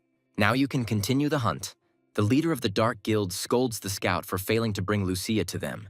If he can't even handle such a simple job as hiring one noob, it's unclear what he can do at all. If he continues like this, let him leave right now. The scout says a guy from the Players Association's enforcement team suddenly intervened. The boss asks what kind of team this is and why they are preventing their guild from hiring noobs. He seems to have a friendly relationship with their target. And most importantly, the target has no intention of joining their guild. The boss said several times that he should have told me about the terms of employment first. Scout told about them, but Lucia still refused. The guild leader thinks that perhaps she has sponsors, or the money offered was not enough. Scout believes it's best to simply abandon Lucia since she's being protected by a member of the surveillance team. But they can't just give up in the face of such a lucrative deal. Their sponsor told them to take her and bring her. The guild leader orders us to first find out information about that member from the Players Association. They have never been asked so persistently to bring someone, and he cannot refuse. Frank asks Jack if there were any problems during the hunt. He answers negatively. He collected a bunch of stones and several skill books. Jack wants to give it all to Frank. He says there is no need to give it to him. This belongs to Jack, because he got all this by hunting monsters. Frank offers to follow him. Jack receives money for the magic stones he sold. Frank informs that the money from the sale of skill books will come after the auction ends. Jack wants to return some of the money to him as gratitude for his help. Frank says he can pay him back little by little, and to start with, let him share with his mother and younger sister since it was for them that he started hunting. He asks how Jack likes his new apartment. Frank hopes it's comfortable. Jack says his sister really likes it. It seems like it was a good choice since it's the same apartment complex Frank lives in, so even the unexpected can be well prepared.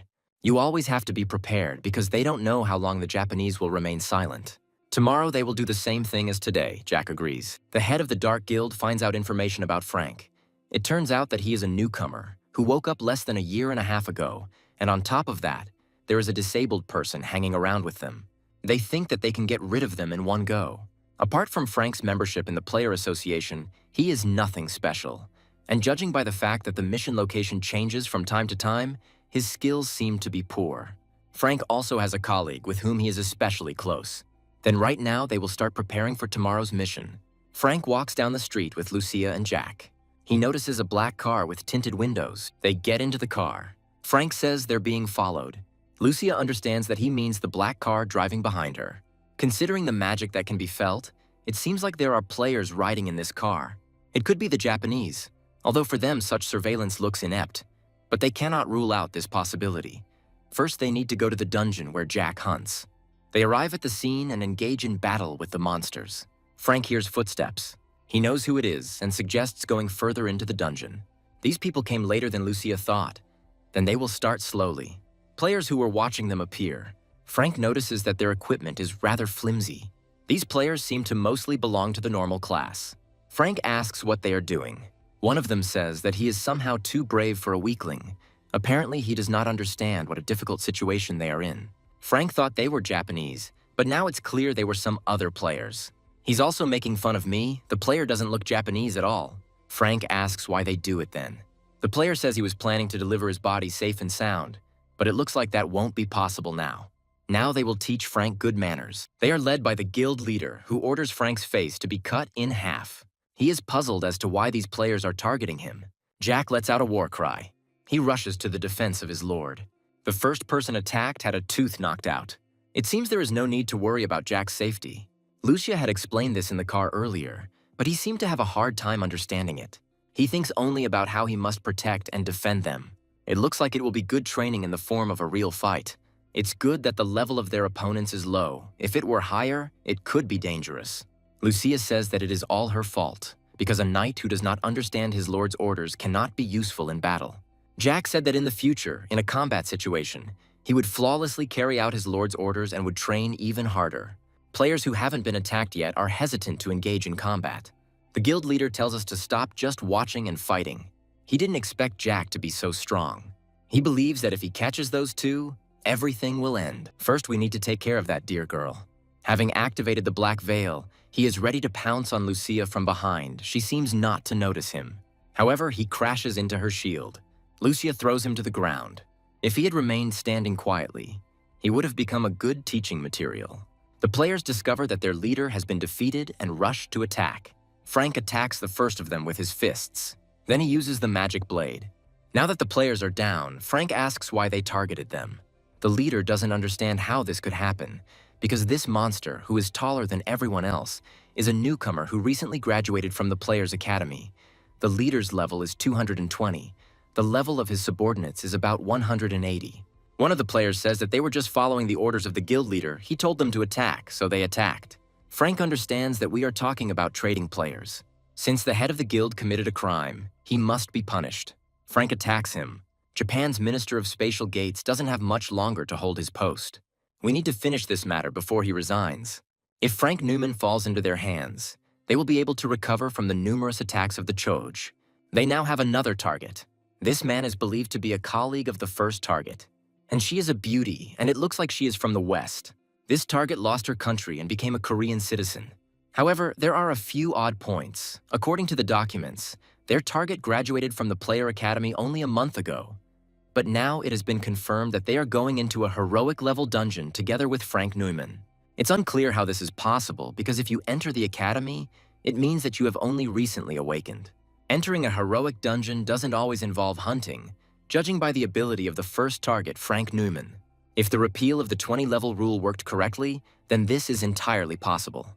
This means that it is possible to share experience points regardless of level. At least the probability is high. It's common knowledge that when hunting high-level monsters, experience points are distributed according to the level of contribution. And then Frank brings a newbie who recently awakened into the dungeon. It's obvious that something is fishy here. Of course, his guesses may be wrong, but what is clear is that overall this is strange behavior. Of course, this cannot be overlooked. They must know that the team that worked there before has disappeared. However, it cannot be ruled out that they simply ran away, but this is extremely unlikely. If they really ran away, it would be stupid. First, you need to prepare for the worst-case scenario. The group that dealt with the first target was presumably destroyed. But even a ranker can't destroy a group alone. He knows this, and yet he says that the man who woke up just a year ago did this. The rate of growth of the target is unpredictable, so they must think about the worst-case scenario in order to be prepared at any moment. When a call comes from intelligence, they must move out immediately. Sales speed has definitely dropped in both hunting, achievements, and battery sales. If Frank collects another 300 billion points, he will increase his buyer rank and will finally be able to buy the elixir.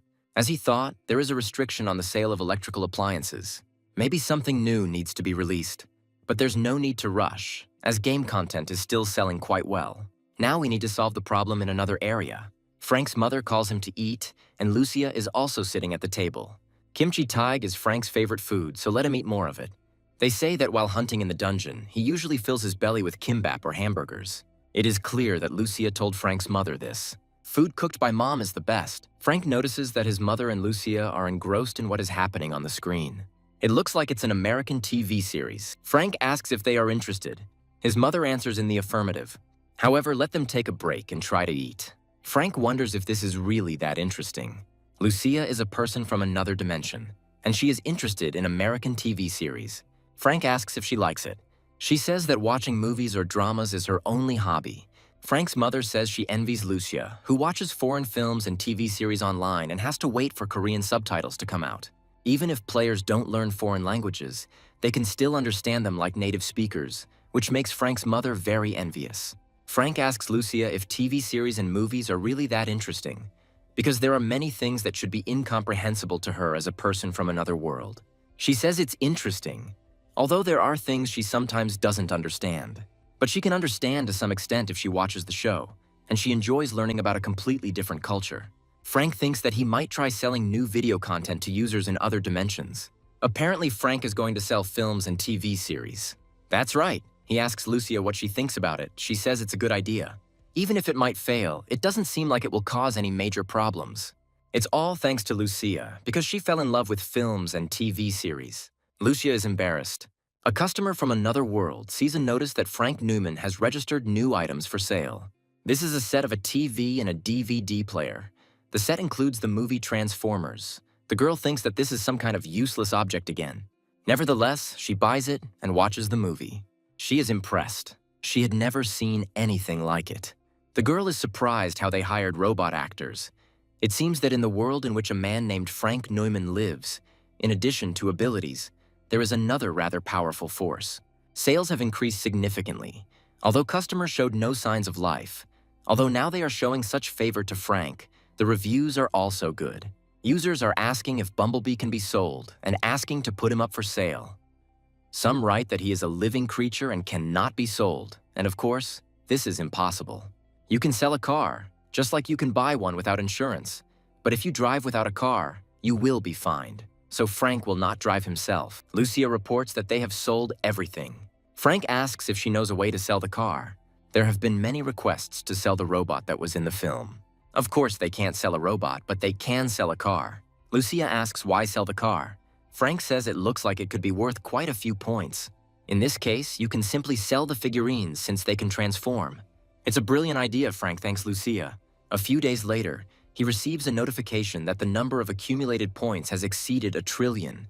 He has reached the heroic level and can now buy legendary rank items. The catalog of goods for purchase has increased, and the number of slots for sale has grown to 1,000. Now Frank can buy an elixir. It completely heals all wounds and illnesses of the soul and body. If you take it again within 24 hours after the last dose, there will be no effect, almost 100 billion. Frank buys the elixir. He says it's all thanks to Lucia. He's going to go and try it out right now. Frank comes to the hospital to see his father and uses the elixir. Now his father should make a full recovery. Soon, Frank decides to see what has changed in the product catalog. Divine-grade items have appeared, such as Thunderer, Active Skill Book, but the item information is incomplete and the price is not specified. I wonder how many points it would take to buy a divine tier item. To reach this level, the player's accumulated points after awakening must exceed 1 quadrillion. Someday Frank will be able to gain that much, but that is still a long way off. A legendary level strength status enhancement elixir increases strength by 1 and does not work on players whose strength exceeds 400. Frank was expecting something like this. To increase strength by 1, you need about 300 million points. But he can't help but take advantage of this. He buys this elixir too. Frank's mother asks if her husband is really getting better. The doctor says it's amazing, but dying cells are being regenerated. The mother thanks the doctor. He says there is no need to thank him. He himself does not quite understand what is happening. He simply administered the same amount of inhibitors as usual. If rehabilitation goes well, Frank's father will be able to lead a normal life. The players are losing patience. They want to finally attack Frank. The location of the entrance to the target dungeon changes periodically. You need to wait until it is established in one place. Players think they can just attack when they enter the dungeon. As their leader has already said before, they assume the worst-case scenario and prepare for it. Accordingly, they cannot allow for a single unnecessary variable. Maybe it's because their leader is from the military. He's very meticulous. When he served in the Japanese military, he seemed to be doing well and was quite successful even as a player. He was called the hero of Osaka. It is unclear why such an outstanding person works with them. One of the players heard that he allegedly raped a minor, but it seems like it was a serial murder. Frank and Lucia are fighting monsters again. Lucia likes the legendary equipment. Frank offers to buy one for her too. She says that it will be too much because the legendary level elixir already doesn't have enough points. Suddenly, Frank realizes that they are surrounded. Perhaps these are those Japanese, and there are quite a lot of them. Lucia asks if they could have used mercenaries. Frank thinks that would be too much. Before they are completely surrounded, we must try to destroy the enemies. First, they will deal with those who are 100 meters to the right, and after that, they will move to the left and destroy the rest. Lucia rushes forward. Frank activates his instant movement skill and is ready to pounce on one of the players from above. He attacks. Seeing this, the other player uses Ice Storm. Frank charges back through the stream of ice. Another enemy has been defeated. Meanwhile, Lucia attacks another player with a shield. Then she cuts it with her sword. The leader of the group tells everyone to gather. Players in armor come forward. Lucia rushes to attack. The players are focused on her approach and do not notice Frank, who is preparing to attack from behind. However, the group leader notices him. There is an explosion.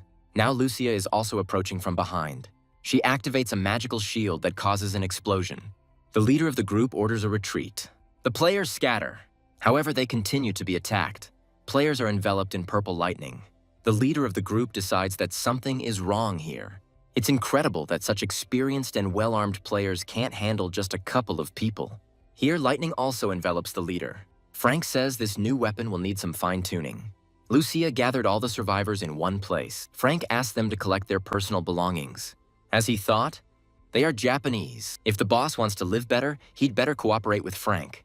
The truth contract has been activated. Frank asks how many more personnel they have left. The chief says he's not exactly sure, but as far as he knows, they have about 20 to 30 people. One of the players is unhappy that their manager is revealing such information. Lucia immediately attacks him. Frank asks how many people know about its existence. The leader says, perhaps only the minister of the Department of Dimensional Gates and his closest supporters. The minister is probably blocking the information and not reporting it to his superiors in the hopes of currying favor. It looks like the leader wants to live. He nods. Frank guesses that it is because of the daughter, whose portrait he saw in the group leader's medallion. He wonders where he found out about this. Frank activated psychometry. He saw the head talking to his daughter via video link. She is in the hospital. Frank asks to describe his situation as briefly as possible. Nick was participating in a military operation when he saw a notification that he had awakened.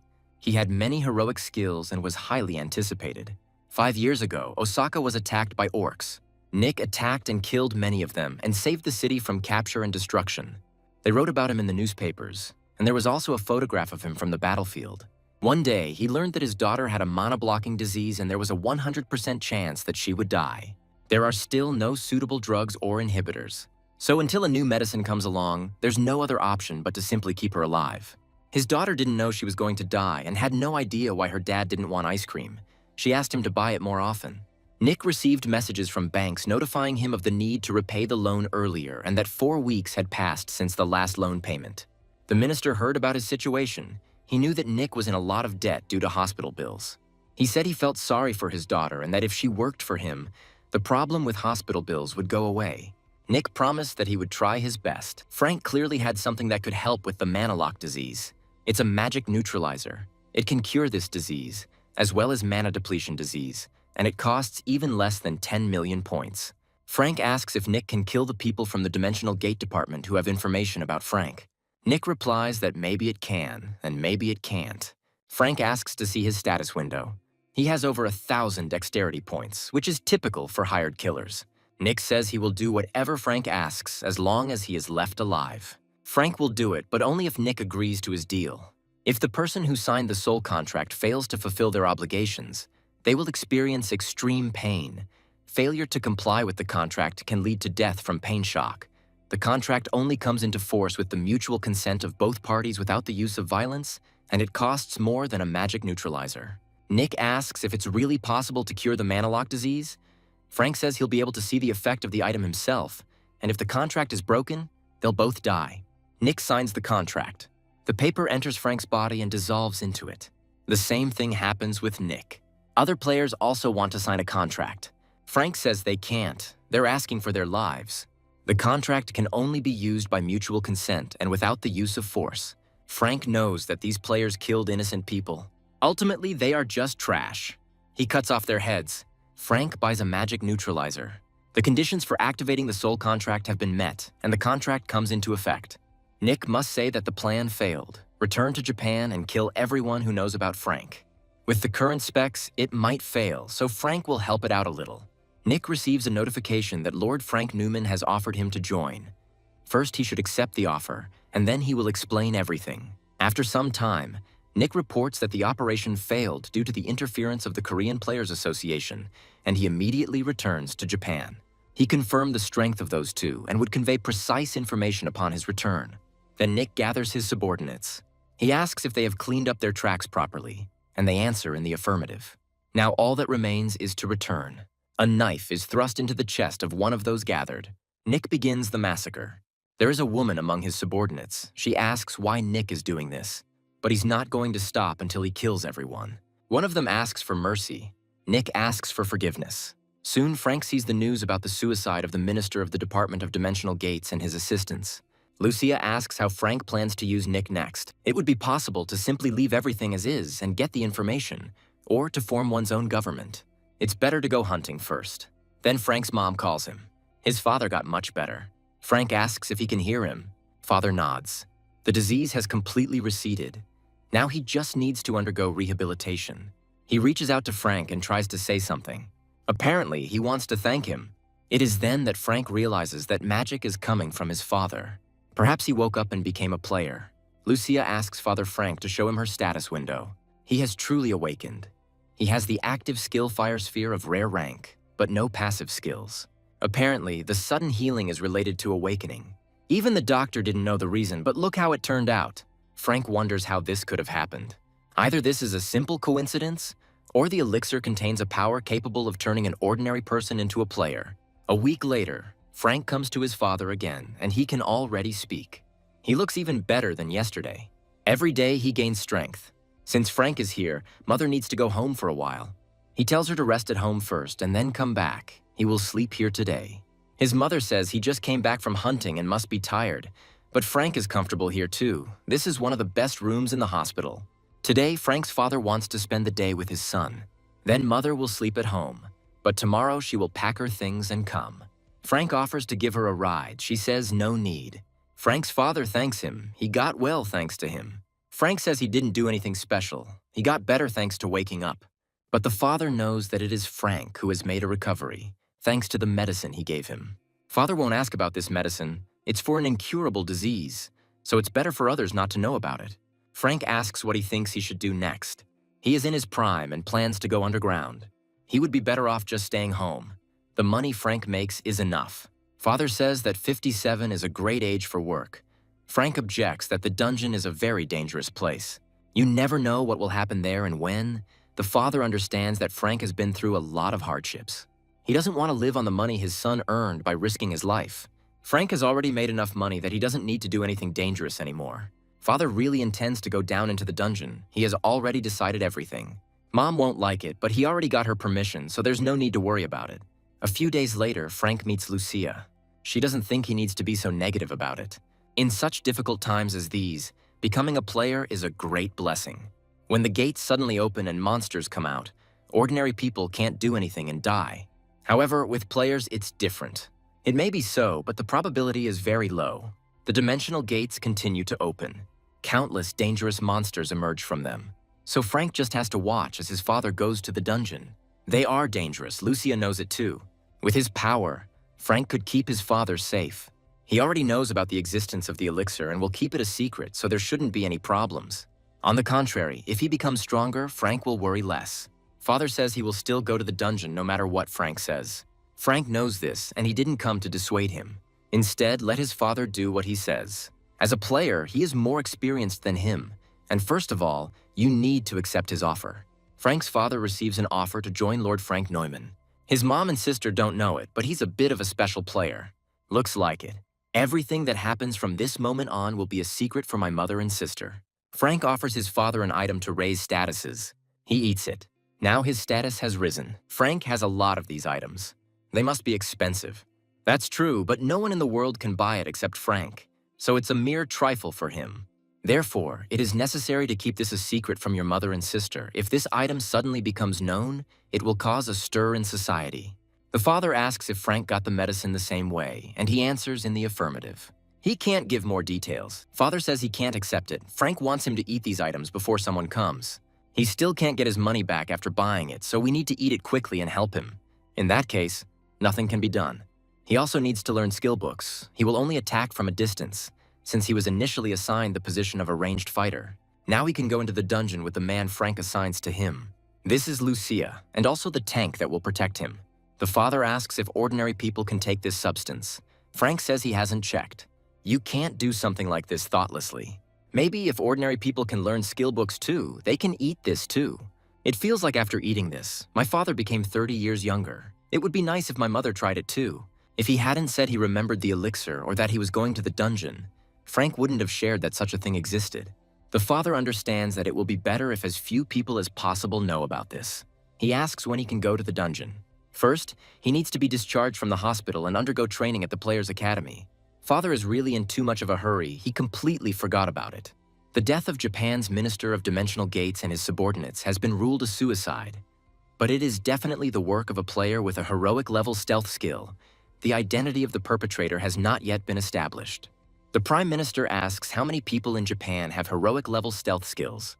Since players do not reveal their abilities, they do not have accurate information. It is unclear how some insignificant player could kill a high-ranking government official. The Prime Minister orders border security to be tripled. Perhaps it was the opposition that did this, or it was the work of some faction within the party, although he doesn't know exactly who did it, but it was certainly one of them, and they won't stop there. The Prime Minister asks who is currently in charge of the secret agents, and is told that no one is currently in charge, as all the senior management has died. This is temporarily handled by Nick Do, the hero of Osaka. The Prime Minister would like to contact him in secret. He has some business for him. After some time, Frank gets a call from Nick. He reports that he met with the Prime Minister, who instructed him to fabricate accusations of corruption against factions within the party and opposition parties opposed to him. He ultimately plans to cover it all up by making it look like suicide. Apparently, he relies heavily on Nick. Frank tells him to follow the Prime Minister's instructions and earn his trust. If he succeeds, he will strengthen his influence in the Players Association or the Dimension Gate Department. Next, Frank asks Nick about his trip to America, and he says everything went well. Thanks to the medicine Frank gave him, Nick's daughter recovered. She plans to continue living with her mother in America. It would be good to hide the fact of her healing. Nick plans, as before, to send a large sum of money for her treatment. There's no need to contact Frank from now on unless something serious happens that affects him or Korea, and Nick should handle things on his own. Now you don't have to worry about it. After some time, the player goes hunting in an orc dungeon. He shows his ID. He would also like to work as a security officer. He activates the fire sword. Orcs are attacking. The fire sword leaves them no chance. Soon, all the monsters are defeated. Even after becoming a security officer, you can continue hunting. Here, a new group of monsters appears. The player prepares to attack. Suddenly, an axe flies from above. It hits the player. It was the leader of the orcs. The security officer realizes that the player has died. It is unclear what happened that caused him to be harmed by the orc. The main monster cuts off the guard's head. Now it's the second one's turn. The orcs kneel before their leader. He attacks another player. He crushes his head with his huge hand. Orcs attack players. People on the street notice that something is happening. The gates opened and monsters came out of them. They start attacking everyone around. Their leader is watching. He clearly likes what's going on. While they were away, the association called. Frank calls back, but the answering machine says the subscriber is unavailable. Breaking news, a wave of monsters has opened up near Sinchon Station. Lucia says these aren't just any monsters, but a group of orcs. Perhaps the monsters are evolving and becoming stronger. Orcs are the monsters that are most similar to humans. Non-combat orcs are of normal level, but if they become soldiers, they can already be of rare level. Their leader may be of heroic level. In rare cases, it reaches legendary level. Lucia saw it with her own eyes. An army is sent to fight the monsters. Machine guns and tanks open fire on the orcs. I wonder how much stronger these orcs have become. Players hope to get rid of them all at once. Orcs flee from the rising ice wall. They seem to be losing. There are severed heads of orcs all around. It looks like Frank was worried for nothing. The attack continues. Here the orc leader appears. It emits a deafening roar. Frank was under the effect of the mind-suppressing skill Battle Cry. When under the effect of the skill, the body is paralyzed for 10 seconds. The indomitable spirit is activated, and resistance to the battle cry is shown. This is the worst thing Frank expected. Under the influence of the battle cry, the monsters rush to attack again. Now the advantage is on their side. Orcs are killing players one by one. Their leader approaches the player, whose body is paralyzed. Another player rushes to her aid, but the orc leader crushes him into the ground with his giant foot. Then he is attacked from all sides. The chief swings his axe, causing storms. It's unclear why some orcs are so strong. They may even die here. Black lightning explodes around the orc leader. Frank attacks him from behind. However, he is ready to repel the blow. Frank sinks to the ground. The orcs rush to attack. Frank activates the lightning. The player calls to stop the orc chieftain. Another says they should retreat. Frank agrees. It activates the flicker. The mana flow is unstable. The activation is cancelled. These monsters are well prepared. There is a sorcerer standing on the roof. The players are told to retreat. A legendary level orc has appeared. Frank considers whether to do as Lucia taught him. He will die if he doesn't dodge. Or maybe he will become disabled or die. The survival instinct is activated. Frank attacks the chief. He stabs him with his sword. Then Frank attacks again and again. The players are amazed. Frank tells them to retreat. It's a temporary buff, so he won't be able to hold him off for long. The orc chieftain swings his axe. The survival instinct has ended. Frank activates the black robe. The players are running. A circle of fire appears above them. There is an explosion. Players take refuge in a temporary shelter near Sinchon Station. Frank's powers are still not enough. Then one of the players calls out to him. She asks if he remembers her. This is the girl who said Frank was her type when he defeated the Blue Dragon. This is Helen Stone. She is delighted that Frank remembers her name. He can't help but know him. Among all the rankers, she has a unique ability. With her specialization as a demonic spearwoman, she even appeared on television several times. She's a famous ranker even for ordinary people. Helen thanks Frank for his help. If it weren't for him, something bad would have definitely happened. Previously, they were in the same punitive detachment. Although Frank doesn't remember them, they haven't seen each other for a long time.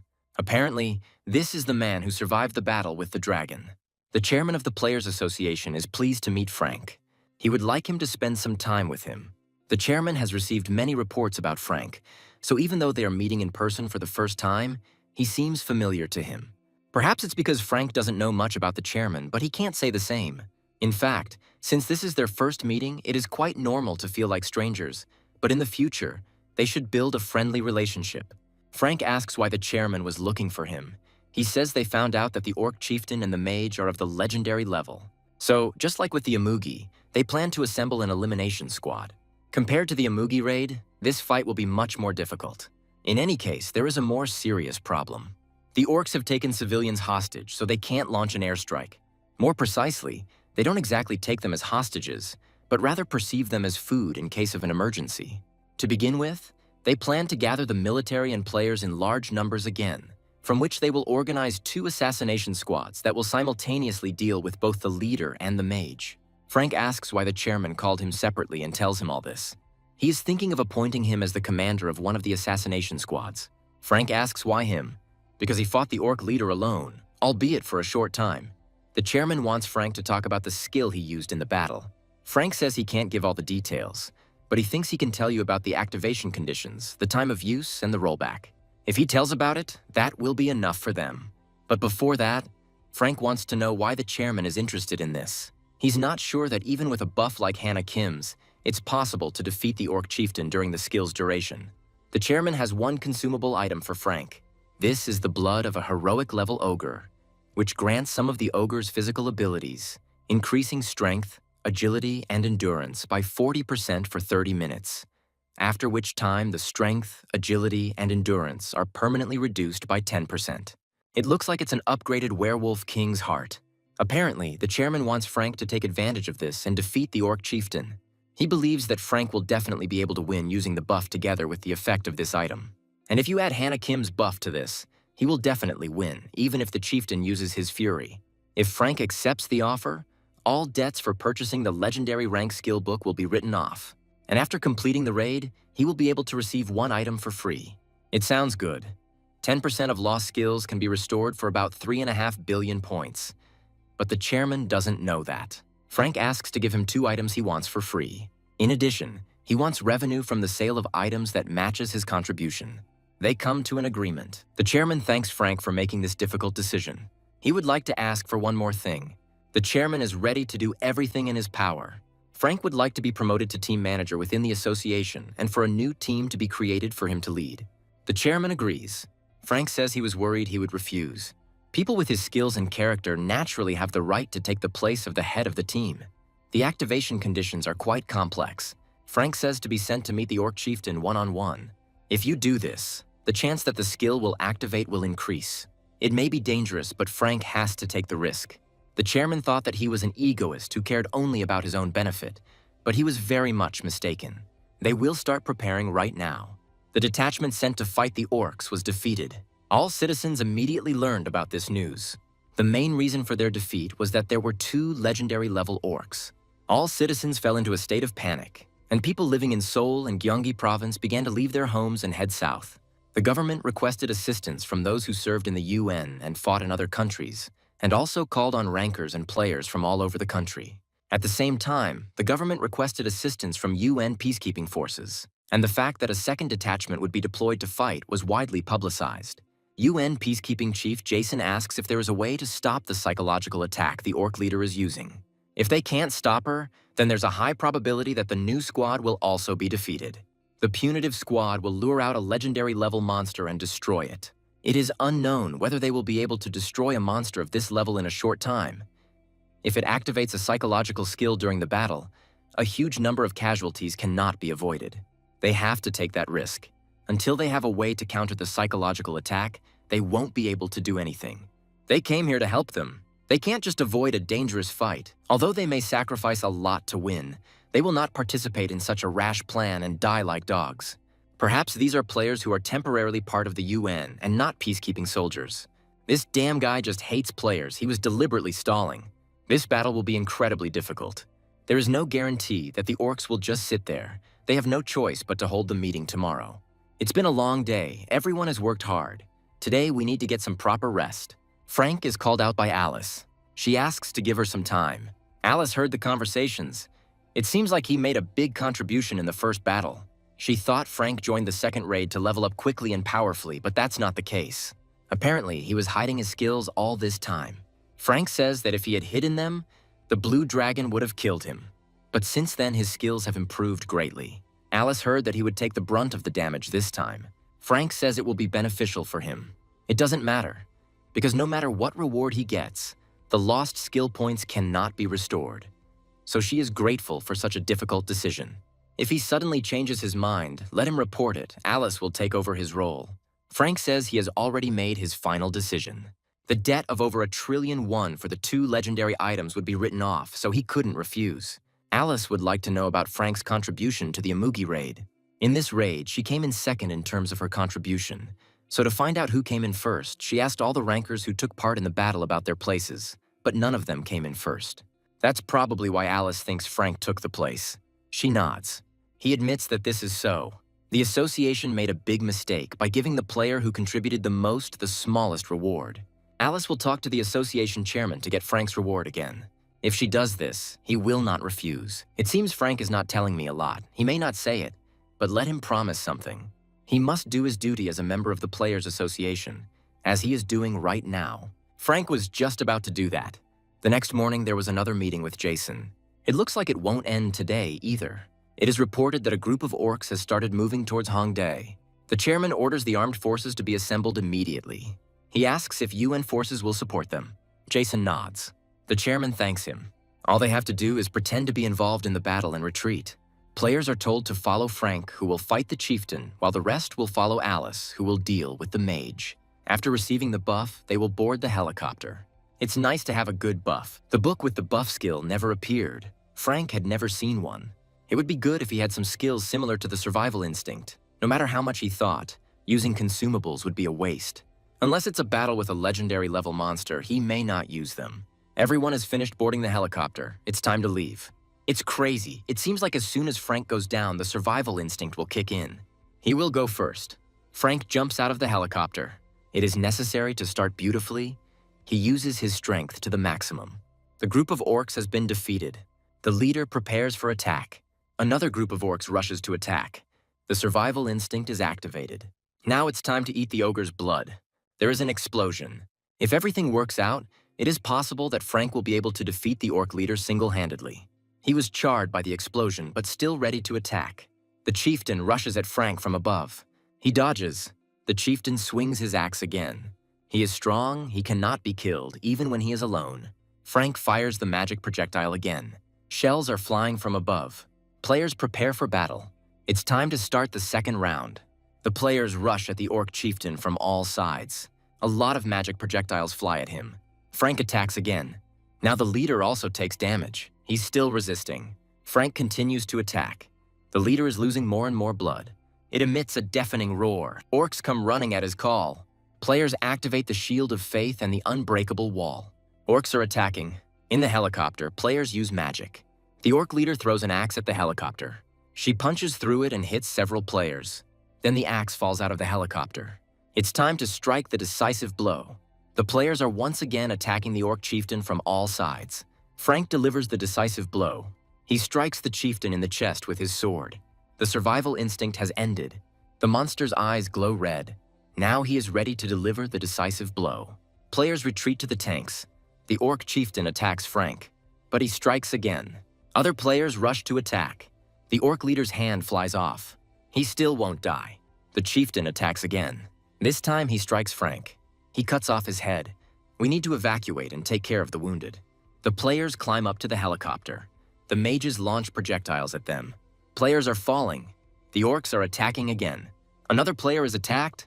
The one in the helicopter sees this. He says all survivors are on board. Frank is tired. I wonder if Alice won. Frank asks the intelligence officer if the raid on the mage was successful. The officer hesitates to answer. Finally, she says the raid failed. It wasn't just a failure. It was such a crushing defeat that over 90% of their fighters were killed during the raid. Frank asks what's wrong with Alice. The officer says she's alive. But as far as she knew, she was seriously wounded and retreated. Here is a list of survivors. After some time, the players watch a video of the battle with the mage. It grew to gigantic proportions, and he began to attack the players with a fiery fist. He breathed fire and threw it. Apparently, this monster has a skill similar to Wild Instinct. Although Frank's injuries have healed, he must be careful, as internal wounds cannot be healed even with healing magic. If a wound is caused by magic, its remnants remain in the body and prevent the use of one's own mana. Although minor wounds from magic heal quickly, in the case of serious injuries, its remnants remain for a long time. Frank asks to tell him how Alice is. The chairman says the external injuries have been treated, but the internal ones are so serious that they will have to care for her for a week. There is currently a fierce battle going on. At least thanks to the fact that Frank's team dealt with the orc leader, their morale has dropped noticeably. Without it, it is much easier to use military force. Frank says he'll help too. But recently he was on the verge of death. Seeing this, the chairman thinks that it is better for him to just recover. Frank is fine, and if he helps even a little, their casualties will be reduced significantly. The chairman thinks that he is very upset about the loss of statuses, but still goes to the battlefield without showing it. Other players say they will go too. They must avenge their fallen comrades. They will all go together. The chairman will lead them. Frank jumps out of the helicopter again. Orcs are attacked by lightning. Hunting heroic orcs is much easier. Now they will show them. The chairman launches a fireball at the orcs. He throws fire again and again. It turns out that he is very strong. He has such destructive power that he quickly deals with magicians. He gives out a calling cry. The orcs rush towards him. The players think they are running away. The chairman orders to follow them and leave no one alive. These monsters have made such a mess here, and now they are running away somewhere. Frank activates the shimmer and appears in front of the orcs. Now he uses lightning breath. It seems that the situation is better now than before. Suddenly there is an explosion. It was set up by a magician, and Frank must catch him. Fireballs hang over him. Frank dodges the explosions. He won't let the magician go anywhere. The orcs appear again. Frank shoots lightning at them. The mage transforms into a fire giant. Jason is watching this. The UN Joint Force will provide rear support. The fire monster attacks Frank. He hits the ground with his fist. The players rush to attack. The monster is hit by a multitude of weapons from all sides. The flame is dying down. There's still a little bit left. Frank prepares to attack the monster with lightning breath. He attacks.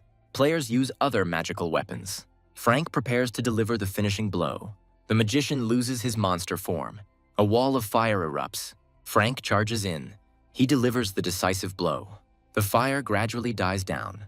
They won. Frank is being watched by Jason, who thinks he is a magical swordsman. They must win him over to their side. Jason didn't think that besides Alice Lair, there was anyone else in Korea who was so strong. The battle ended in a great victory for humanity, but they were unable to destroy all the orcs. Some of them fled to their home world. The Korean government announced the victory of the second raid, and after the success of the first raid on the legendary Imugi, the victory over the legendary tier orcs was widely publicized throughout the world. Although Korea seemed quite strong on the outside, many rankers and high-level players had died, and the government was worried because it was unknown when another legendary-level monster might appear. Frank comes to visit Alice at the hospital. He asks how she feels. Alice says that the external wounds have already healed. She doesn't use magic on purpose, so she'll be back to normal in a couple of days. Frank tells her not to blame herself too much. There was nothing to be done. Alice thinks it was her mistake. She must become stronger, if only so that next time she does not experience such terrible pain. If next time she meets an orc mage, she will definitely avenge her comrades. There's no need to worry. Alice isn't the type of person who would be broken by something like that. She thanks Frank for avenging the dead in her place. He just did what he had to, and he couldn't have done it alone. However, it is true that he made the biggest contribution. If it were not for him, everything could have failed. Alice asks how he feels, since he's basically had 2 fights in a row. Frank says he's fine. It's surprising, even though he got 2 legendary-level skills, he must have also lost a lot of statuses. He just has to try harder to level up and hopes Alice will help him with that. The Orc Chieftain and Mage Hunt yielded 7 items, all of which were legendary. Among them was the axe used by the chief. The Orcs took one with them when they fled, and the Rankers took the remaining one. Other items may not be suitable for Frank. Moreover, he is already collecting a set, so he doesn't need them. If you exclude these 3 items, there are still 3 skill books left. Frank was promised 2 free items, and the first one he liked was the legendary skill book, Battle Cry. The auction is declared open. Bids are now being accepted for the Battle Cry skill book. All the major guilds gathered here. Someone offers 1 trillion. The final price is 1,007,500,000,000. The auctioneer asks if anyone can offer more. Frank offers 2 trillion. No one can offer more. Battlecry is sold. The Kyushu disaster was partly due to a delayed reaction, but given that the monster was flying, it could not have been avoided. They lost Kyushu Castle, which was home to over 15 million people, and if they left things like this, the monster would definitely reach mainland Honshu. Korea has dealt with 2 legendary-level monsters. They need to quickly request support from Korea. It is clear that other countries will also fight for its support. The Minister of the Interior will submit an official request to dispatch a team to destroy a legendary-level monster. Japan asked for support, but they have their own problems, and the government's exaggerated publicity campaign worked almost too well. Korea is in this situation, and the Japanese want them to help another country. The government says this because elections are currently underway. Frank is informed that the chairman is looking for him. They decided that the team Frank would lead would be a squad of assassins. Frank thought it would be a temporary team to fight legendary monsters. The chairman had thought of everything. They would create a squad of assassins led by Frank, and if a legendary-level monster appeared, they would expand this squad with other rankers. It's like a reserve force being called up for battle. While Frank is the only one on the assassination squad, if there is someone in the association he would like to take, he can consult with the captains of each team and choose. Frank asks if he can take someone who is not directly involved in the association, and the chairman says yes. If the goal is to fight legendary-level monsters, then the criteria for selecting team members must be strict. The chairman will leave it up to Frank because the assassination squad was created to achieve long-term results. And if not immediately, then in the long term, Frank will be able to choose talents that will help him in raids on legendary-level monsters. Perhaps these are two good conditions, because the more he has, the more difficult it will be to leave. Frank will start by using the Lord's Banner skill and attempt to recruit players who haven't even managed to change their first profession. High-level players are treated well wherever they go, so they don't come often. First of all, Frank would need too many leadership points for such high-level ones. He will grow in the shadow of those people who know his secret along with Lucia. And in the sun, he will grow as many low-level players as possible. As players in the sun level up, they won't be able to escape Frank due to the high penalties for breaking their contracts. This way, he will be able to take over the entire association.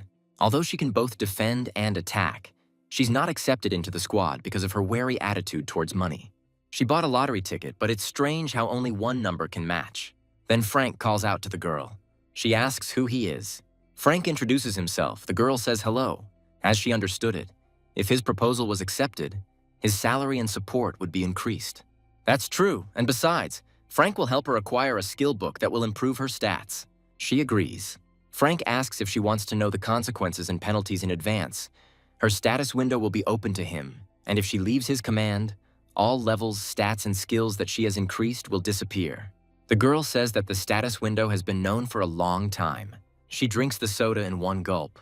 Besides, she is in a hurry now, so she doesn't have time to worry about the consequences. Frank invites her to join. The girl accepts the offer. 10 leadership points are spent. Frank now has 5 subjects under his command, and he has a new skill, Summon Lord, which allows him to give orders to his subordinates regardless of distance. The girl is happy that she is now at least a part of some team. She wonders why she hears Frank's voice in her head. It's because of the special skill. Magic is almost not consumed. As Frank promised, here are the skill books. The girl thanks him. Her salary will be increased starting tomorrow. These are just normal level skill books, but apparently life is very difficult for players. Frank thought that 1 or 2 people would refuse his offer. However, there is nothing to worry about. The news has probably already reached the chairman. A month later, he is informed that the assassination squad has 316 new members, and none of them have any connection to Frank Neumann. No matter how thoroughly they investigated, they didn't even know each other until he recruited them into the team. 316 people who didn't even go through their first career change. Even if you think of it as an investment in the future, the efficiency is too low. Frank hadn't even met the players he found, so he was obviously up to something. After some time, Frank receives a call from an unknown number. He picks up the phone. This is his friend, Stephen Black. They lived in the same area since childhood. This is his old friend, with whom they went to kindergarten, elementary school, and college together. They lived as a family, so they called each other's fathers uncles. Stephen asks why Frank didn't tell him he changed his number, and he says he was a little busy. No matter how busy he was, he had to send a message that he had changed his number. Stephen heard that Frank's father had woken up.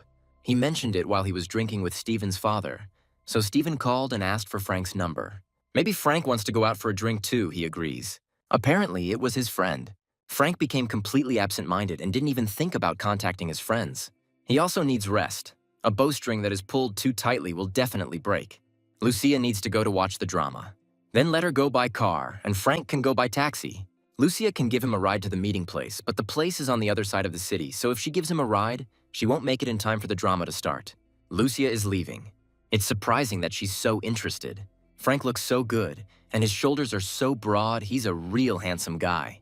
He says it's all down to hard work and muscle power. Stephen still enjoys mixing soju and beer. Frank asks what he is doing now. Stephen works in the sales department of Osen.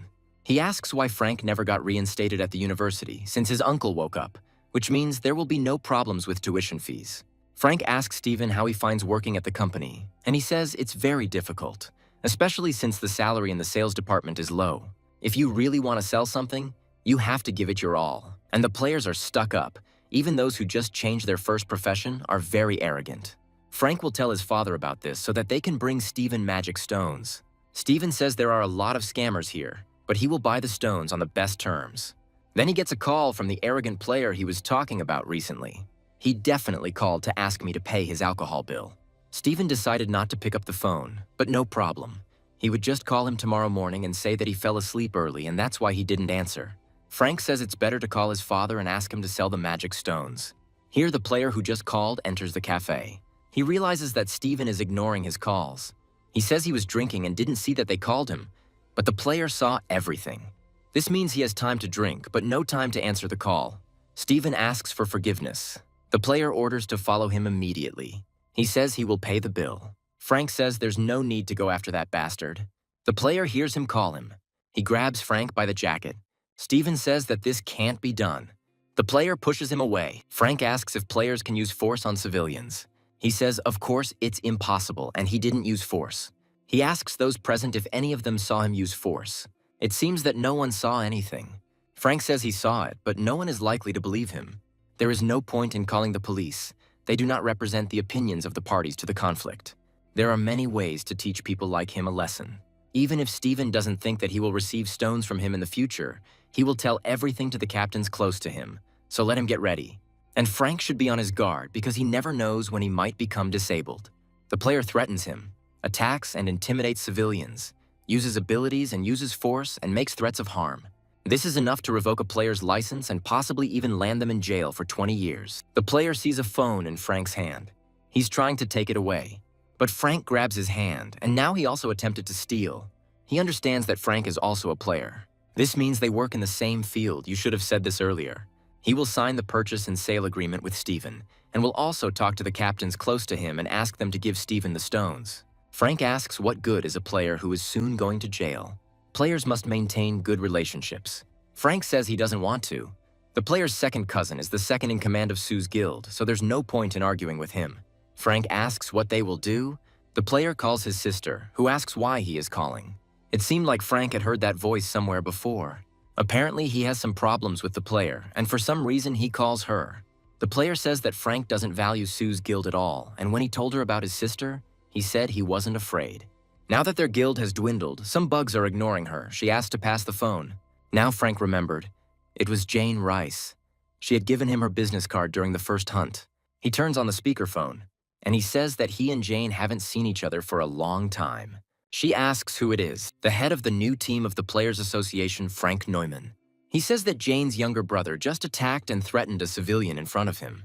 He used powers and skills outside the dungeon that could harm ordinary people, and also attempted to commit theft. However, it seems he did these actions believing that the Sioux Guild would stand up for him. If the Vice Guild Master's second cousin was so arrogant, then the guild members would probably act the same way. Perhaps Frank should consult with the association chairman and conduct a special audit of the guild. Jane says that this boy has nothing to do with Sue's guild. He's just using her name.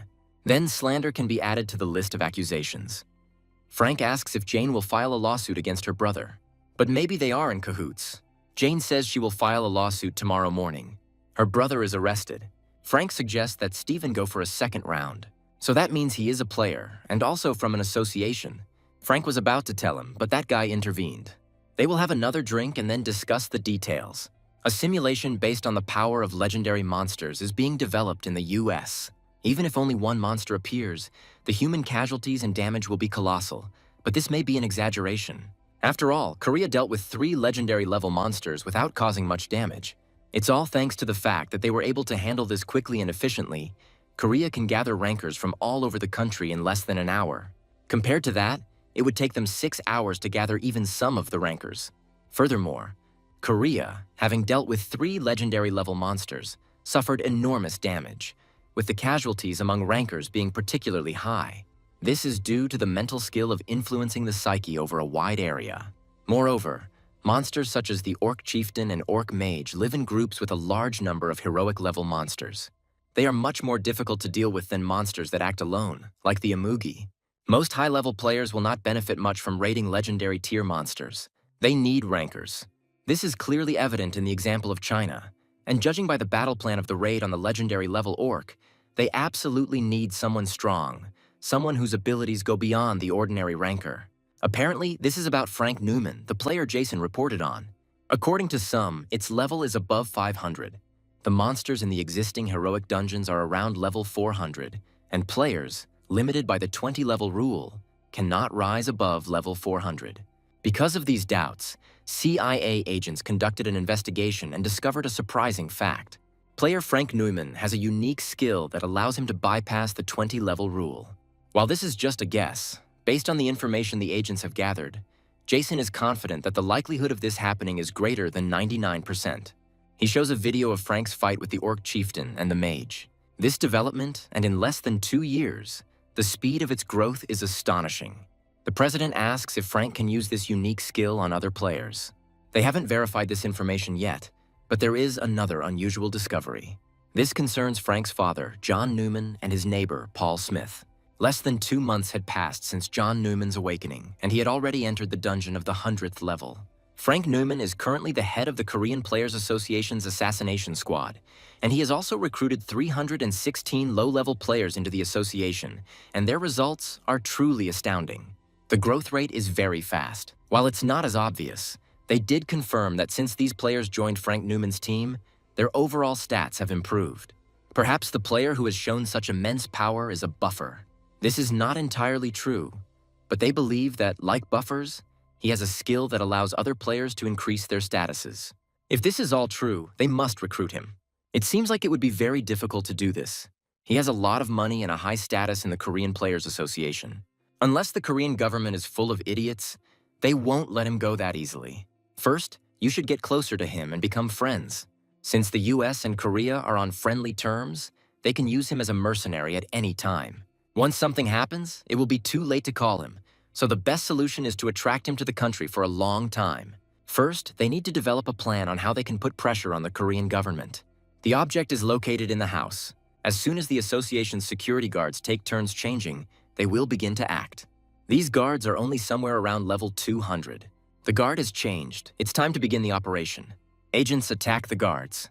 They are pushed into subspace. The door to the apartment where Frank's mother and sister live opens. One of the agents enters. He uses some skill. It turned out too weak. She has a magic item. You need to aim at the arms and legs. They must kidnap her alive, no matter what. The ring is broken. Frank's mother is about to be kidnapped. Frank appears and stops the agent. It activates the breath of lightning. The agent's face was burned to the bone. The rest start running. But Frank won't let them go that easily. He stabs his mother's attacker with his sword. Other agents jump out of the window, but they can't leave like that. Frank activates the double arrow. We just need to destroy them. The agent cuts through the magic arrow, but inside her lies the breath of lightning. Explosions are heard. Frank calls Lucia to protect his mother. Now he moves to the warehouse where his sister was taken hostage. He is told not to move and to slowly back away. Frank sees a notification about using the subspace skill. These bastards prepared carefully. He must enter the subspace now if he does not want to see his loved ones die. He will go, but if any of them harm his sister, they will all die. The agent says they don't mean to harm her. If Frank enters subspace calmly, she will follow. Frank enters. The move should work. If Frank's sister doesn't want to die, it would be good to accept the offer. She is ordered to accept it immediately. Suddenly, the agent's hand flies off. There is an explosion. This is Frank, and he's inside. He launches lightning again. Then his hand emerges from subspace. It is not clear how this is possible. Another agent is enveloped in lightning. Frank emerges from subspace. He stabs the agent behind his sister with his sword. She sees that Frank is missing half of his body. She faints. Frank almost died. The move was partially successful. Frank puts his sister to bed next to their mother. Lucia will look after them. She says that she will protect them even at the cost of her life. As Frank thought, they had now reached their father. He goes to him and to Paul Smith. They repel the agent's attack. It's not easy to close the distance. They have to attack all at once. The agents rush to attack. Here someone appears ahead. This is Frank. He attacks the agents with a sword. Explosions are heard. Those who miss them run away. A wall of ice rises in front of them. They destroy it with swords, but Frank is already in front of them. It activates the ice storm. There is another explosion. Agents are calling for his death. They are going to attack him from above. Frank activates the absolute shield. Attackers cannot penetrate it. He continues to be attacked. Frank repels the attack. He has not yet fully recovered. I wonder what they ate. They continue to attack. One of them crashes into the shield. Paul Smith enters the fray. Frank's father joins him. Explosions are heard. The survivors try to capture Frank's father. He stops them with a mental skill. They are paralyzed. Then Frank launches lightning bolts at them. They just need to take him hostage. Frank's father dodges the blows. There is another explosion. Finally, everyone is defeated. Frank's father asks how badly he was hurt. He says there are no injuries, just a little blood. The father is puzzled as to why they attacked them at all. Judging by their speech, they were Chinese. That's right. Now we need to find out the reason. Frank thought so. Those bastards wouldn't leave them alone. He will make them cry tears of blood for messing with him. Soon, Frank informs the chairman that his family was attacked by the Chinese. They tried to take them hostage and take him to China. Perhaps if they failed, they were going to kill him. The chairman asks if they were definitely Chinese. Frank tested this using the truth contract skill. The chairman asks if anyone is left alive. Frank says he killed everyone. But there were about 100 of them, and there should have been bodies left behind. The battle was fierce. Frank had to use all his strength, so he simply incinerated them. He single-handedly took on hundreds of high-level players. They can't let him get taken away. For safety reasons, it would be better for Frank to stay with his family at the association's headquarters. He will do so. The chairman is very sorry that he had to deal with this. In the future, they will provide his family with the protection of higher-level players. Frank is grateful. He thinks about how to get rid of people who threaten the safety of his family. Even though he has the Veil of Darkness skill, it is unlikely to be able to completely hide his identity. Lucia offers to send her. Frank is against.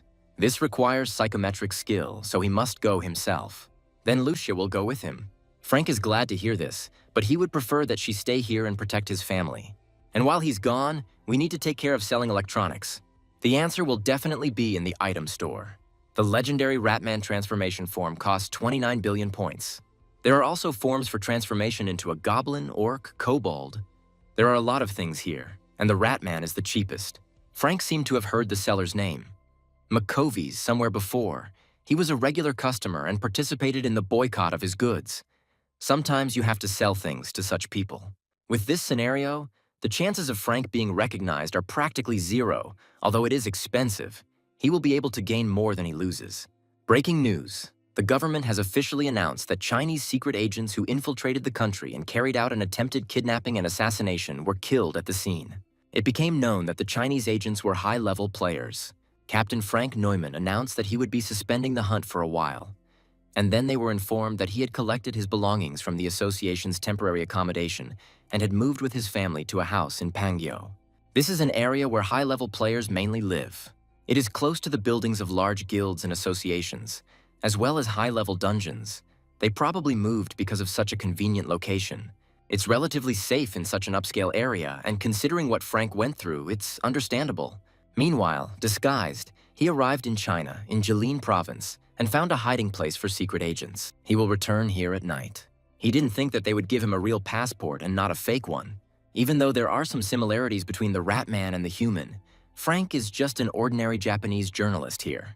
It's time to start the transformation. He turns into a Ratman. Perfect. Even the weapons have changed.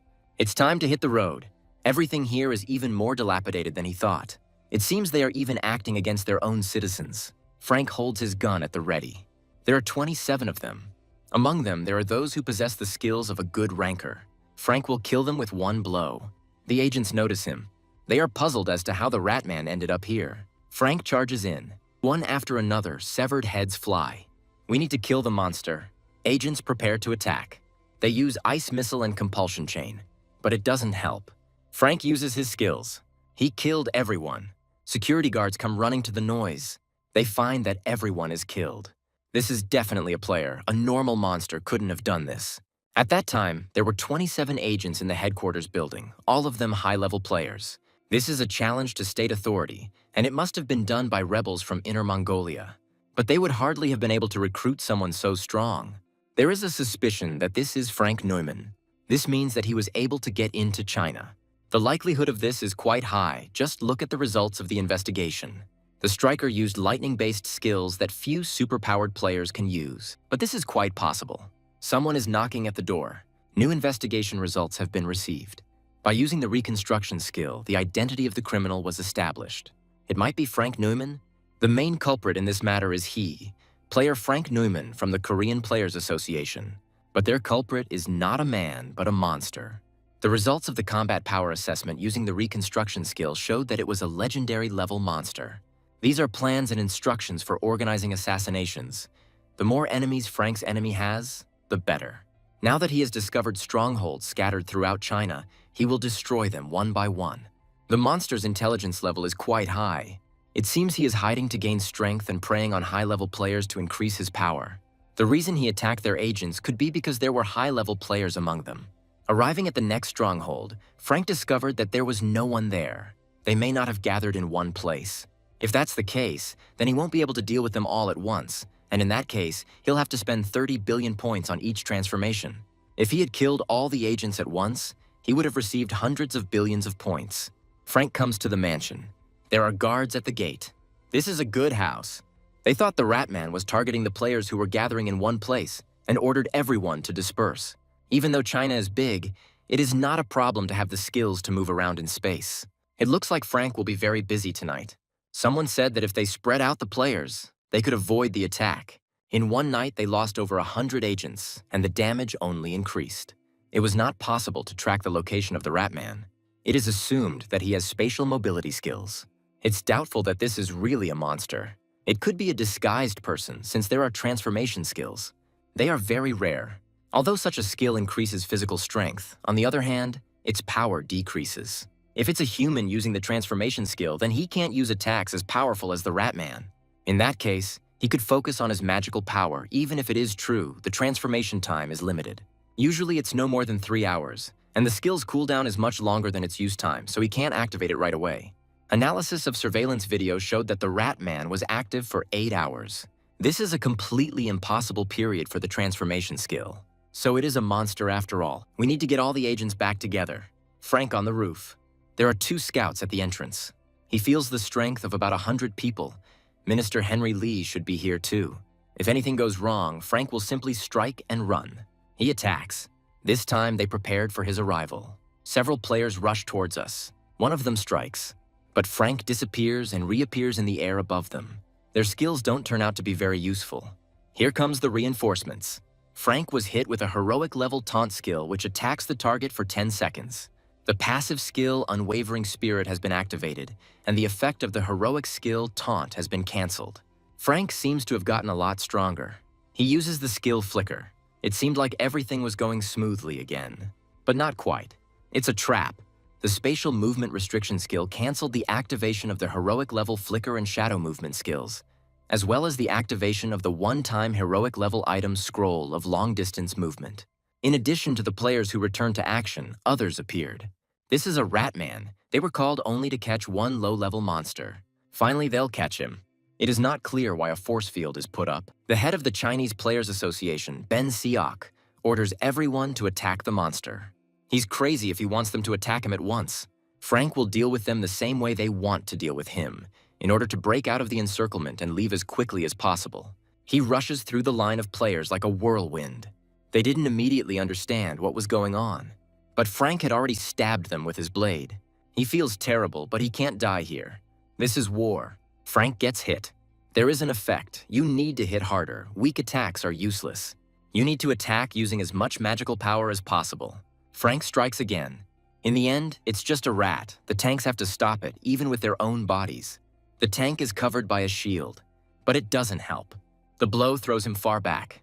There are a lot of people here. It seems Frank has killed over 1,000. He went into berserker mode. They almost caught him. Stamina decreased by 10%. The legendary passive skill Berserk is activated. Strength, magic, willpower, and agility are increased by 40%.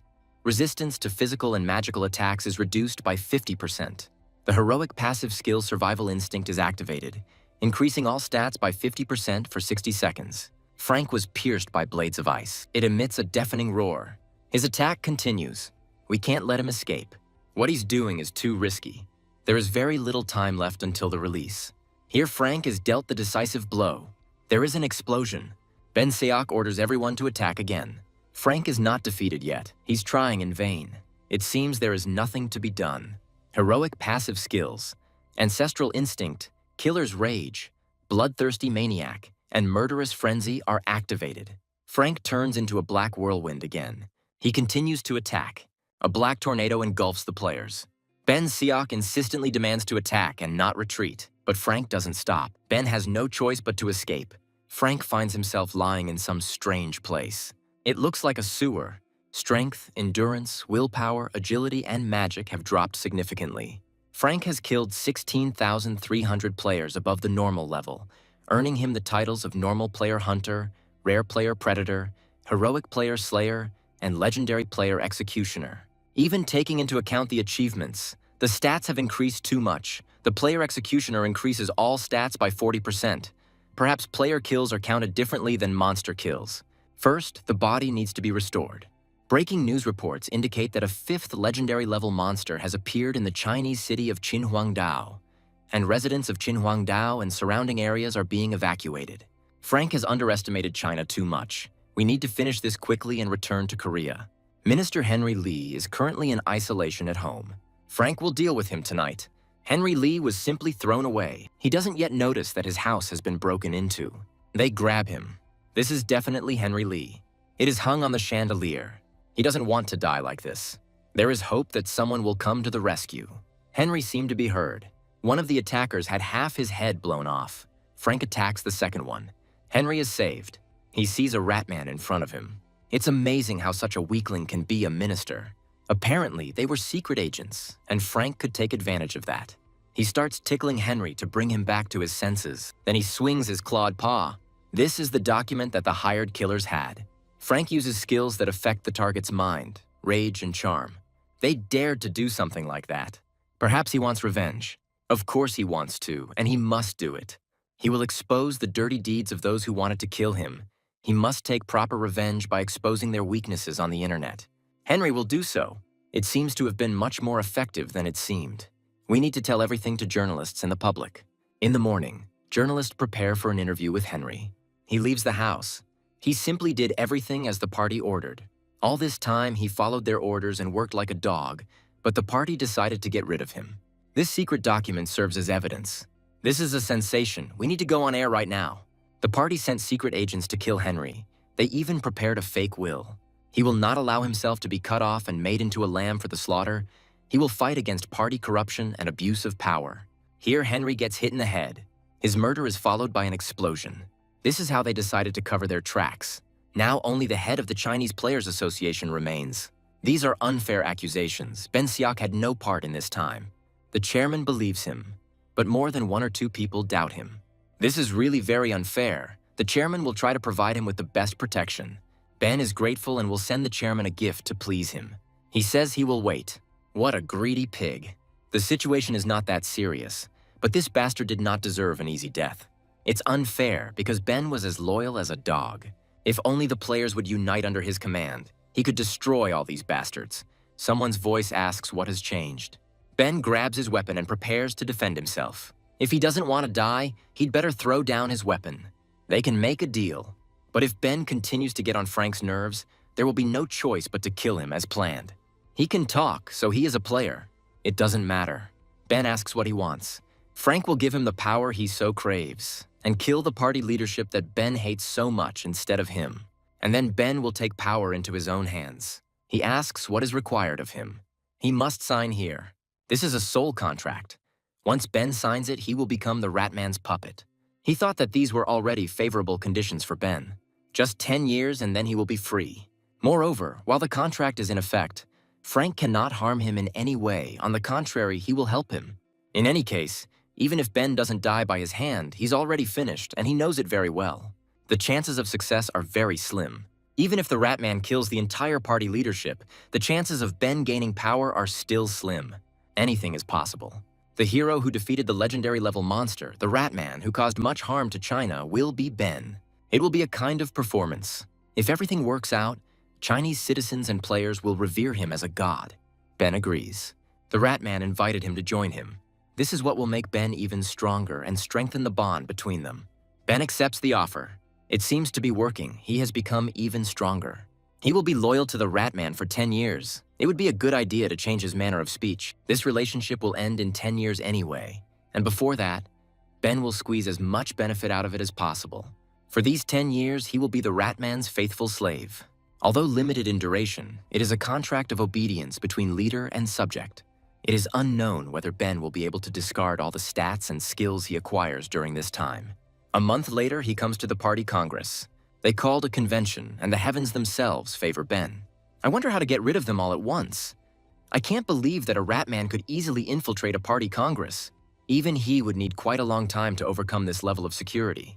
Perhaps during this time, everyone will be able to escape. Frank never thought he'd get a chance like this. There are practically no players inside, so it will be quite simple. Frank will only kill the bad guys and be done with it. It's time to begin. A flash appears. The convention participants think that someone is using magic. It blows their heads off. Then Frank kills the man standing on the podium. There are several players among the participants of the Congress. There is an explosion. The attacker may have died. But this is not true. It makes a creepy sound. This is the cry of a rat man. He attacks. The players have no equipment. Frank uses lightning strike. The party members start to run. Frank will first figure out his goals. Now it's Ben's turn. They are running away again. China will fall if this monster is not dealt with here and now.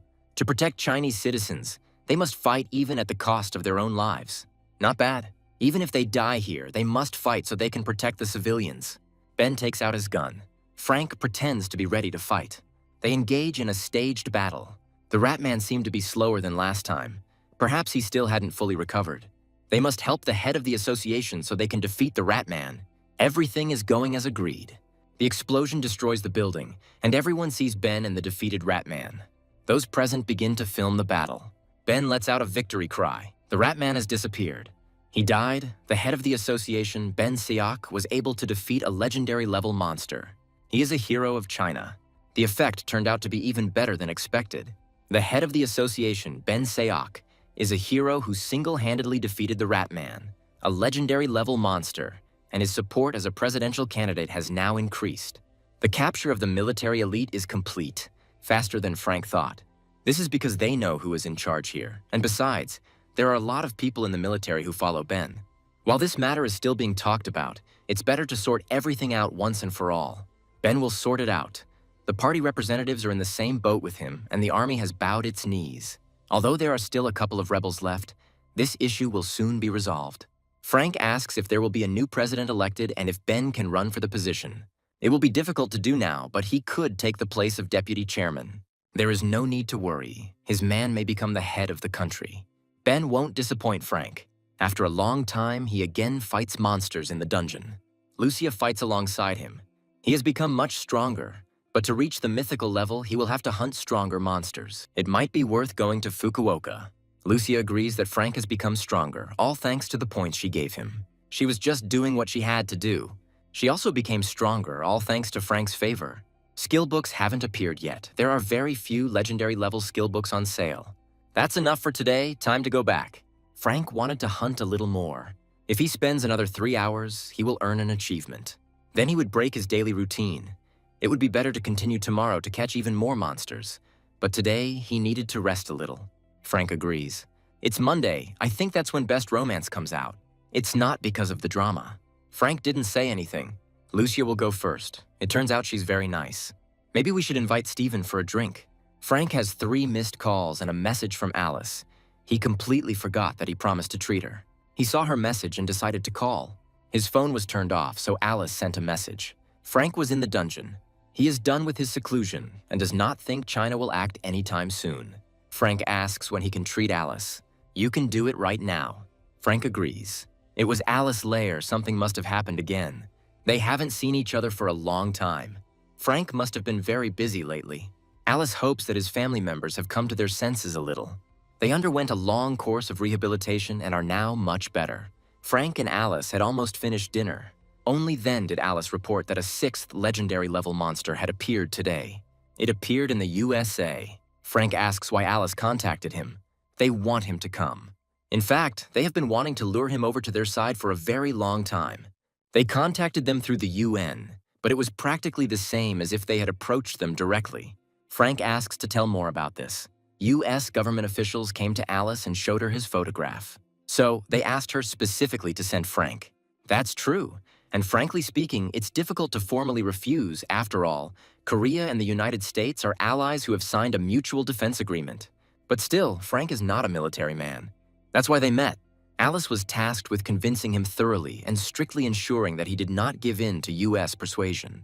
It seems the association is in a very delicate situation. Alice appreciates your understanding. But this doesn't mean that Frank is obliged to fulfill the association's request. And besides, fighting the legendary monster is dangerous. This is true, so the association has prepared a decent compensation. To begin with, they will change the distribution of income from magic stones. He gets 100%. He could have simply taken everything for himself before. He will also be granted personal tax benefits, which he currently receives because he is registered under the auspices of the association.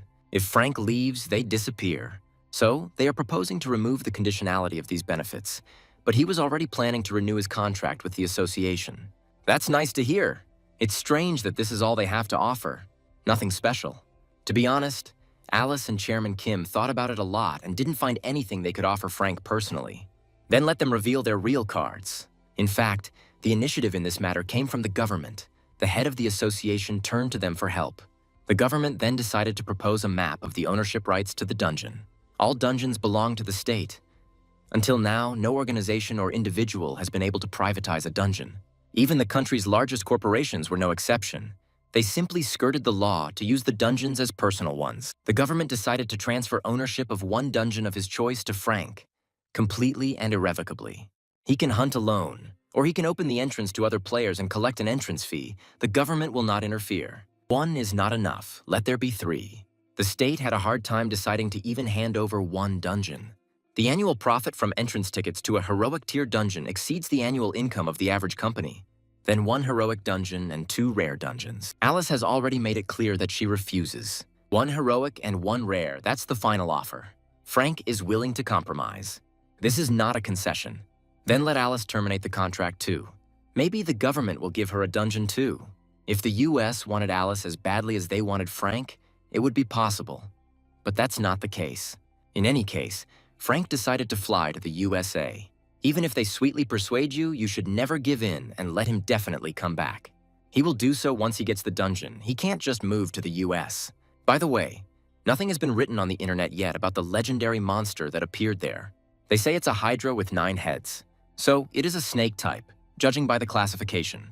Great, just going there is already a benefit, and then there's also the right to the dungeon. Luckily, the area where the spatial portal opened is not a city, but a remote wasteland. So it seems there have been no casualties so far. So, for now, the Hydra is sitting quietly. She seems to be examining the surroundings, but does not show any active behavior. Frank asks when he has to fly out. Right now. So he set foot on US soil. The government thanks him for responding to their request. While he is in the US, an agent will accompany him. You can just call him Dave. First, he'll take Frank to the anti-Hydra headquarters. Frank follows him. There are a lot of people here. They say the United States is the most powerful country in the world in terms of raids, and it seems these are not empty words. William, the head of the Hydra Control Headquarters, is pleased to meet a legendary monster hunter. It is an honor for him. They haven't had any raids against monsters like this before, so Frank's guidance and help would be very useful. He will try to help as much as he can. Since he's here, it looks like the raid on the Hydra will go smoothly and without incident. Frank asks when the raid is planned to begin. Tomorrow at noon. The raid will begin with an artillery barrage, but if the Hydra suddenly changes route, events may begin earlier than planned. Frank will be assigned to the 1st Strike Force, a team comprised of the best rankers in the United States. It's late today, so Frank needs to get some good rest, and tomorrow he can get to know the others briefly. Perhaps it would be worthwhile to work together with the team in advance. Although Frank is listed in the 1st squad, he has a free role. In battle, he can act at his own discretion. It starts at noon. There is little time left. Frank will end this tonight. Perhaps William exalted him too much. This was an order from his superiors, and he is fully worthy of such words. One might think that he single-handedly killed all the legendary orcs, but it was he who made the greatest contribution. Their task is to make the best possible impression on Frank. They must cast aside their doubts and simply complete the task as required. The commander of the 1st Strike Force, number 1 in the US player rankings, appears. He asks what William can say about that brat. He doesn't know. He just does everything to make Frank feel comfortable on orders from above. I wonder how well he will do tomorrow. Possibly better than the number 1 player? If the legendary orcs had appeared in the USA, they would have been destroyed the first time. They would not have had to attack twice, as in Korea. They'll find out when they open the lid. Tomorrow they shouldn't be rude to Frank for no reason. Larry should try to behave normally, and shouldn't even think of calling him a brat. He understood everything. William need not worry. He suddenly demands that a full combat readiness regime be immediately introduced. 5 minutes ago, Frank came to the wasteland where the Hydra slept. A doppelganger is left in the room using the doppelganger requiem item to replace it. Here, Frank will be the goblin. The alibi is perfect. We need to catch the monster as soon as possible. Frank plunged the blade into him. The Hydra woke up with a scream. The bound item Dragon's Blood Blade has been upgraded to a unique legendary tier. The passive skill Blood and Steel has been increased to a unique legendary level. It seems that the monster's regeneration is also extremely fast. This guy is too slow. Hydra breathes fire. Perhaps now she will finally show her true strength. Something is wrong. Doesn't look like a legendary tier monster. It looks like he used powerful consumables with hard numbers before the fight. Even though he prepared the doping, Frank continues to suck out his strength and mana. In this case, you can attack. Frank rains blows on the Hydra. He cuts her body. He single-handedly defeated a top-tier name monster that was over 400 levels higher than him. And as a reward, he received the titles of the first legendary rank level destroyer and the one who single-handedly defeated Heracles' Hydra. The achievement has been properly counted. This is indeed a legendary rank name. Perhaps he was not in his best shape. However, that legendary Amugi ran several hundred kilometers a day, sowing chaos. Frank returns to his hotel room. Everything seems to be in order here too. It all sucked up just fine. 2 achievements and 4 legendary items. Here comes Frank. Another monster, presumably of legendary rank, appeared and killed the Hydra. If so, then he is certainly of legendary rank. It would be nice, but intelligence believes that this monster is even higher than the legendary one. They may have mistaken Frank for a mythical rank monster. The new monster dealt with the Hydra without any difficulty. Actually, she wasn't in the best shape. It's unbelievable he killed the legendary monster in just 10 minutes. Even Frank was shocked. The problem is that he disappeared immediately after the hunt. No one knows when and where he will appear again. If he appears, America will turn into hell. Frank is actually here, and he's not going to turn America into hell. Due to the skill used by the monster, the battle was not properly captured on camera, making it difficult to even determine what kind of monster it was. According to the experts' analysis, it is a humanoid monster, approximately 4 to 5 feet tall. For now, they plan to maintain a high alert status and hope for Frank's cooperation. The prolonged state of alarm without progress caused serious discontent. Due to the retention of high-level players and rankers, even high-level dungeons in the US have begun to show signs of monster waves. As a result, the US federal government lifted the state of alarm and disbanded the rankers and high-level players. Since Frank was already in the US, he might as well at least do some sightseeing. He doesn't think he has time for it. He had already had enough rest. He needed to return to Korea and hunt. You can do this here too. They have more dungeons than in Korea. Frank will also be exempt from taxes here. William asks him to stay in the US for a while longer until the situation is fully resolved. All expenses during his stay here will be covered by the US federal government.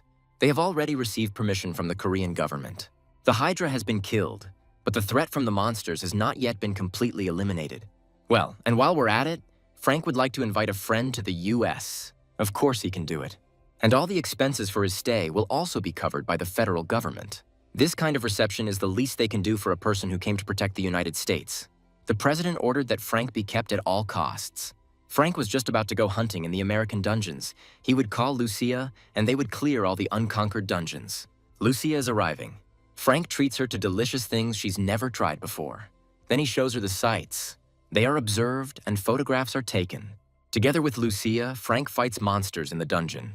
He hasn't returned. It's been more than 3 months since he left for the USA. Alice doesn't know why he doesn't come back. She was the closest to him in the association. If she doesn't know, no one else knows. They are not close at all. Kim asks if Alice called Frank. She says she did.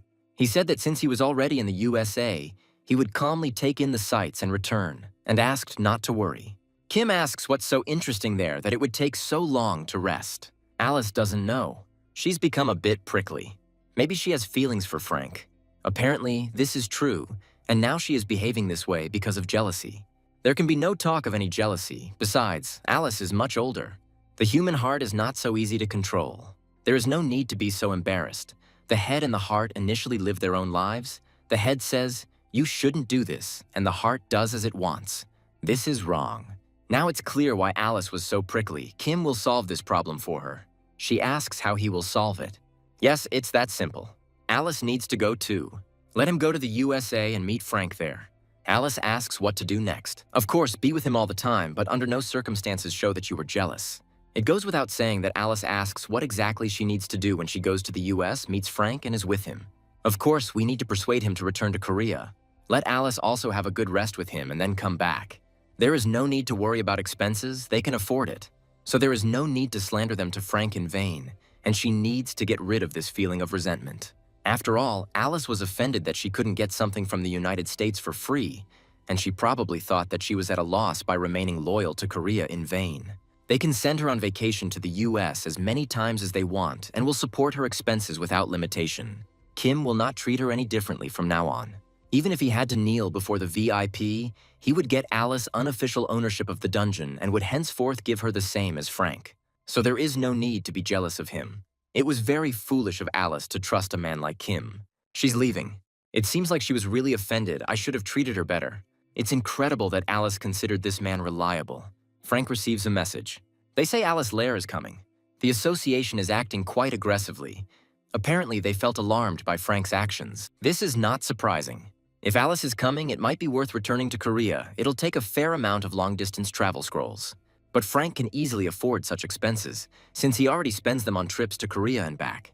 Since Alice arrives at 10 in the morning local time, we can have breakfast and go meet her. Lucia will go to her room, get ready to go out and return. Alice arrives. She didn't expect Frank to meet her. He asks why she came. Of course, she came because of him. Alice asks when he will return to Korea. Frank doesn't know. Life in the USA is too comfortable. He can't imagine when he will return. In this case, he can stay longer. Until he returns to Korea, Alice will also live here. Frank didn't expect this. There might be some reason why Alice can't be around him. That's not the point. Then there are no problems. Alice came on vacation, so she needs to take a good walk around America. She booked a room at the same hotel where Frank was staying. It's very convenient. Then they will go together. He will help carry the luggage. Lucia will carry it herself. Alice thanks her. Frank could carry it himself. It's better to just go to the hotel. Lucia will rest in her room. Frank and Alice should rest too. So that means they are in different rooms with Lucia. The US government pays for your accommodations, so there's no need to share a room. And even without this, they have money to pay for their stay. Alice will contact Frank later. He can show her the local sites. Then they will see each other at lunch. Frank will take her to a good place to eat. So Alice Lair really did come to the United States. That's right, she met Frank right at the airport. Judging by the fact that they stayed in neighboring rooms, they will continue to act together. It might be worth trying to lure Alice too. She is a person with a strong sense of patriotism. All their previous attempts to lure her have failed. It is unlikely that she will succumb to this. First of all, they need to return Frank to Korea. They don't even have a reason to keep him. But if they put pressure on the Korean government, they might be able to extend his stay. There was no need for that. If he had been like Alice, perhaps William would have held him by force. But he is not one of those at all. He already has a lot of sympathy for the United States. If they continue to invite him under various pretexts and arouse sympathy, then it is quite possible that he will stay in the United States permanently. There is no need to resort to harsh methods and instill in him a negative attitude towards their country. It's necessary to provide comfort not only for Frank, but also for Alice. Recruitment is unlikely to succeed, but establishing a relationship with such a player certainly won't hurt. Someone is coming in. William asks what happened. They have a serious problem. A creature of supposedly legendary rank has been spotted in the spatial rift where the Hydra appeared. This is a red dragon. They tried to attack him with missiles. The dragon released flames. The missiles exploded. Then they launched projectiles at the dragon. But he destroyed them too. Without encountering any more obstacles, the dragon flew into the city. He began to incinerate everything and everyone around him. Now it's moving towards Seattle. It's burning every city it passes through. The US military's countermeasures are not having any effect and seem unable to cause any significant damage. The players have already gathered. Everything is going quickly. Fortunately, they will be able to gather everyone before the Red Dragon arrives in Seattle. It's good that its flight speed is not too high. They turned to Frank for help. He was already on his way in a fighter. Player Alice Lair also agreed to help and is now on her way too. William hopes that everything will go well. Frank and Alice arrive at the scene. It's a disaster if the dragon is of divine rank. It has been established that his rank is legendary. They have no chance in an air battle. They plan to concentrate their attack on its wings and take the fight to the ground. If they fail, they will try to lure him to the ground and attack him there, and we will have to hope that the provocation works. It looks like he hasn't been damaged yet.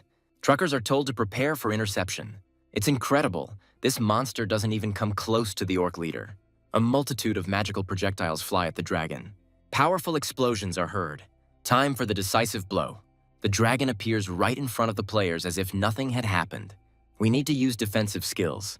The dragon breathes fire. The players took cover behind the barrier, but these wings are ruining everything. Another group of players attacks from above. Those standing on the ground distract the dragon, but he still notices the players in the air. He breathes fire, which they manage to dodge. William asks how many casualties there are. Not a single one, everyone is alive. The dragon dives again, everyone attack. Frank joins the attackers. Alice is here too. She strikes the dragon's leg. It emits a deafening roar. The dragon rises into the air. All players are alive. However, the dragon is going to use a new tactic. He slams his giant tail into the ground, crushing players. The rest are eager to kill him, but the blades can't even scratch his skin. Alice goes on the attack again. Then Frank attacks. Attacks have no effect. 9 hours later, the dragon continues to spread death. He killed most of the players. The rest are running out of strength. However, the dragon does not look tired at all. The evacuation of Seattle and the surrounding area is complete. William allows entry. Further losses are pointless. The dragon continues to rage. A national state of emergency is declared. William asks for more explanation. All this enormous magical power is used exclusively for protection. Fire breath seemed to be the only means of long-range attack. The danger was not as serious as expected. It's dangerous for normal people, but not for high-level players. In terms of danger, it's roughly the same level as a rare rank monster's attack skills. However, his physical abilities are quite threatening, apparently. The powerful force emanating from his gigantic body is his main weapon, but his speed should be assessed at the level of a heroic rank monster. For tanks with pumped-up health stats, this is dangerous. A melee dealer with a high agility stat can easily dodge attacks, so it's just a strategic threat. It turns out that you can form a squad mainly of melee dealers. This is expected to reduce casualties among players more quickly, but then the firepower will be greatly reduced. The melee dealers could fight while carrying the ranged dealers on their backs, and when the ranged dealers ran out of mana, the melee dealers could attack. That's not bad, but even if they do so, it is unknown whether they will be able to penetrate the Red Dragon's defense. They had encountered many monsters with high defense, but this was the first time they had encountered one like this. If you remove the red aura, you can deal damage, but it seems impossible. Perhaps it's time to return to Korea now. It seems like the raid on the Red Dragon will be of great benefit. We need to study the strategy a little more, and if it seems impossible, they will come back. Then Alice will report to the Korean Hunters Association that Frank will return. He can't sleep. If you miss a legendary rank monster of average difficulty now, you never know when it will appear again. Anti-dragon armor, created using magic for hunting dragon-class monsters, is now on sale, priced at 9 billion points. Frank thought they only sold monster drops here, but it turns out they even sell snacks. People in the comments say the armor really does protect well, but since dragons see it as a snack, it's not just about the price, and it's edible. It might be worth buying them. Frank buys armor. They look like a giant piece of meat, although huge, but perhaps too small for a red dragon. First, they need to be tested. The dragon is attacked with projectiles again. The American military is doing a pretty good job too. Frank retrieves the armor from the dimensional storage. Then he throws the bait on the ground.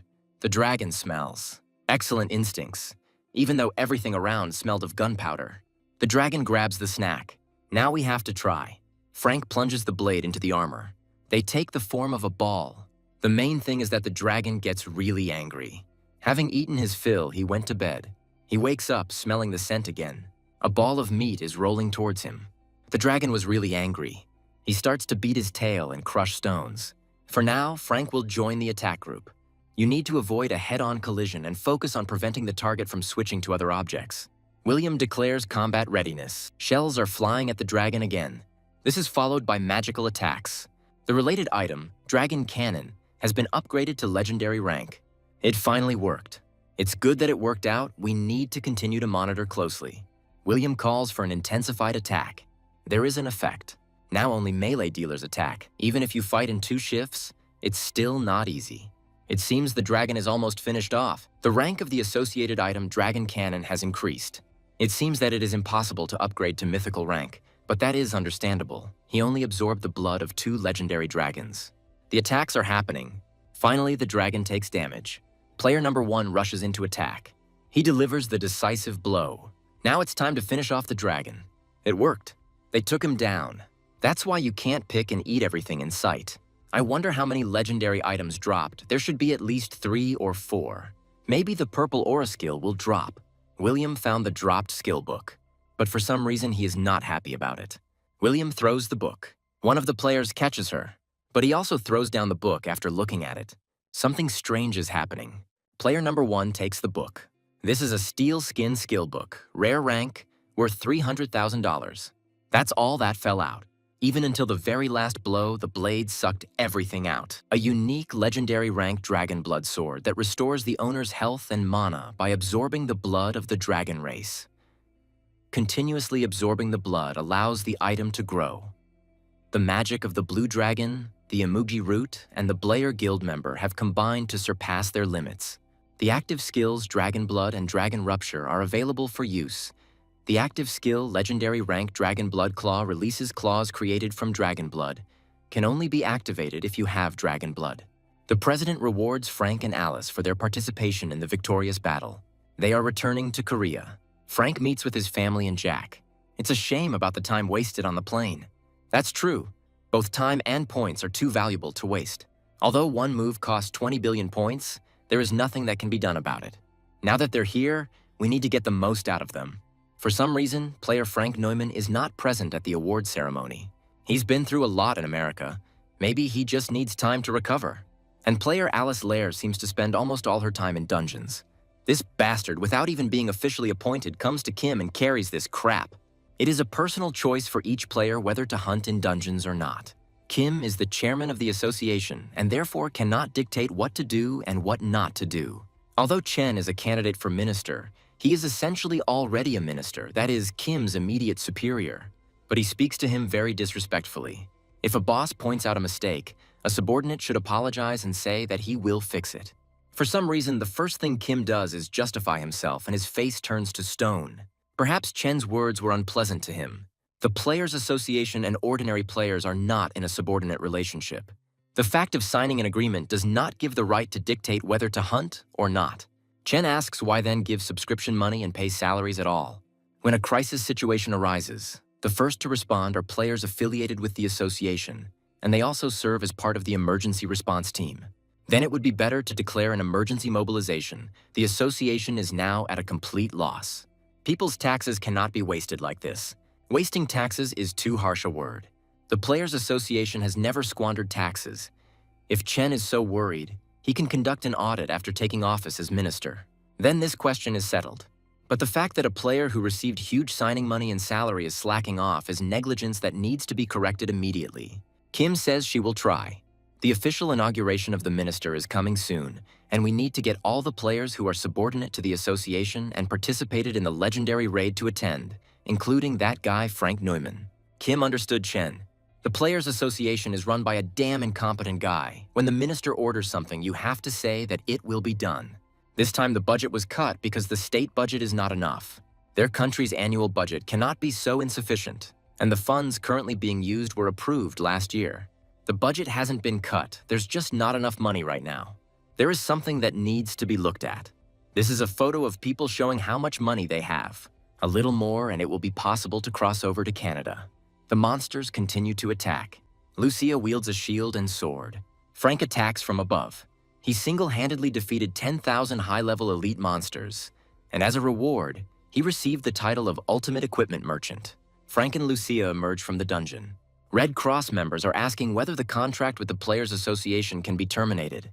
To tell the truth, they ignored them. But everyone was developing quickly on their own, so there must be another reason. Looks like I need to go to Korea and sort this out. Funding has been delayed for over a month, and salaries from the association have not been received for 2 months. Frank calls Alice and tells her about the problem. Some unfortunate things just happened. It's somehow awkward to talk about this over the phone. It's better to meet in person. Frank heard that the Red Cross members had also not received their salaries for a month, and that their support had also stopped. Alice asks if Frank knows that the government has changed. Of course he knows, he voted too. It seems the new government wants to cut down on the Players Association. Government subsidies have been cut sharply, to the point that it is difficult to maintain the current level. At first they thought that this was the new minister's arbitrariness, but this was not the case. The Players Association is under pressure from all sides at the government level, with cuts in subsidies and audits, and articles criticizing the association appearing every day. The government has gone crazy. At first, Alice thought so too, but they have a clear goal and they attack. Their goal is to reduce the size of the Players Association and to cause a brain drain. They have this goal, and Alice says they are not crazy. It's just her guess, but she thinks there have been illegal deals between the current government and large corporations. If the association were to shrink or disappear, the largest guilds would benefit the most. After all, this is a complete privatization of a state-owned enterprise. Alice agrees. It is unlikely that people will tolerate this calmly. Public opinion is divided, and people who have understood the government's intentions are indeed protesting. But the opinion that the Players Association needs to be reformed is also very widespread. Due to the manipulation of public opinion, the association has become an axis of evil. So the opinion about the need for reform is gaining even more strength. The opposition initially resisted strongly, but then gave in, and they probably got something. It's painful. In fact, due to the damage caused during the raid on the orcs, public opinion is not very good. Although it is said that people admire gamers, they are considered a privileged class and are not liked by many. The country may not need to save the Players Association. Frank might just eat her. They will be able to provide full support. I wonder who has more resources, China or local corporations? Although even if all Korean companies unite, it is unlikely to be enough. Frank said he understood the association's internal affairs perfectly well and suddenly decided to terminate the contract. He understands the situation, but he can't wait forever. On the other hand, they say that the Portal Control Department has literally grabbed hold of Frank and won't let him go. He heard that Alice has also become their priority target. She gets tons of offers for scouting. They are just trying to lure her away. So she refused everyone. These are the ones who have driven the association into a dead end. It cannot give in to them. It looks like Alice wants to get revenge on them. Frank has just the right way to really piss them off. But first he wants to propose something. He asks if Alice has considered joining the guild Frank founded. But Alice has no intention of leaving the association. It's not just because of patriotism. She can't just abandon her comrades. And she doesn't intend to watch the association completely collapse. Then let him bring all his comrades. It would be great if Chairman Kim joined too. Alice seems to understand what Frank is up to, but she has no intention of abandoning any player from the association.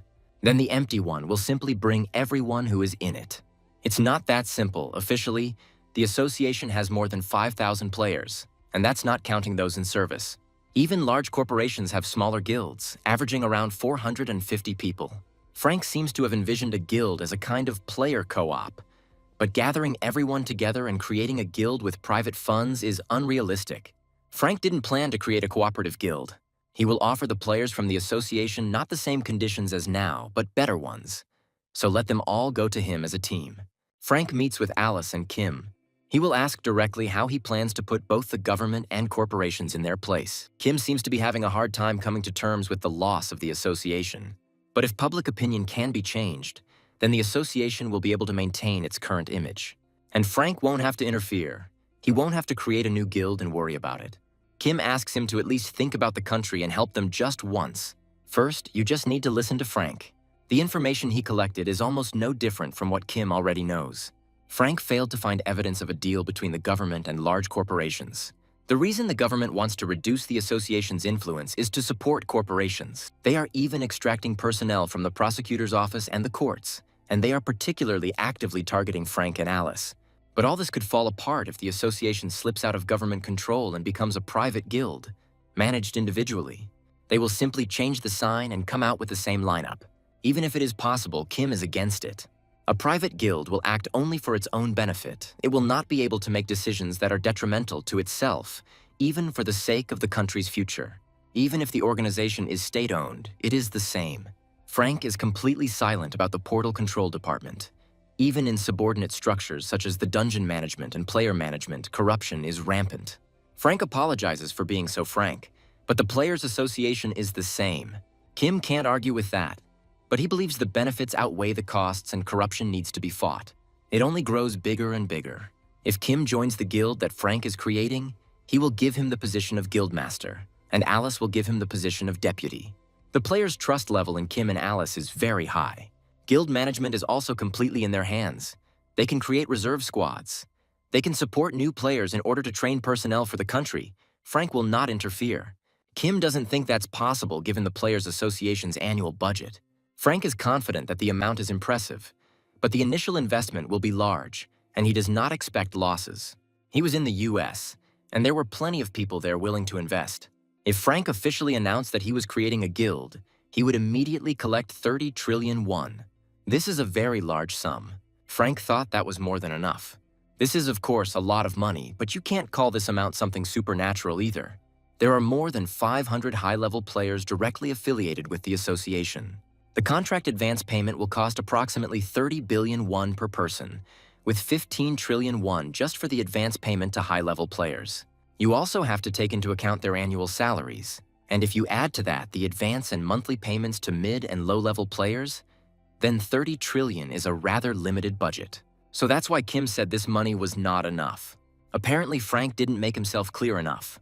He wasn't talking about one, but about stone dollars. After the appearance of dimensional gates and monsters, the world changed dramatically, and the US government, taking advantage of the situation, issued stone dollars, a currency backed by magical stones. This was done to bypass the Federal Reserve System, which issues dollars. After the introduction of the stone dollar, the position of the regular dollar was significantly weakened. As a result, the stone dollar began to be preferred in the international arena. All the investors Frank works with are foreigners. 30 trillion stone dollars is about 300 trillion won. This amount should fully satisfy Kim's expectations. He's not sure that 300 trillion won will really be invested in Frank's guild. Frank calls someone and says that he is going to create his own guild. He asks if he can get the promised investment right now. He will send in a message and invoice from an investment company registered in his name. About 30 trillion stone dollars were received. Frank shows Kim the bill. So he really wasn't joking. He hardly seems like the kind of person who would lie to such respected people. The amount is simply too large to take at face value, and to be honest, Kim still doubts that this banking app is real. It's real, there's no doubt about it. But there is one point that Kim would like to clarify. Those investors who have invested such sums may try to interfere with the management of the guild. They won't be able to do this. They have already transferred the money and have no reason to interfere. The most important thing for them is that the guild gets on track and brings in a stable income. They may decide to withdraw their investment. This is also excluded. It is clearly stated in the contract that there will be no interference in management, and unilateral withdrawal of investments is impossible. If this all goes down, they might have Frank in their clutches, and the US government might be behind it. In this case, they are simply obliged to improve the work of the guild. Under no circumstances can they lose these investments. They can't let Frank get taken by the Americans. He's completely on the hook. Frank asks if Kim can convince the players who work directly with the association. Convincing everyone will not be easy, but most of them are quite possible. Then we need to start. Whatever one may say, lifting the restrictions was the right decision. Players simply hunt in dungeons and bring back magic stones.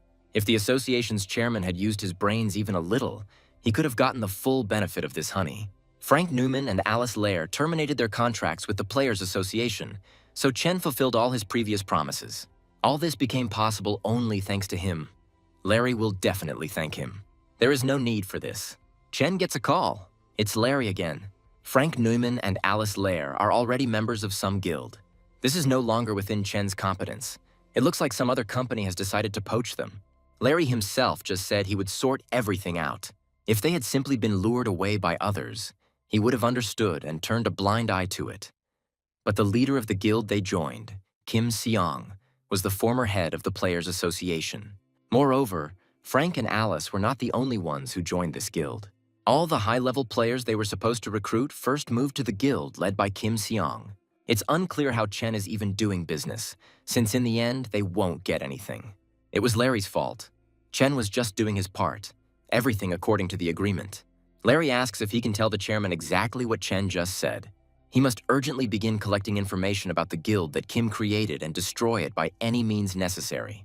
Even if there are no leads, they need to be created. If everything falls through, the chairman of other companies will not stand aside either. Chen will do his best. If he wants to live in peace after leaving his post as minister, he had better do his job properly. Soon, information is gathered for Chen about a guild called Immortal. The authorized capital is only 100 billion.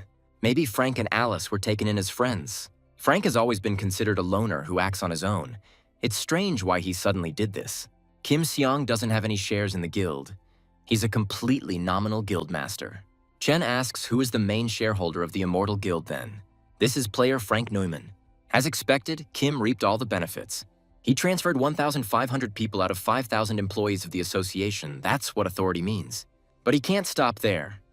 Now that the restrictions have been lifted, Frank will take full advantage of it.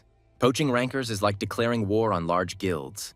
Perhaps it is too hasty a decision. As soon as they lured high-level players from the association, it was already the beginning of the war.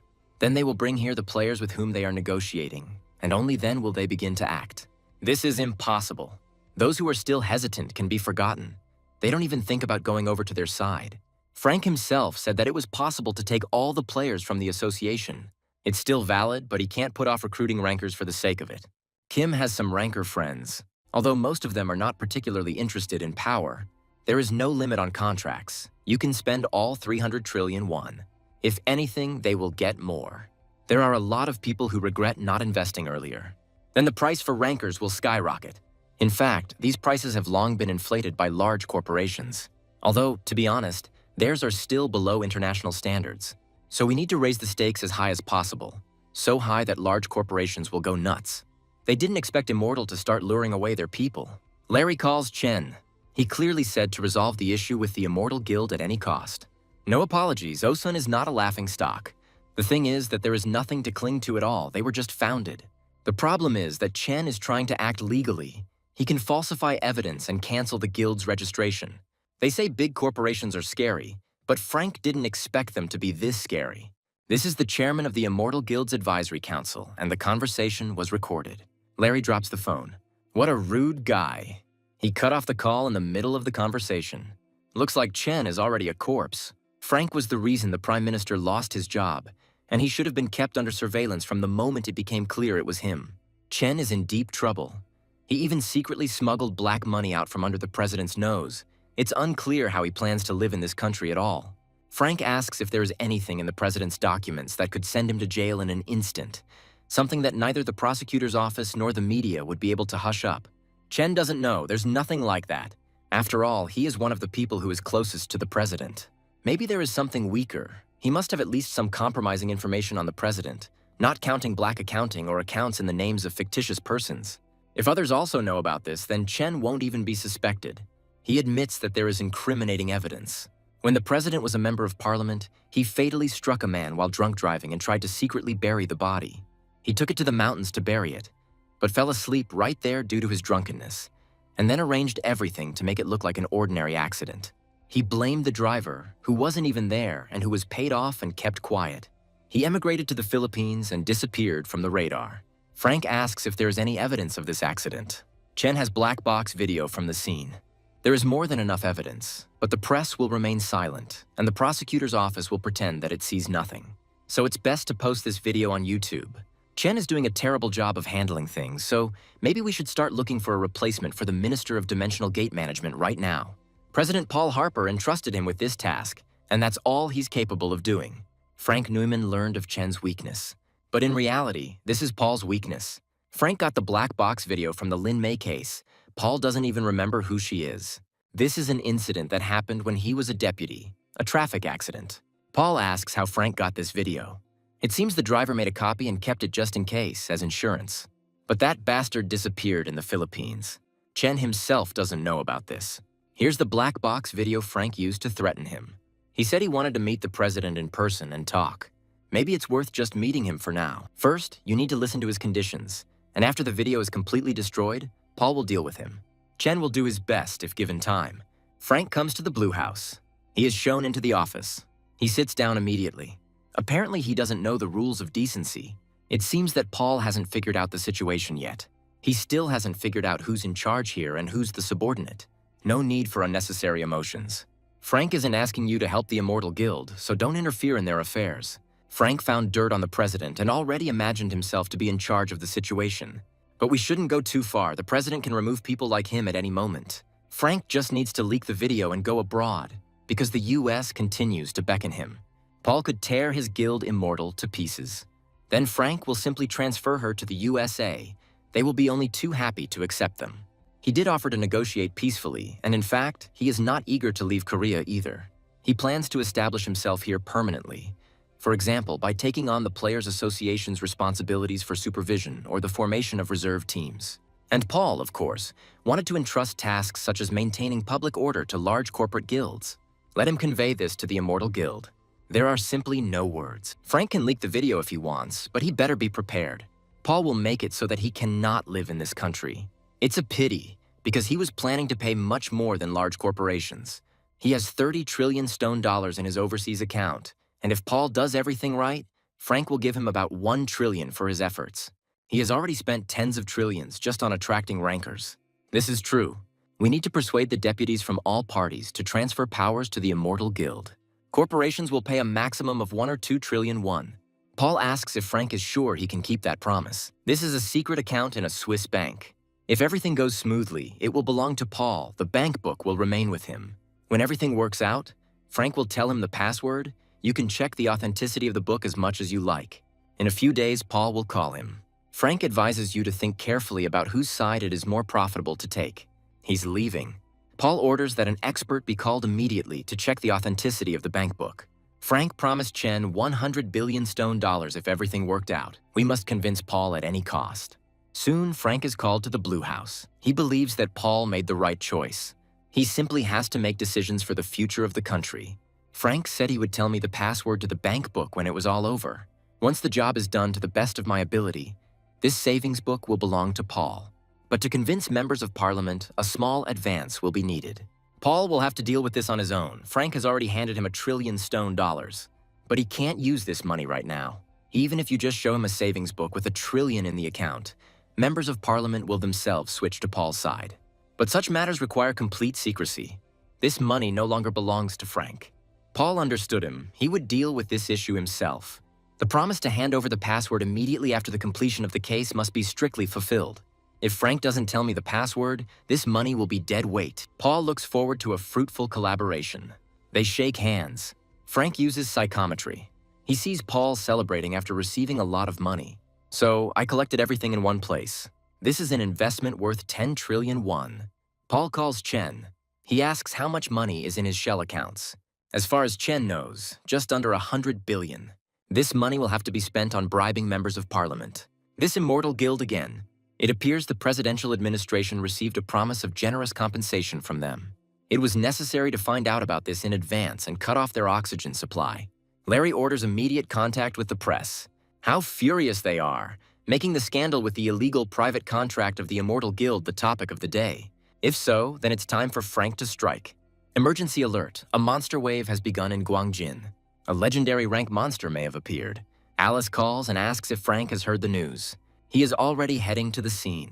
Alice also goes there with the team. If they had been contacted, they would have been able to react in time. But for some reason, they remain silent. Frank seems to have an idea why. He will be there in about 3 minutes. This is a dungeon in the territory of the 5 Stars Guild. Their defense is a complete mess. Frank attacks the wyverns. Someone is filming it. The man in the brown cloak single-handedly scattered a flock of wyverns. The monster attacks the players. Frank attacks him. The heroic rank gate created such chaos that it was unclear how they organized their defense. Frank won't let this go. He single-handedly killed the named monster of the heroic tier, the red wyvern postra. Now he will see what's going on with the drop. A unique heroic rank Book of Flame has dropped, allowing the caster to freely control fire at will and can be developed by absorbing fire-type skills and items. The active skills Fire Spear and Firestorm have been absorbed by the Book of Flame skill. The players thank Frank for saving them. These people are not guilty of anything. Frank asks them to gather around him and pull up the wounded. It activates great healing. It's incredible how high his magic stat is. If he can support healing on such a scale, it means that his spiritual strength is simply incredible. Most likely, his strength and agility are also at a high level. The views are simply out of this world. An illegal deal between the dungeon management staff and the 5-Star Guild has been uncovered. But this video became a much bigger sensation.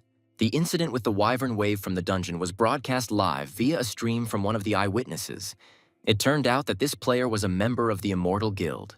Frank didn't expect anyone to be filming right in the middle of the fight. This turned out to be a success for their guild, as public opinion completely shifted to their side. By the way, Kim had no idea that Frank's skills were so high. I wonder when he managed to level up so much. It's a secret. Kim already knows that Frank has a lot of secrets, and he has no intention of delving into them. We just need to, as before, do everything possible for the sake of our homeland. Frank didn't exactly work hard for his country, but he still remains in Korea and does not plan to immigrate to another country. Besides, he played a huge role in this incident with the Wyverns, as well as in the legendary raid before that. If a player is good at killing monsters, there is nothing more to wish for. This guy is definitely the same breed as Alice, only his case is more advanced. Requests to join the Immortal Guild are pouring in, and even mid- and low-level players who were previously cool to them are now showing keen interest. Kim will not accept everyone, even if they do. The conditions will not be as good as before. He is no longer the head of the Players Association, not a civil servant receiving a salary from citizens' taxes, but a person spending investor funds. He does not intend to cause losses either to Frank or other investors. His views changed greatly, but among those players he rejects, there may be a real diamond in the rough. Then they will simply make the offer again. Large corporations often do this. But once they sign an official contract as an authorized organization, the situation will, of course, change. Then they will work with government money and will no longer be able to waste it. Sometime later, a ceremony to sign the Transfer of Authority Agreement took place in the Spatial Gate Management Office. Chen's term expires in less than a year, and he's already preparing to leave. If they are so obsessed with money, they would be better off going into business. Chen will soon become the owner of a fortune worth 1 trillion. The contract was successfully signed. Paul saw it on TV, and at the moment the contract was signed, Frank Neumann received a message. It looks like he was watching the broadcast too. He will soon contact Chen too. He actually receives a message. Then they run into the president's office. A list of secret funds used to recruit friendly organizations during the presidential elections has been leaked online. And that's not all. Information about the slush fund that Paul received while serving as an MP has also appeared online. Paul says to block it at any cost. But the information manages to fly around the country, and the people demand that Paul be removed from office as president. He's flying to Switzerland. President Paul Harper, who is under indictment, is subject to removal from office.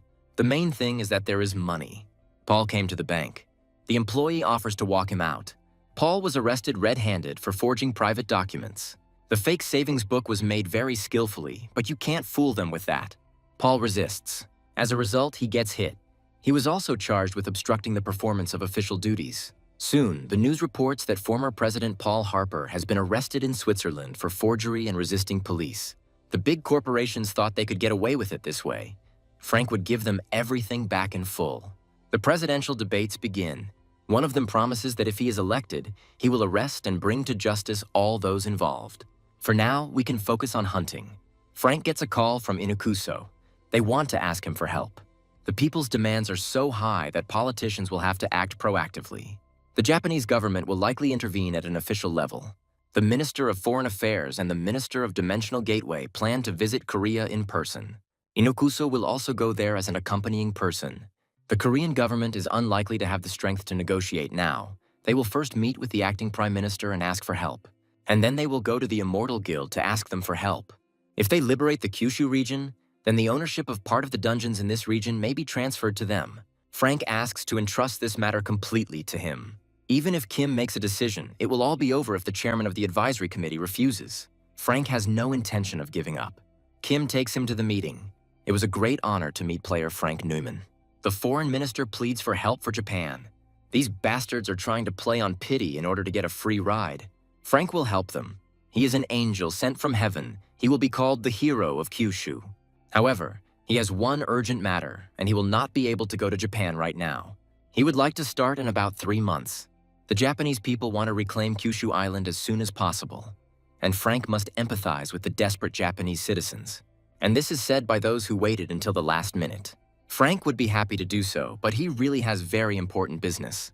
The foreign minister asks what this is all about. This is a very important issue that needs to be resolved. Frank will finish in 3 months. If it's about money, then there's no need to worry. It will compensate for all the losses Frank will incur by helping Japan.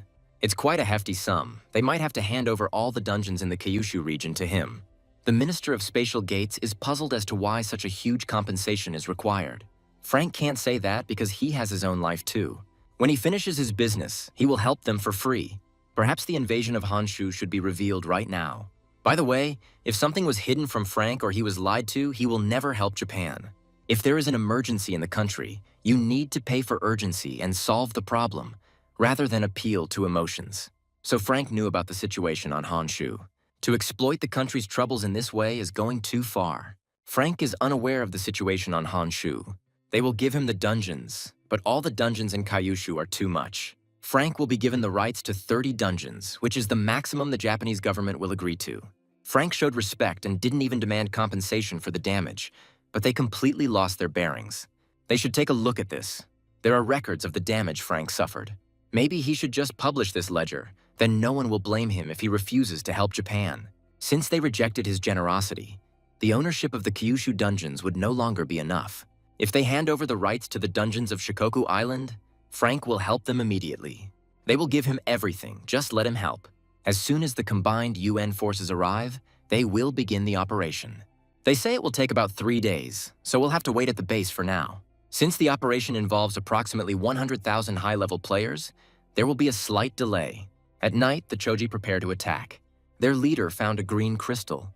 He eats it. Frank is awakened by an alarm. He asks what's going on. The Golden Eagle has gathered all the Choji tribes and is moving towards Hiroshima. Frank asks if the civilian evacuation is complete. For now, the order to retreat has been received. With their current forces, they could not stop them, so the command ordered a quick retreat. We need to leave quickly.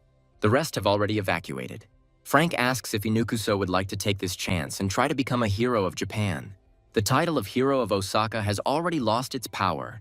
He could have become the hero who saved the Japanese archipelago. To better understand Frank's instructions, Inukuso must be at least the level of Minister of Dimensional Gates. He will go with Frank and they will stop the Chodze. First, they will try to lure them to another area and then escape using the spatial movement skill. This is a legendary rank shadow cloak that increases the power of assassination and stealth skills. Inukuso will repay Frank with loyalty. Frank asks if there is anyone among his subordinates whose sense of justice is over the top, or, in other words, an idiot. There is one who spoke out against the order to retreat, so he was locked in an underground bunker. We need to get him out of there. Frank noted that live streaming is a great way to increase awareness. Let him take care of the filming. There is no need to hide your face. Otherwise, Inukuso will not gain popularity. Even though Kimura is a healer, he is quite fit for battle. But he can both heal and shoot at the same time. Or maybe he wants to go back to the bunker. If not, then let him start a live broadcast immediately. They will show the entire nation the immorality of the Japanese government. Inukuso and Frank will distract the monsters and lead them in the other direction. Frank's determination to sacrifice his life for the people of Japan is admirable. Kimura starts filming immediately. The Japanese government abandoned Hiroshima, but one Korean player and one Japanese player did not abandon it. Kimura asks for prayers for these heroes so that they return safe and sound. Frank begins the attack. He makes the Choje freeze. Then he releases fire. A fireball hits the Choje. Incredible. Frank single-handedly killed 5,000 high-level monsters of the Choji tribe. He received the title of Choji Tribe Slayer. Fire spreads instantly through mana. This bastard seems to be very angry. Frank attacks the Choji boss. The Book of Flame doesn't work on him. We need to try again. The boss attacks Frank. And he's damn strong. He managed to wound Frank. He fights on equal terms with the boss. Too fast, you can't even see anything. The Choji targeted Kimura, but he is not alone here. This is team leader Inukuso. He refused to obey the order to retreat and remained here alone as the last pride of the Japanese players. The Choji are advancing. Inukuso continues to deal with them. Kimura also films Frank's boss fight. Frank Newman had to evacuate. This is exactly what they were told. This is broadcast to the whole world.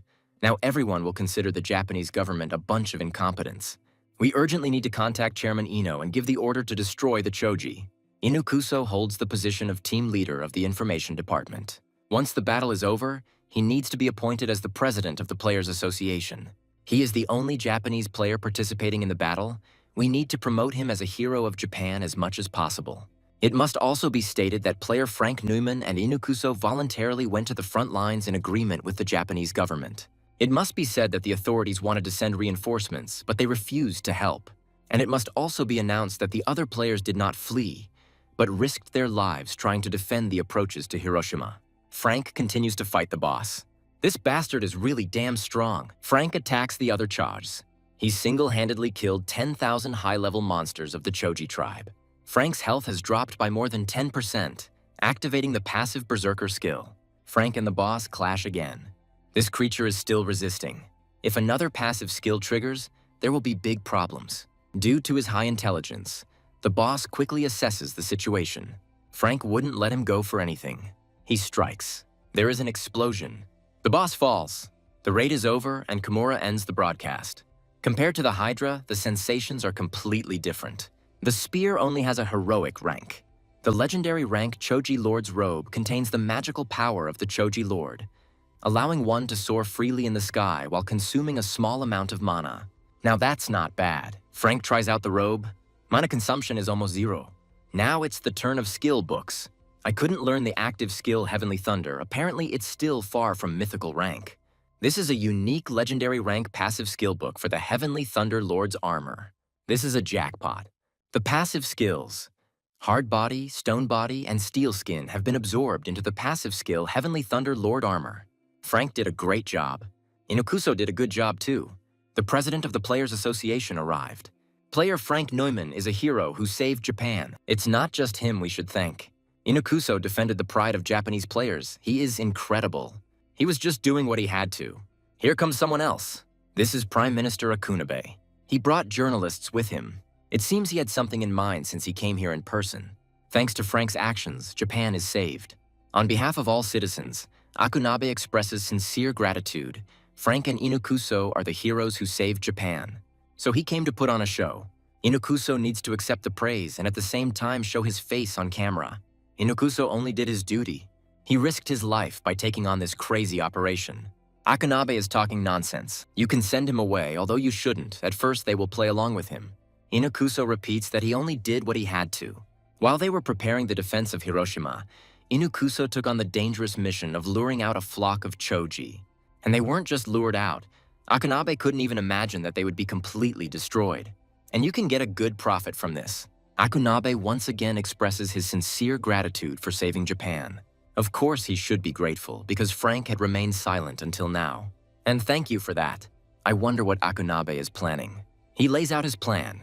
So he wants Frank to say that they fought the Choji together at the request of the Japanese government. He also asks to keep secret the fact that they were planning to abandon Hiroshima. Frank asks what he will get if he does this. They had already agreed to transfer to him the rights to the dungeons on 2 islands. Frank is not happy with this. He will go outside right now and give an interview to journalists. Akunabe asks what he wants. Frank is not going to ask for the impossible. To begin with, regarding the income from the dungeons on the 2 islands, he must be guaranteed complete tax exemption. Judging by the reaction, Frank was right. Apparently, Akunabe was going to stab him in the back.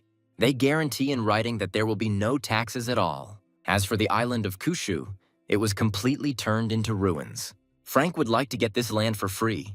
Despite the high level of danger near the dungeons, land prices there are high, all because hunters need equipment stores, restaurants, and overnight accommodations. In Japan, entertainment venues are often located there. If Frank gets all the reward, it would be unfair. Inakuso risked his life. He is a hero who fought against a pack of Choji. Frank asks what award the Japanese government plans to give him. To begin with, he will be offered the post of President of the Players Association. Let him take over the post of Minister of Spatial Gates concurrently. Compared to the current minister, who can't even assess the situation, Inakuso will do 100 times better. Akunabe cannot dispose of the minister's position at his own discretion, only after careful discussion with cabinet members. So he again wants to appoint someone who doesn't understand a damn thing, and it's because of such ridiculous personnel decisions that Japan ended up in such a deplorable state. Akunabe will view this in the most positive light. The next day, Frank returns to Korea. He didn't expect there to be so many journalists. Frank puts on glasses and a mask, but he is still recognized. These are presidential candidates. Frank experienced a lot in foreign lands. He and the presidential candidates are surrounded by journalists. For some reason, these bastards put Frank here and are promoting their policies. He is tired. It is time for him to go. Of course, they took up a lot of his time. Journalists ask which candidate he supports. Frank finally fought them off. He thought he would die from this stress. It's all because he's too popular. Alice was also very surprised by his level. He was just hunting hard. Alice asks him to tell her in more detail how he caught the golden eagle. Frank tells. He almost died. His mother and sister scolded him for taking such a risk. And even Lucia. Frank is pleased that Alice cares so much about him. She didn't say she was worried, but it wasn't that she wasn't worried at all. Frank is back after such a huge success. Managing the guild has become easier, although journalists are a nuisance, but this can be tolerated. There have been many offers to invest in their guild. All of them must be rejected. In addition, they were inundated with applications for membership, and not only from Korea. Rankers and high-level players from all over the world want to join them. We need to accept everyone, and since this is how it turned out, open foreign branches. This would require too many resources. Frank will handle it. The results of the Immortal Guild's fund tracking have arrived. They are coming from China. But Frank has a bad relationship with this country. This is Ben Siak, who seized power in China. He is the deputy chairman. But since the chairman is only a puppet, Ben is actually the first person in China. Under Ben Suk's leadership, China officially apologized for the attempted kidnapping of Frank and the murder of his family.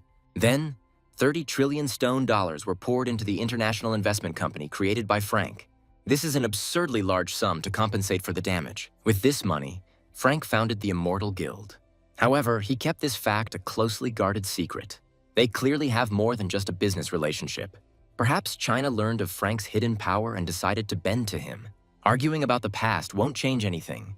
The main thing now is to establish friendly relations with Frank. CIA agents in Northeast Asia are doing everything they can to find out what secret agreement Frank made with China, but it doesn't seem to be easy. Since their relationship is based on money, there must be an opportunity to intervene. First, we need to offer 100 trillion stone dollars. If Frank wants regular dollars, they'll say they'll invest 1 trillion. However, the price for this must be paid in full. The U.S. ambassador to Korea sought Frank to convey President Wilson's wishes. He heard that many difficulties, especially financial ones, arose during the expansion of the Immortal Guild. Apparently, the U.S. wants to invest. There is nothing wrong with that. They invest 100 trillion stone dollars. If Frank wants regular dollars, they can pay 1 trillion. Their scope is quite serious. If this is not enough, they can increase the investment amount. It's not for nothing that they are called a country with a $1,000 trillion budget. They really do throw trillions around. Frank asks what the terms are. They would like him to stay in the U.S. as long as possible, and at the same time, if a legendary monster appears, to participate in the raid. Frank may go to the U.S. on vacation, but he doesn't plan to move there permanently. They have a solution for this case too. There is a player in the U.S. named Sarah. She has a unique skill of moving through space over long distances. Using her skill, one can travel between Korea and the United States in the blink of an eye. The scroll of long-distance movement is implemented as a skill, an item costing 10 billion points each. If there's any trouble in the US, they'll send Sarah to the Immortal Guild. Frank agrees, but he has one condition. They will fulfill any request. Instead of stone dollars or regular dollars, Frank wants skill books. Healing, protection, lightning, and fire worth $1 trillion. The money that the US federal government promised to pay is purely an investment. Frank believed they would not demand a return on investment until his relationship with the US soured. He's right. As long as their friendship lasts, the federal government will never demand repayment. Soon, the United States signed an investment contract with the Immortal Guild. The passive skill Heavenly Thunder Lord's armor has been improved. The passive skill Steel Skin has been absorbed, and the active skill Black Thunder Dragon's Breath has been improved. This is just the beginning. We need to go hunting. Frank invites Lucia to come to the entrance of the Minotaur's dungeon in Los Angeles. They hadn't seen each other for a long time and hadn't hunted for a long time. Hunting the crowd is not easy. Since they are solitary creatures, there is no other way. It's time to go back. Today is probably the last day to collect skill books. These are the last ones. The passive skill Book of Immortality has been improved. The passive skill Natural Recovery has been absorbed. Frank received a quasi-mythical rank skill for the first time, all stats increased by 80. The passive skill Book of Immortality has been upgraded to a unique quasi-mythical rank. Frank will not die until the body is completely destroyed. This means that simply by consuming low-rank skill books, you cannot reach the full mythic rank. The passive skill Black Thunder Dragon's Breath has been upgraded to a unique quasi-mythical rank. This was the last batch. The president is not sure that this is the right choice. But the issue of national security is resolved. Even if a legendary monster appears, they will be able to eliminate it without much loss. That's true. But Frank has 4 growing skills. Even Joseph, who ranks first in the US, only has 2 of them, and even those are only heroic rank skills. Lately, Wilson has been thinking that even at the cost of sacrifice, it was worth it for them to cope on their own. In Korea, there are other legendary skill holders besides Frank, but in the US, there is none. If they continue to hunt legendary monsters with the help of others, they will not receive any trophies. It's like a poison chalice. We'll have to allocate additional budget for the development of American players, and we need to secretly find those with growing skills. It is planned to engage in their active training. Legendary monsters are currently considered the highest rank, but no one knows how long this will last. We need to try to convince senators and congressmen. Even the Democratic Party will provide full cooperation in this matter. But at the same time, they need to find a way to lure Frank to their side. Frank looks at customer reviews for the first time in a long time. Customers are unhappy that he sells a TV set with a DVD player. But sales are going great. Let them argue as much as they want. Frank still won't sell them separately. Customers offer him to sell food. He can register 5,000 products, Lucia 2,000. For now, it's better to focus on selling prepared foods like ramen or frozen foods. This way, they will be able to sell microwaves as well. Sounds good. Divine ranked item Cup Ramen has been registered. Finally, first, you need to try chicken with beer. However, a microwave is needed.